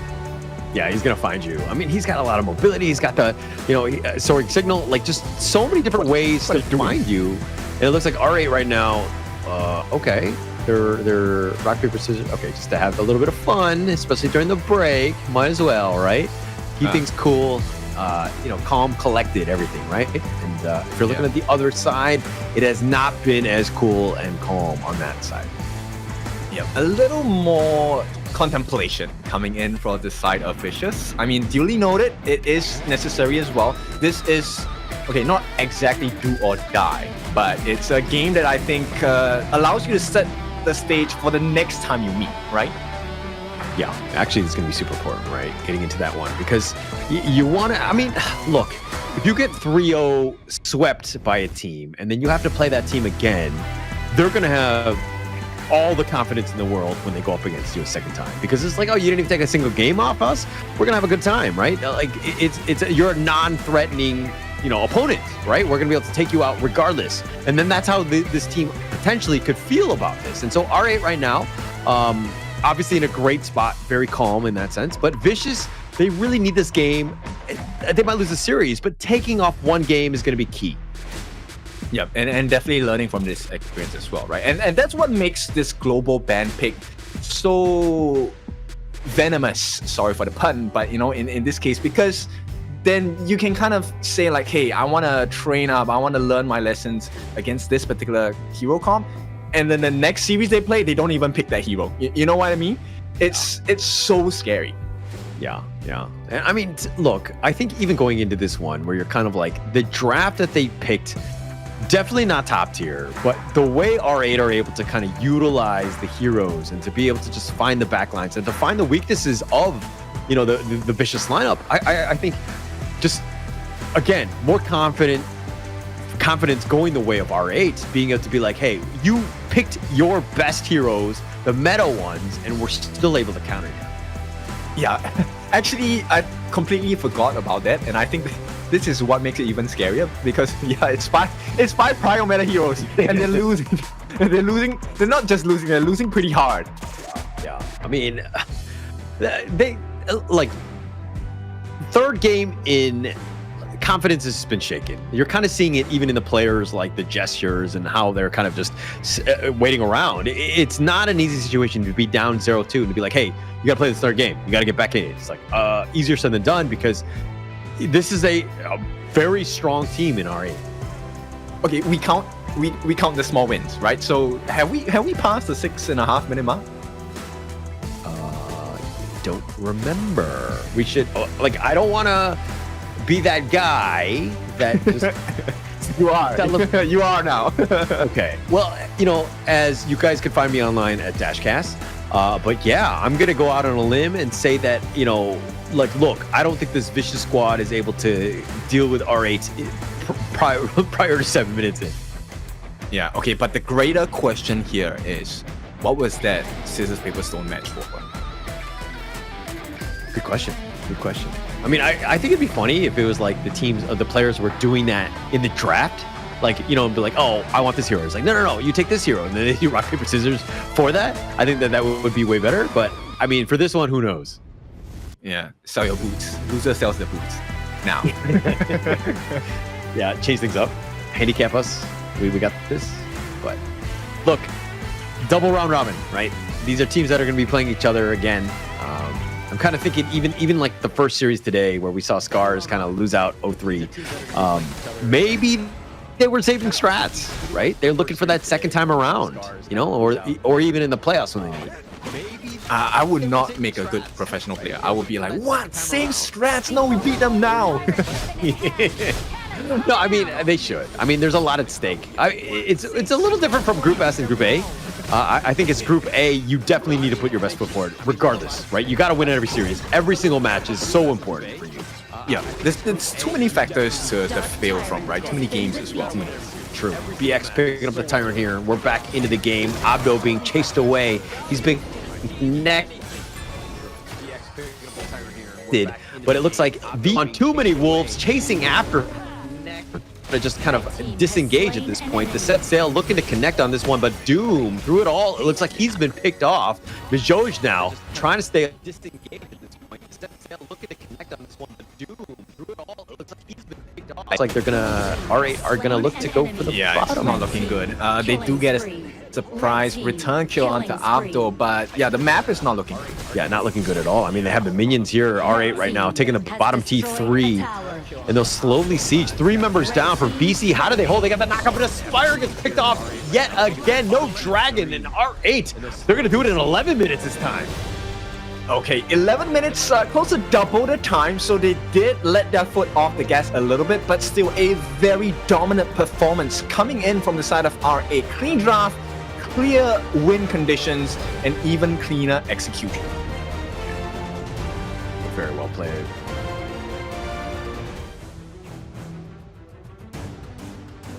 By R8. Understanding how to close out the game in the series. But look, you take your L's, you do some learning on this one, and you're going to have to bounce back. Because I think that Vicious will have probably a better chance maybe against the other teams.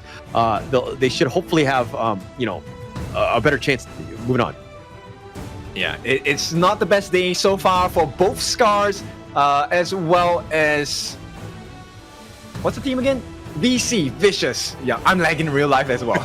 But with that being said, it is going to conclude the series. So both teams making it a nice showing so far. Nongshim, of course, now going to be atop the side of Group S. And R8, for now, they will be atop Group A as well. We still have one more series to go, and that's going to be the second Group S match. That's going to be SCARZ going up against Gen.G. But before we go to that, let's take a look at the items first, give a breakdown. We also want to find out MVP. Talking about MVP, it had to be BX, at least in my opinion.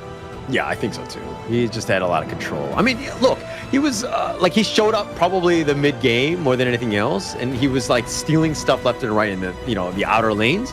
But his presence was definitely felt because he had all that farm, right? He was kind of out of control at a certain point. But one thing to note is that Vicious, yes, they might have lost the series 0-3, but they will be playing Venomous later today. But that is going to be off broadcast. It's going to be something that they're going to continue on. So hopefully they can get the W in that series, going up against Venomous in that one.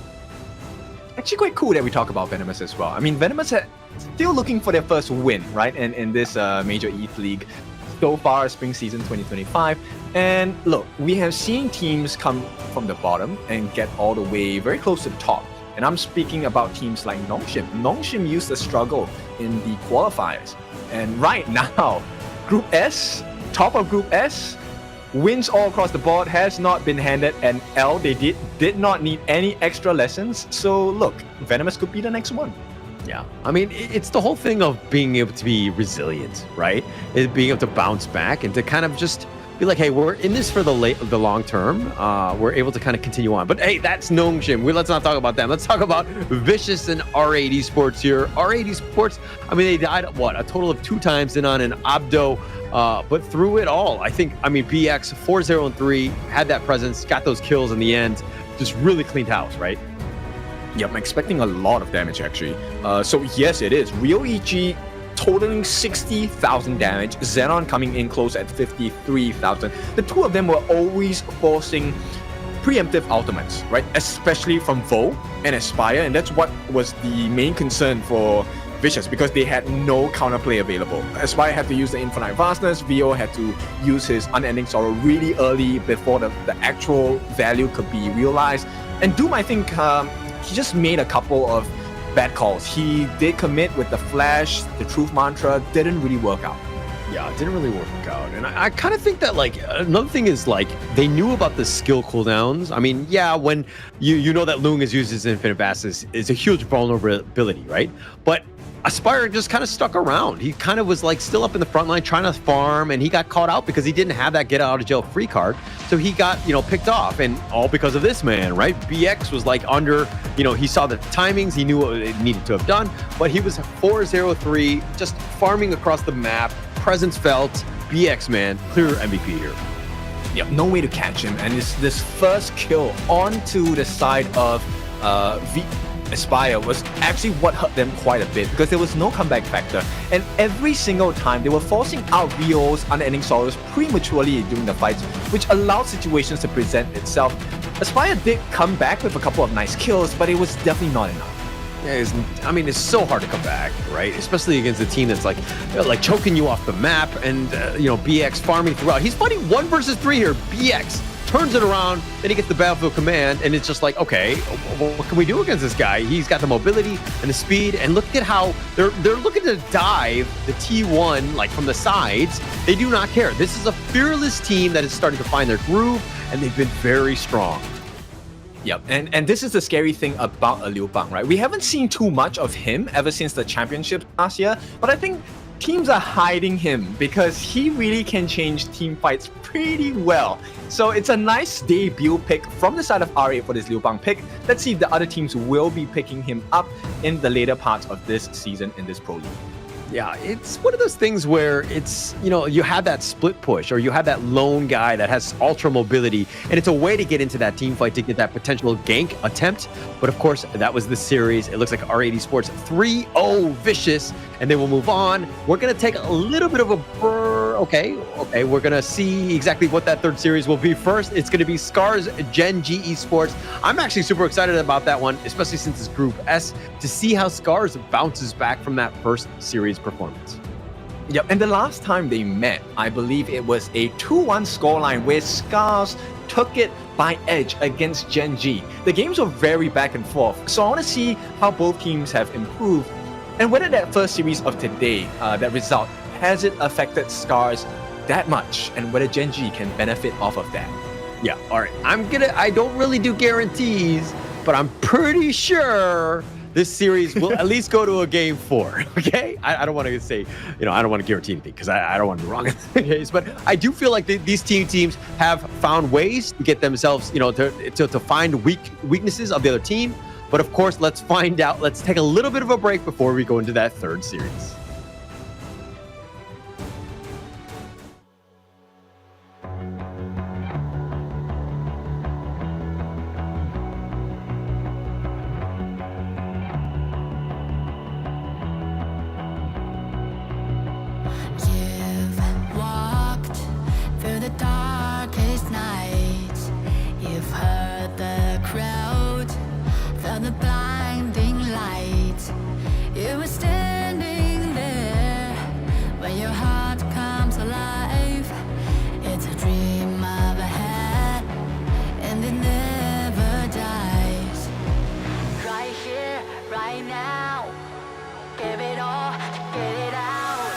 Surrender, I fight and never fail.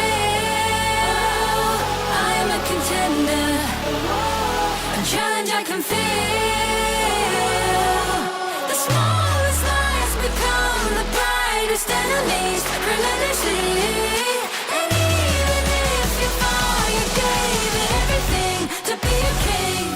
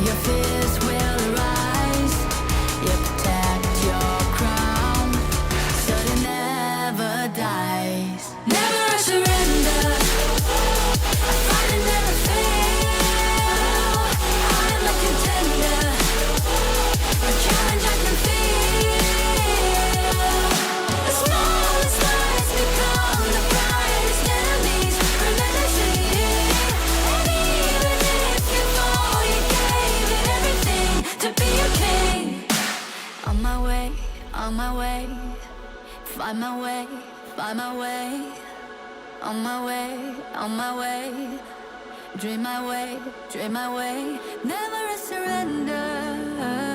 I fight and never fail.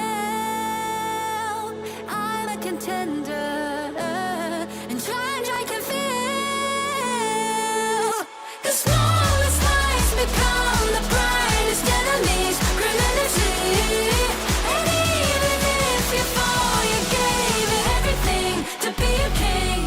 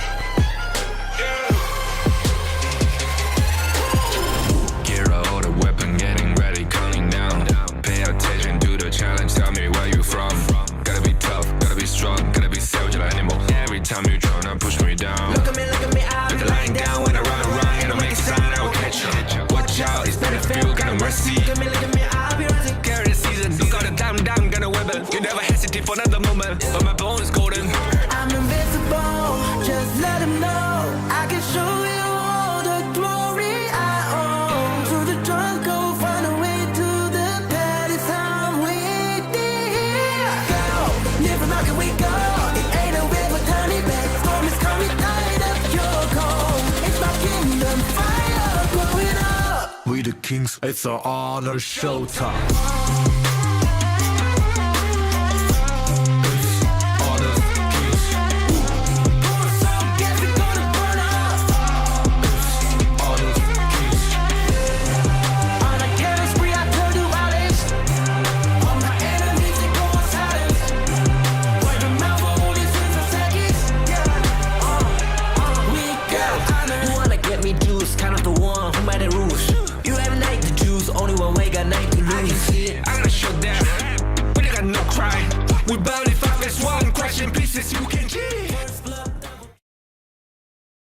Our final series of today, SCARZ against Gen.G. It is your favorite kind of tofu. With me today is Paula. We're going to bring you the last game of the series. What are we feeling right now? I'm feeling great. I mean, I think that for Gen.G going into this one, you saw what SCARZ and Nongshim were doing to one another, and you saw that SCARZ actually, there were definitely some weaknesses, and I'm pretty sure that Gen.G are going to look to expose those weaknesses yet again, and now SCARZ need to bounce back, figure a way to kind of get really into the Gen.G lineup. Okay, so we have transitioned from the ranking week going into survival week, and Gen.G, I think they have been changing a little few things throughout the different days. Are they going to come up with an even more creative draft today, or are we going to see the stock standard Gen.G? Yeah, well, look, I like the fact that Gen.G likes to change things up a bit. They like to do things, the drafts that are a little on the unconventional side. Sometimes it does bite them in the butt, so to speak. They haven't done as well. SCARZ, on the other hand, as what you saw from that first series, they did a little bit of a lane swap. I wasn't 100% sold on this in terms of that role swap, excuse me. And I think that they need to stick to what they're tried and true of what of letting M-Fang kind of just shine, right? He's in the jungle, just stick with that. I think that that's the roster that really got you in this position. You need to continue on with that. Okay, so we have seen the Fade coming in. We have seen the as well. So a lot of very big assassin hero picks, and I'm pretty sure Gen.G is gonna ban that out, right? And if Gen.G allows that to come through, you know they have a solution, no problem. Yeah. Look, it goes both ways, the intel, right? In the sense of what SCARZ is kind of bringing. Also, you're looking at the Gen.G side, and you're thinking, how do we limit Rock, right? This is the guy that has the second most kills in throughout the KME. This guy's been an absolute monster thus far, literally carrying this team on its back, especially in that R8 Esports series, right? So this is a squad that's going to be wanting to look to just kind of ensure that they let Rock shine. And it's all because, again, the team is starting to gel well with one another. Clue is like the highest in terms of assists throughout this entire league. This is a team that's really started to figure things out here. Yeah, and look, they are so versatile, right? So we have seen the pay in the farm lane. We have seen even the stock standard mid laners. Gun and Mo Inua has been really just killing it. And of course, we have Clue on the Diadia. The combinations pulled out by Gen.G have been surprising at first, but more effective, rather. And that's more important at this point. Yeah, I think it's all about just being able to be successful with what you're doing. Sometimes the draft might be a little unconventional or different, but at the end of the day, as long as it kind of works, you're fine, right? As long as it's 50-50, especially in game one where we're seeing some teams kind of go all out, other teams are kind of like responding a little bit differently. Like you saw Nongshim kind of pick things that were not exactly meta, but they were able to find weaknesses in the opposing drafts. Yeah, I mean, success comes in many forms, right? And I think for Gen.G, one form of success will come in the form of banning, right? Most teams don't ban normally when they play against Gen.G. You'll see the bans like the Fuzi, the Daqiao, which opens doors up. And sometimes you can actually use that to your advantage for both sides, right? So it's curious to me how today's BPs will be like, especially with the global ban pick format, because I think there might be a lot of heroes that will leak through this time. Yeah, and also it's interesting that you bring that up, especially with the Foods pick by Rock. He seems to like that. It really limits the mobile heroes, and that's kind of why they're trying to do this. It's one of those things where it's like, if this team, SCARZ that is, were to go with like an all-mobile hero lineup, the potential of the Foods pick might be there. So they actually might be outthinking themselves where we don't ban it, but at the same time, we don't pick as many mobile heroes. And this, of course, just goes into the, the camp of Gen.G just getting in their head, so to speak. Yeah, so I mean, guarantee you see the foods a big. You expect a Dachao coming out from Gen.G, right? Yeah. And of course, with that being said, it's a rarity, but when the Idol Whirlpool comes out, it's a joy to see a Whirlpool. Normally in nature, yeah, that's not what you want to see, but sometimes, especially when Gen.G does it, yeah, it's a beauty, it's a sight to see. Yeah, Clue's been on point. I mean, especially with the Sea of Fates, like this, they're so ride or die on Clue, right? Especially when he's got that Dachiao and calling that Whirlpool, almost his success rates have been quite high. The team have all been, able to come at the same time. And those fights, those 2-on-2 fights turn into 2-on-5, and you have a tough time. And Gen.G are able to capitalize because they're able to, again, just call the Avengers at the same time. It's been very smart for them and it's worked out. Yeah, and I also need to highlight on the fact that I think Inua, like we've talked about this in the first week, right? He has been improving so much. And right now, I think he's not even hitting his peak yet, but he's already not bad.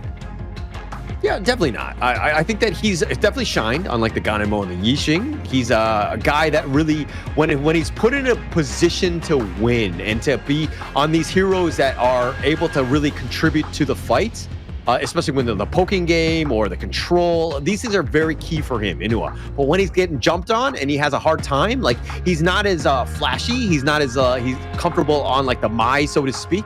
But as long as he's got the right hero in his hands, he's gonna have a good game. So it looks like prone to stress, right? I think that's one key component that's going to define the match today, because both teams have significant stress on their hands. SCARZ, having been dealt their first loss in a series today, they have to immediately pick up their pace, pull up their socks, and go for a second one. In Group S, it's not going to be any kinder.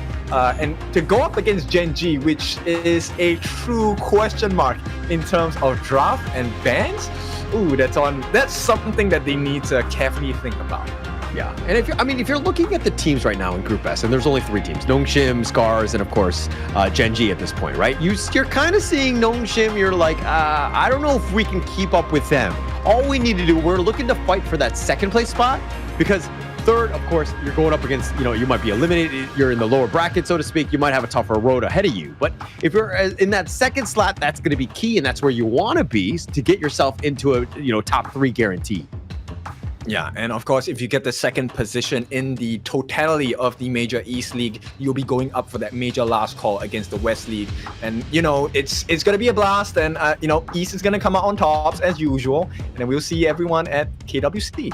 Yeah, I mean, look, it's either first place you're in the KWC or second place. I mean, even in the KME, you're guaranteed. Against KMW, who are they going to bring? KMW, KM what? Huh? KM weirdos, like no chance, right?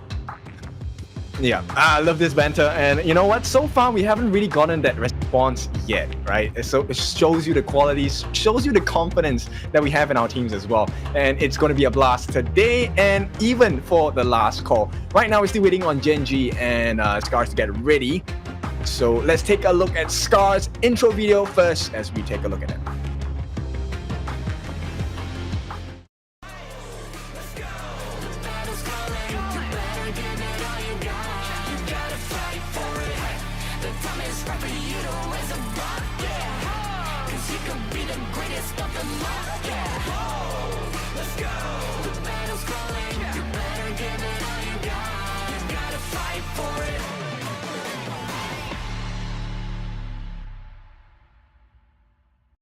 Challenge ahead.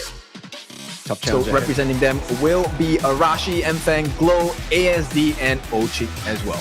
Yeah, and again, Mfang, it's been the Mfang show. 71 kills, most of all players in the KME. He has had the most MVPs with 10 as well. So again, if anyone you need to look on from the SCAR side, the real ones, the realest one is going to be Mfang. He's the guy to look out for here. Yeah, so they definitely need to shut his game down, right? I think Gen.G has also made it very apparent that they know how to play the map well. Stealing away camps is going to be very vital, but more importantly, Gen.G love that 5v5 matchup, especially with certain compositions. So I think SCARZ needs to put that into consideration. Yeah, I think the biggest weakness for them is that they have a lot of guys, and they did this even in the Nongshim's side against the ranking week. But actually, let's break that down in a second as we go into Gen.G here.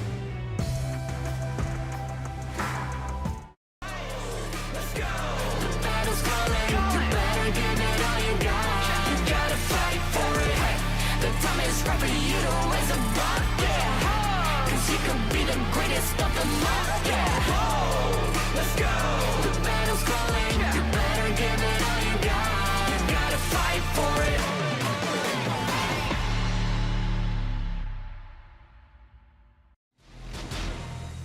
Gen.G Esports, and they're going to be the game changers. It's, of course, Wawa, Ray, Inua, Clue, and Rock. Clue with the highest number of assists, 134 across all of the players, because he's been supporting Rock, who's been the second highest in terms of kills with 67.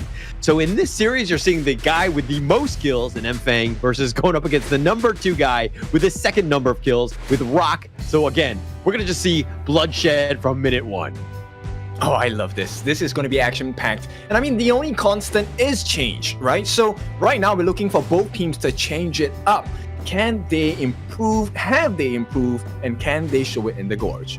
Yeah, and this one is going to be all about just composure, right? Even from SCARZ side. Aside from Gen.G, who tend to be a little bit more, they're definitely more energetic. They can be a little bit more, let their emotions kind of ride them out a little bit. So this is going to be a true test because, again, it's a best of 5. These series are a long and drawn-out battle. Sometimes we've seen 3-0s like we saw in the first 2 series. But getting to that 5th game, that's going to be a true test for both of these teams.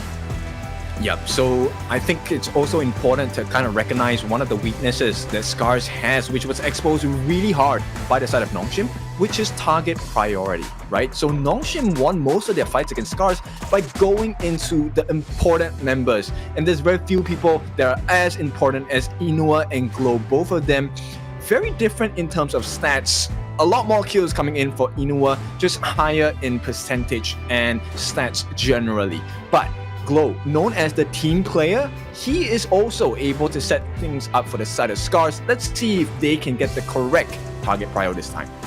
It might be more the fact that, if you're looking at the SCARZ lineup, I mean, we already talked about Mfang and the fact that he gets a whole bunch of kills, but you're also looking at ASD. This is a guy who's got 3.6 average kills a game, 3rd most, tied with BX's R8. So they have a team that have a bunch of killers, and it's hard to find anything that's left. And that's kind of where you're seeing Glow try to be a little bit more of a utility-style mid laner. He's able to set things up for the rest of the team to have success. Yeah, and I like that, right? A team player is very important, and of course, it needs to be in a position where you can set your team up for success. And I think when the cards are right and the pacing is okay, Glow can do that. Now, the challenge here is, can you do that against Inua? Because this guy has improved tremendously in a span of a few months. And Inua, I don't think he's stopping anytime soon with his improvements. Yeah, he's definitely gotten better, right? I think from season 3 to now, it's been a completely different side of him, and we've seen him just really succeed. I believe he has a couple MVPs as well because he's just really set his team up for success. Sometimes when Rock or Ray is not really able to get that farm or to get really going, you've had Inua to kind of just, again, control the battlefield, and that's been his biggest thing, especially with the Yixing and the Ganemo. Yep, less of talking the talk, it is time to walk the talk. Gen.G gonna start up with the prio pick and bans. Yeah, they're gonna set things up. I mean, Gen.G looking to just ban out Lung. I think Gen.G's plan right now is to limit ASD Mfang as much as possible. Target those 2. Oh yeah, for sure. I think it's a good start, right? Taking away the Lung. This opens up the doors for the Arlie as well. SCARZ, they recognize the pain. Multi-pronged approach could go into Ray, could go into Rock. They don't want to deal with that nonsense, so they will pick up that Tiger into the ban pool. Actually, Rock plays that hero quite a bit, and so they've done a lot of research on this one. But again, SCARZ, with the fact that they're red side and they had to ban seconds, they're going to allow a number of different options in this draft. And it looks like they're going to go attack Clue on this one with the Ming, because they tend to go with the Lady Soon Ming combo, but they're going to go with the Diadea to start.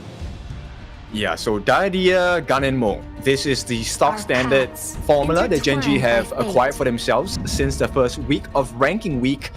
So at this point, SCARZ, I like the potential return. It is going to be an Arlie and a Dharma. Arlie, as we all know, able to use the Maple Dance to kind of negate and mitigate all the damage coming in from Freshly Forge, a couple blades. These are big skills to stop.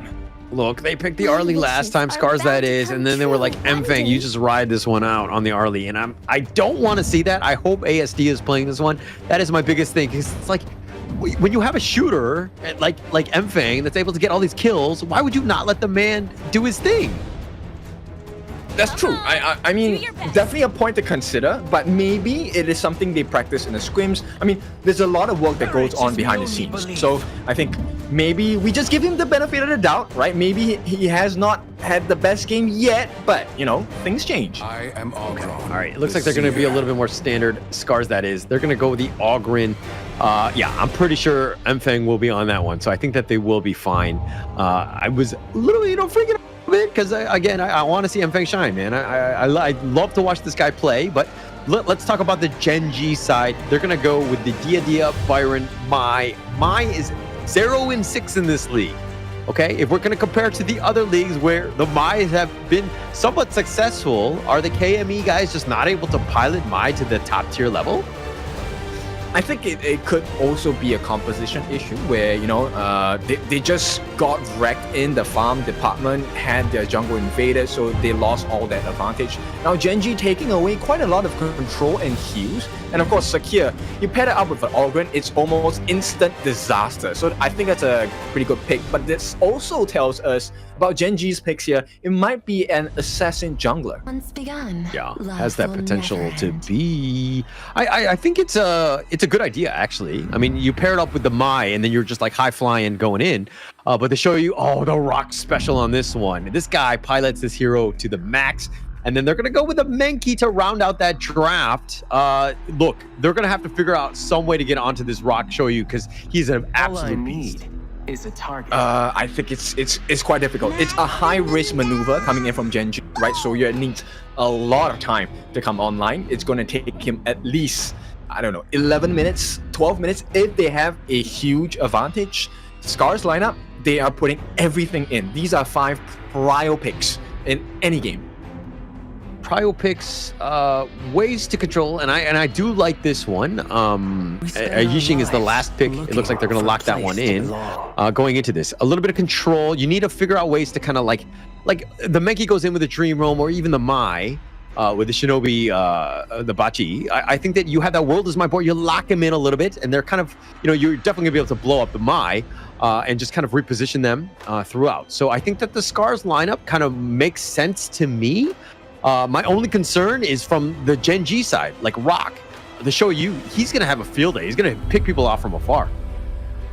Yeah, but that's going to happen only a bit, much later actually, not even a bit, much later into the game. And, start of the game actually falls onto Ray, Wawa, and Inua. This requires them to hit the skill shots. Inua needs to be major farm. He needs to have major advantage in order to be the menace that he's supposed to be, but you're dealing with a Yuhuan, you're dealing with an Ogrin. These heroes are not that easy to burst down, especially if you don't combo and lay your stuns at the correct timing. They can get out easily. Yeah. I think there's going to be a lot of eyes on the Inua Mai as well. Just kind of where is he able to get that burst? Is he able to get that control? And is he able to stay alive? That's like the biggest thing. Inua didn't have as much success in that ranking week on the Mai, so we're hoping to see a bounce back in Survival Week. This is, of course, the third match of the day. Game 1 to start things off. Gen.G Esports going up against SCARZ. Do you have a favorite going into this game here with these drafts? I actually prefer the SCARZ lineup. I think they have better wave clear. Level 1, the Yixing Glow is gonna definitely receive some help from the Yuhuan as well. So Ochik will do well. They should clear the lane much faster than Inua, and it's not ideal, which means the first rotation into those Tusk Boars is going to be favorable to SCARZ. Okay. All right, well, let's see how things play out. I mean, the Gen.G, for me, it's always the unknown factor. I think draft-wise, they're loaded for bear. They're looking to get going on this one, but Rock on the Shoyu is just super scary. Again, you talked about the fact that he needs to kind of get that farm and to go late game, but if they're able to get that, pretty much SCARZ is on a timer. Yeah, that's true. So SCARZ, they have to finish the game within 15 minutes, or it's going to be an extremely difficult late game to play for the side of SCARZ. So definitely they need to kind of milk every advantage they have now. But top lane, they've got him. The flash away. Arashi's going to go down, and Wawa finds him. Flash or not, you're not going to survive against the Wawa. Yeah, they definitely were affected from that first one, and still they can't get any trades in return. Yeah, nothing on this one. Ochik is going to eat a wild wind. He's going to take that shot to the face. And it looks like they're just going to push things along. Gen.G right now finding first blood. Great start for them. But now again, like how does SCARZ, like, do they overreact? What do they need to do to force things out? Who's taking a bit of damage here? Don't be so serious. I think they fix one thing at a time, right? So first one, they should definitely fix the clash lane. Arashi needs a little bit more help. The other way, they could also amplify and look for potential kills in the mid lane. But going up against Inua on the Mai, she's a really hard target to catch unless you have really hard lockdown. And that can only come with the stuns coming out from Ochik or Arashi. So for now, mid lane is the last lane they need to go to. It has to be either the clash lane or the farm lane.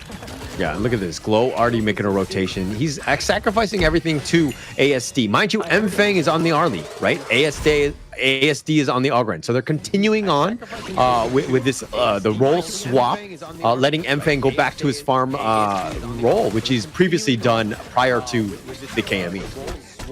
Yeah, but so far he's doing okay in the lane, right? This is what is expected of this position. But Gen.G, if they want to force the issue, I think they can try and force more fights at this point, right? Every fight at this point, if Gen.G wins, definitely going to help them out. And if they can steal a couple of camps as well, that would be beneficial. Yeah, I think it rides on the shoulders of Inua, right? To be aggressive in those other lanes, to force, put a little pressure down, because you don't want to let ASD continue to just, farm for free, and you want him to feel a little uncomfortable going into the other lanes, or just sticking around in that mid lane, right? Just put pressure elsewhere. Yep. I mean, maybe it's just a lack of warm-up, but Inua has not been hitting his Kachosens so far on the side of SCARZ. So that's a little cause of concern, but we'll see. Yeah, but Inua helped Wawa get first blood in the top lane. He's already done his job, at least early, but I mean, it's only 3 minutes in. Okay. I'm being critical here. I have high standards. Wait, are you saying I have no standards or low standards in this case? Maybe. Yeah. All right, ASD making his way back into the mid lane here. Looks like a teleport is going to happen. Again, setting themselves up for that 4-minute mark. They're taking liberties on the clue, but it's going to be no real follow-up on this one. Kachusen missed yet again. I feel like we need a counter just to make you happy, Kin. Oh, don't need. It's a miss is a miss. It doesn't matter how many times. Well, it does matter, I think, at the end of the day. I think that just because the amount of burst that you have, look at Inua looking to go in for this one, threatens, misses the Kachusen twice right there in 3 times in like 10 seconds. But, okay, end of the day, the wave clear isn't as strong, and it looks like they want to set their position for the Tyrant, right? This Tyrant is going to be important. Both teams just teetering on the edge. No advantage just yet. Yeah, but this is not something that you really want to go for. The Dream Roam connecting out of 2. Oh, they go in for this one. He goes golden, and it looks like Glow will stay alive. They're taking liberties off the mark. Wawa's going to be picked off. Glow is as well. They've gotten the Tyrant Ray, that is, but they knock back the truth from Arashi, getting the double kill, setting themselves up, and it looks like it's going to be a 3-for-1 in favor of SCARZ. And that's exactly what they needed to recover. Taking the Tyrant buff, getting the kills, and also denying the Crimson Golem away from the side of Gen.G. That's huge. And now, look, Anthem, he can try to go for the 1v1. Not ideal, but he does have the backup of Ochik. What was that? Yeah, Rock right there. He was very patient with that Wild Wind. Does some damage onto Mfeng. He's going to limp away a bit. He's going to heal, use that healing dew. But through it all, it looks like SCARZ right now, I mean, yes, they got that pick off. This could hopefully open the door or keep things going. But again, Rock, he's the guy. He didn't die. He's sticking around. He's continuing to farm. He's finding ways. But let's check out this replay here. It's all about the board, right? That was a nice Dream Roam to catch onto 2, but here's the late arrival, right? This is one of the rare situations where being late is a good thing. Arashi came in, wait for the health bars to drop, got the very nice Truth Mantra, and end of the day, there was no comeback for the side of Gen.G in that fight. Yeah, and you're kind of thinking, where's Arashi? Where's Arashi? I was looking around for him, and then all of a sudden he comes really late, and the perfect truth setting themselves up, and Gen.G really reeling after that one, right? I mean, yes, they're down about only 700 gold, but this bottom T1 is starting to get under siege. Arashi dealing with Ray and pushing them away, but it doesn't look like they're going to take the bottom T1. I don't think this is a good fight to take. Although they did burn out that Unending Sorrow, look, ASD has double buffs, and there is no Crimson buff on the side of Gen.G. They have a lack of damage. Yeah, lack of damage here. But, I mean, you still have Mfeng at the end of the day. You have Glow to kind of set things up. You just need a little bit of time and a couple shots because Mfeng, enough damage to take at least the bottom T1, and they will take that at the 6-minute mark. Yep. Just one kill sets them apart, but there isn't a very significant gold advantage going into the side of SCARZ. They need to play the map a little bit more, steal more camps, get more turrets, maybe get a couple of kills as well. Yeah, I think it definitely will help at this point. I mean, they're up about 1,000 or so, and, you know, Glow continuing to stay up in front. Mfeng doing some work onto Ray, threatening and pushing him back. Inua is as well. And it looks like SCARZ with 4 members are pushing and putting pressure on, at least in the mid lane here. Okay, so Shadow Reaper for Mfeng, they're on a timer. It's close to 7 minutes at this point, and they have not been able to shut them down with a significant lead. And this is a cause of concern. Like you said, there is a timer, and SCARZ, they're running out of time. Yeah, running out of time. But look, they still have the lead. Let's not take that away. You still have the Ogren from ASD. He will continue to get that farm. He needs to be scary in that sense. Gets that items. But Arashi, the Formlessness and the Flash, the Wild Wind trying to be sniped in. Oh, he did get hit and he gets bubbled to the face. Ray coming out of left field ensures that they get the kill on Arashi there. Okay, but they make the trade. So SCARZ, they have learned their lesson. They immediately go for the T1 on the top. So this is also helping them to maintain the goal lead. But this could be a big fight. Oh, they have the knock up Glow. They find him, the Wild Wind. He's going to take some damage with the passive. He dodges it. He survives at this case. The top T2 has been taken out. Mfeng making moves in that sense. He's trying to get back to the mid lane. ASD still up in front dealing with them, but there's 5 members. Mfeng now, he gets knocked up the Dream Roam, and they found Mfeng on the rotation. They get the pick. But is that the best decision? Once again, same mistake as SCARZ. They gave away the T2 this time to the side of SCARZ. And once the situation resets, Gen.G might find themselves in a tight spot. Yeah, might be. I mean, look, I think at the end of the day, they did lose the top T2, but they found Mfeng. They were able to make him pay. It's not the end of the world. In terms of this net worth, still in favor of SCARZ a bit, but they need to be a little bit careful. ASD still not hitting that critical mass, and it doesn't really look like they're going to be able to defend this potential Tyrant pick. I'm not sure whether they know that ASD does not have a smite, and if they waste too much time trying to delay and reset this Tyrant, they might lose it. Yeah, and ASD sticking around. The path of passing has been seen by Inua, but Rock picking up the Tyrant here, it doesn't look like they were actually going to contribute, especially since Inua was in that brush, pushing them away and doing a great job of providing vision for the team. Yeah, but here's the difference maker, right? So Rock is not farming, but Mfeng has been consistently taking camps, taking minions, and right now I think he should have the goal lead. Let's take a look. He is at 6.7 thousand, slight goal lead against Rock. Yeah, slight edge at this point. I mean, it's nothing to write home about just as of yet. Because, you know, it's still very early in the game. It's not even 10 minutes in. Wawa, force field suppression. Look, SCARZ right now, just looking, poking and prodding, putting a little bit of pressure on, trying to give as much farm to ASD as possible as that Destiny encounter gets eaten by him. Yeah, I mean, they have to continue building, right? At this point, ASD is about 1,000 gold ahead of Ray. He is 2-0-1, no deaths yet. A shutdown is going to matter a lot in G, but at the same time, it could also amplify SCAR's growth. Yeah, look at Rock. He's trying to just kind of get support Ray at the end of the day, but it doesn't look like they're going to be too much. I don't like this dilly-dallying. I feel like Rock should just be focusing on his farm. There's no real reason to fight. It doesn't look like SCARZ want to really take any action as well, but Wawa trying to solo Mfeng is able to do it. He tries to flash, but not able to get away, and they make it pay, but the truth, oh, Rock gets away. He dashes, he gets back to safety, and now ASD on the run. They have the path of passing, but it looks like they want to go for the truth onto Ray instead. They're going to set him up and they knock him down. That's 2 members down, and they're turning this into a Shadow Tyrant. Inua there. Nice Shinobi, he's got the pick. He's trying to go. Not enough damage to kill Arashi or anyone for that matter. All 5 members of SCARZ still surviving, but the Tyrant, they want to defend this one. Now he goes in for yet again, and now a steal by Rock. Gets the steal of all things, especially down members, and it looks like Gen.G have found a way back in.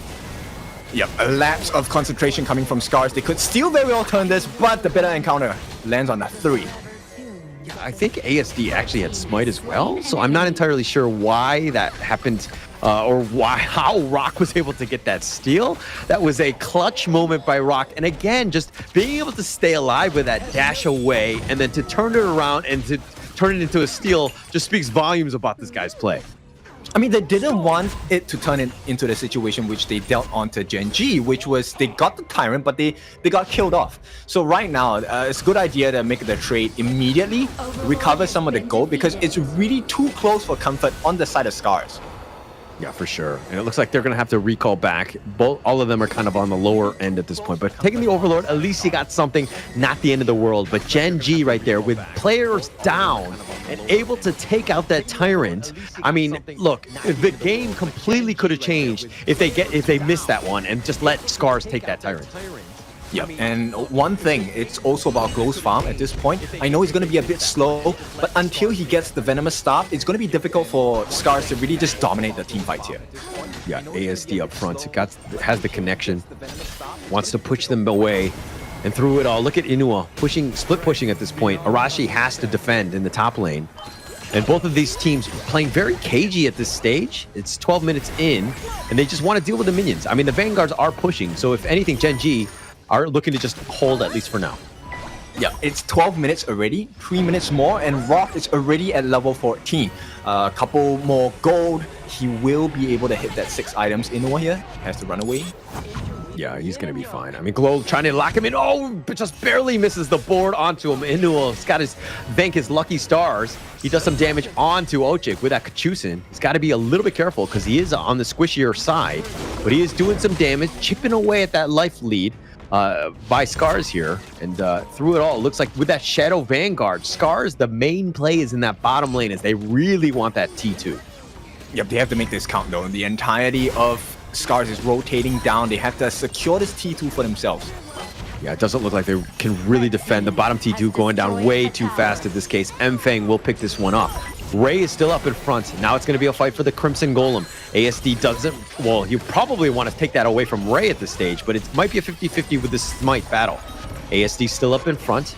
They've got Ray pushed back. Arashi finds 2 members. Nice truth connecting onto 2.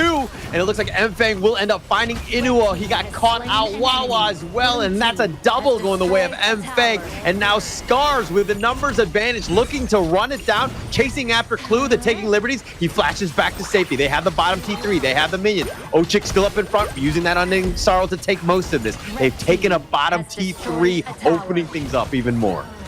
Okay, Rock, he's doing well for himself, but he's just shy, unable to get the kills, and it's going to cost them quite a bit because that goal, that timer now has been extended. 15 minutes no longer, the power spike for Gen.G.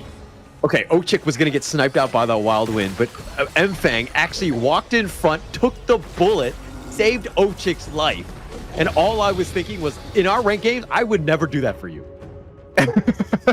Yes, it has been proven multiple times. It was like, hey, he's trying to shoot you. I'm gonna let him shoot you. Why would I stop that?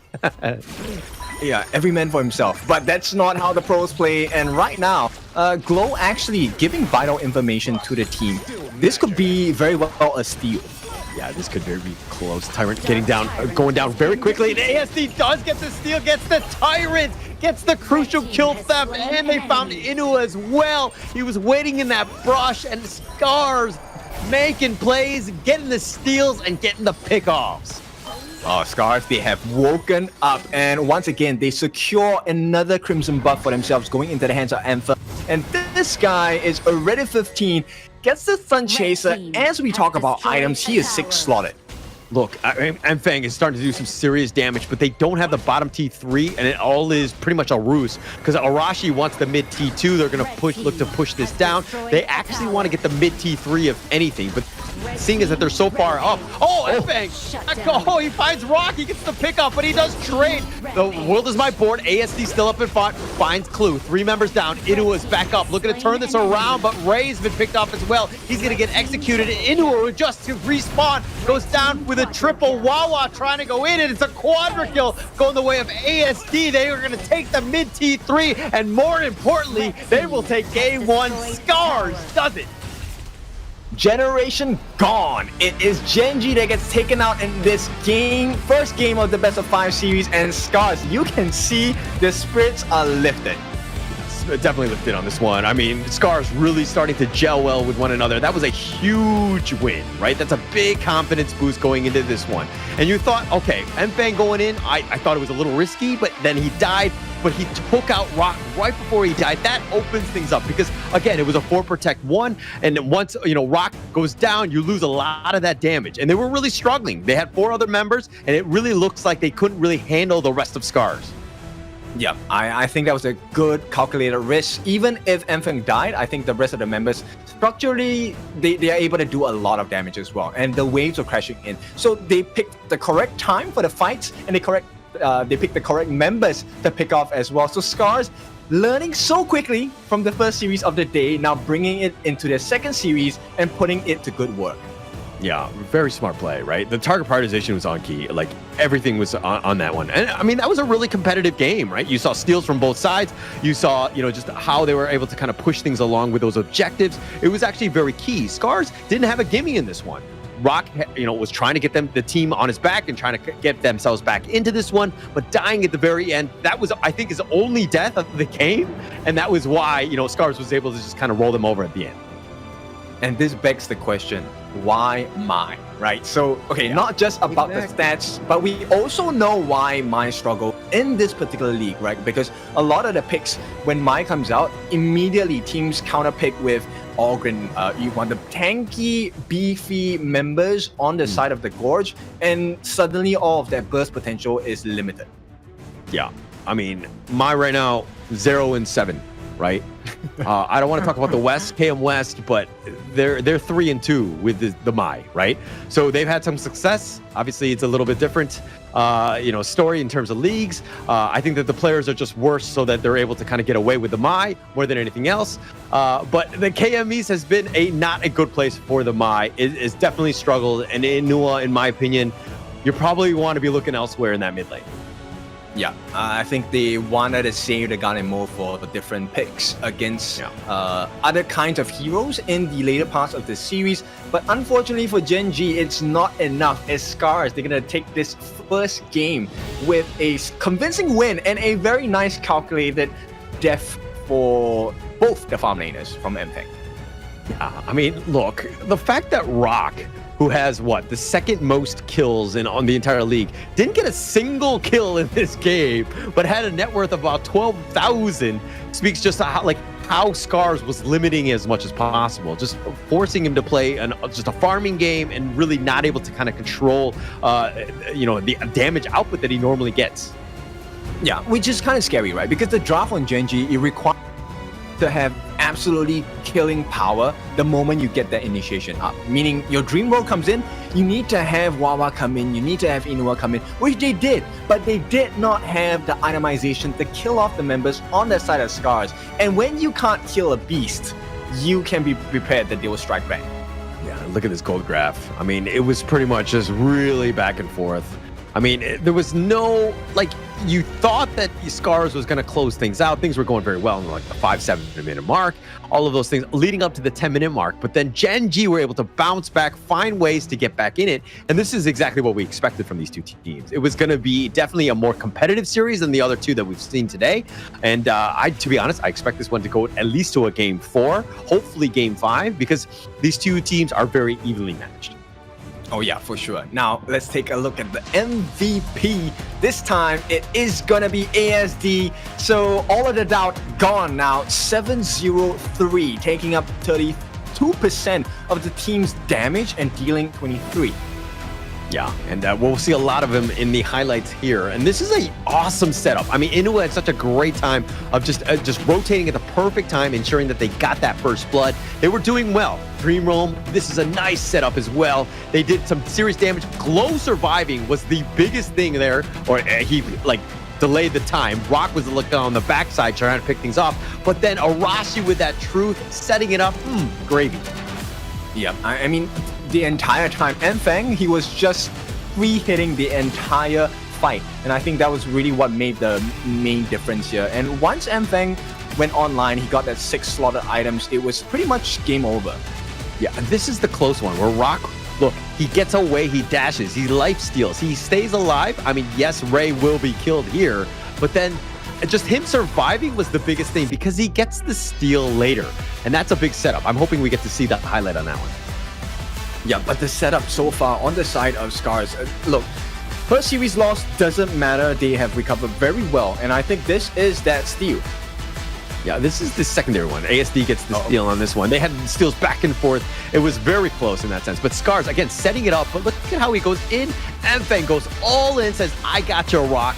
Picks him off, and the rest of the team, we are way stronger. We have the net worth to just kind of outlast you. We have the numbers, and of course, we have the ASD factor as he just tanked everything. And look at how low he gets and somehow survives, taking them all out.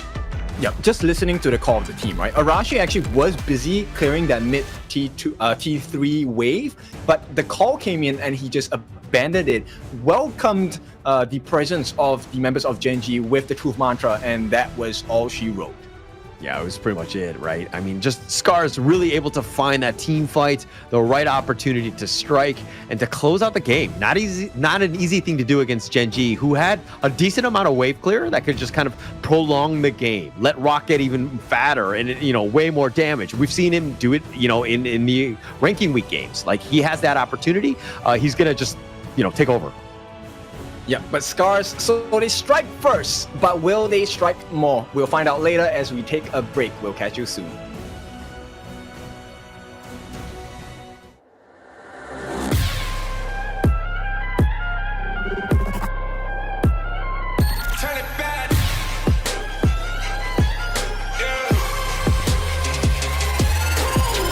Gear out a weapon, getting ready, counting down. Pay attention to the challenge, tell me where you from.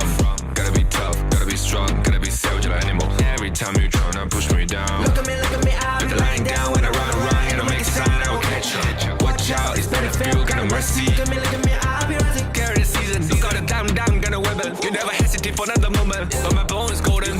I'm invincible, just let him know. I can show you all the glory I own. To the drunk, go find a way to the pad. It's time we go. Never mind, can we go? It ain't a river, turning back. Storm is coming, tired of your cold. It's my kingdom, fire growing up. We the kings, it's our honor showtime.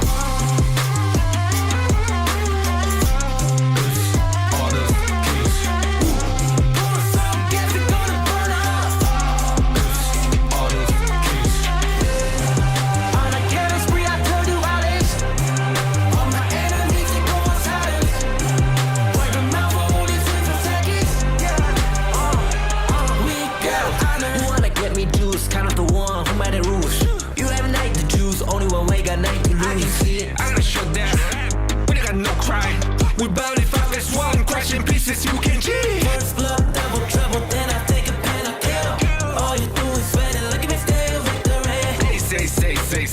I've triggered my soul down. For my pace. We the champions, screaming, I'm invincible. Just let them know I can show you all the glory I own. To the drunk, go find a way to the pad. It's time we go. Live rock and we go. It ain't a river, turn it back. Storm is coming, tired of your cold. It's my kingdom, fire growing up. We the kings, it's our honor showtime.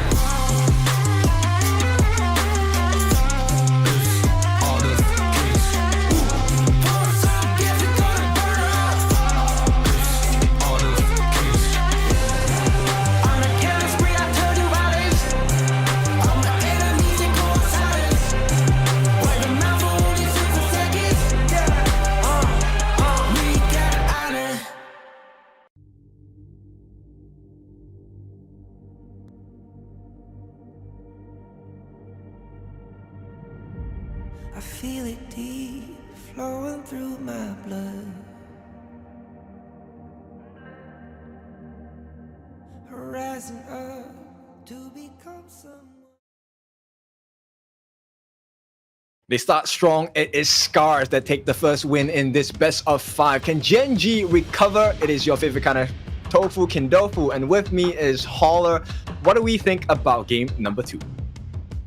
I think we're going to see Gen.G really strike back on this one. I think that they're going to look at game one as missed opportunities more than anything else. I think you saw the gold graph where SCARZ were definitely in the lead the majority of the game, but Gen.G had opportunities to get in. I think that there were some minor tweaks that they need to figure out, giving themselves a little bit of a better chance. It starts, of course, with the draft. The Inua Mai, in my opinion, really wasn't high flying, wasn't able to kind of get going.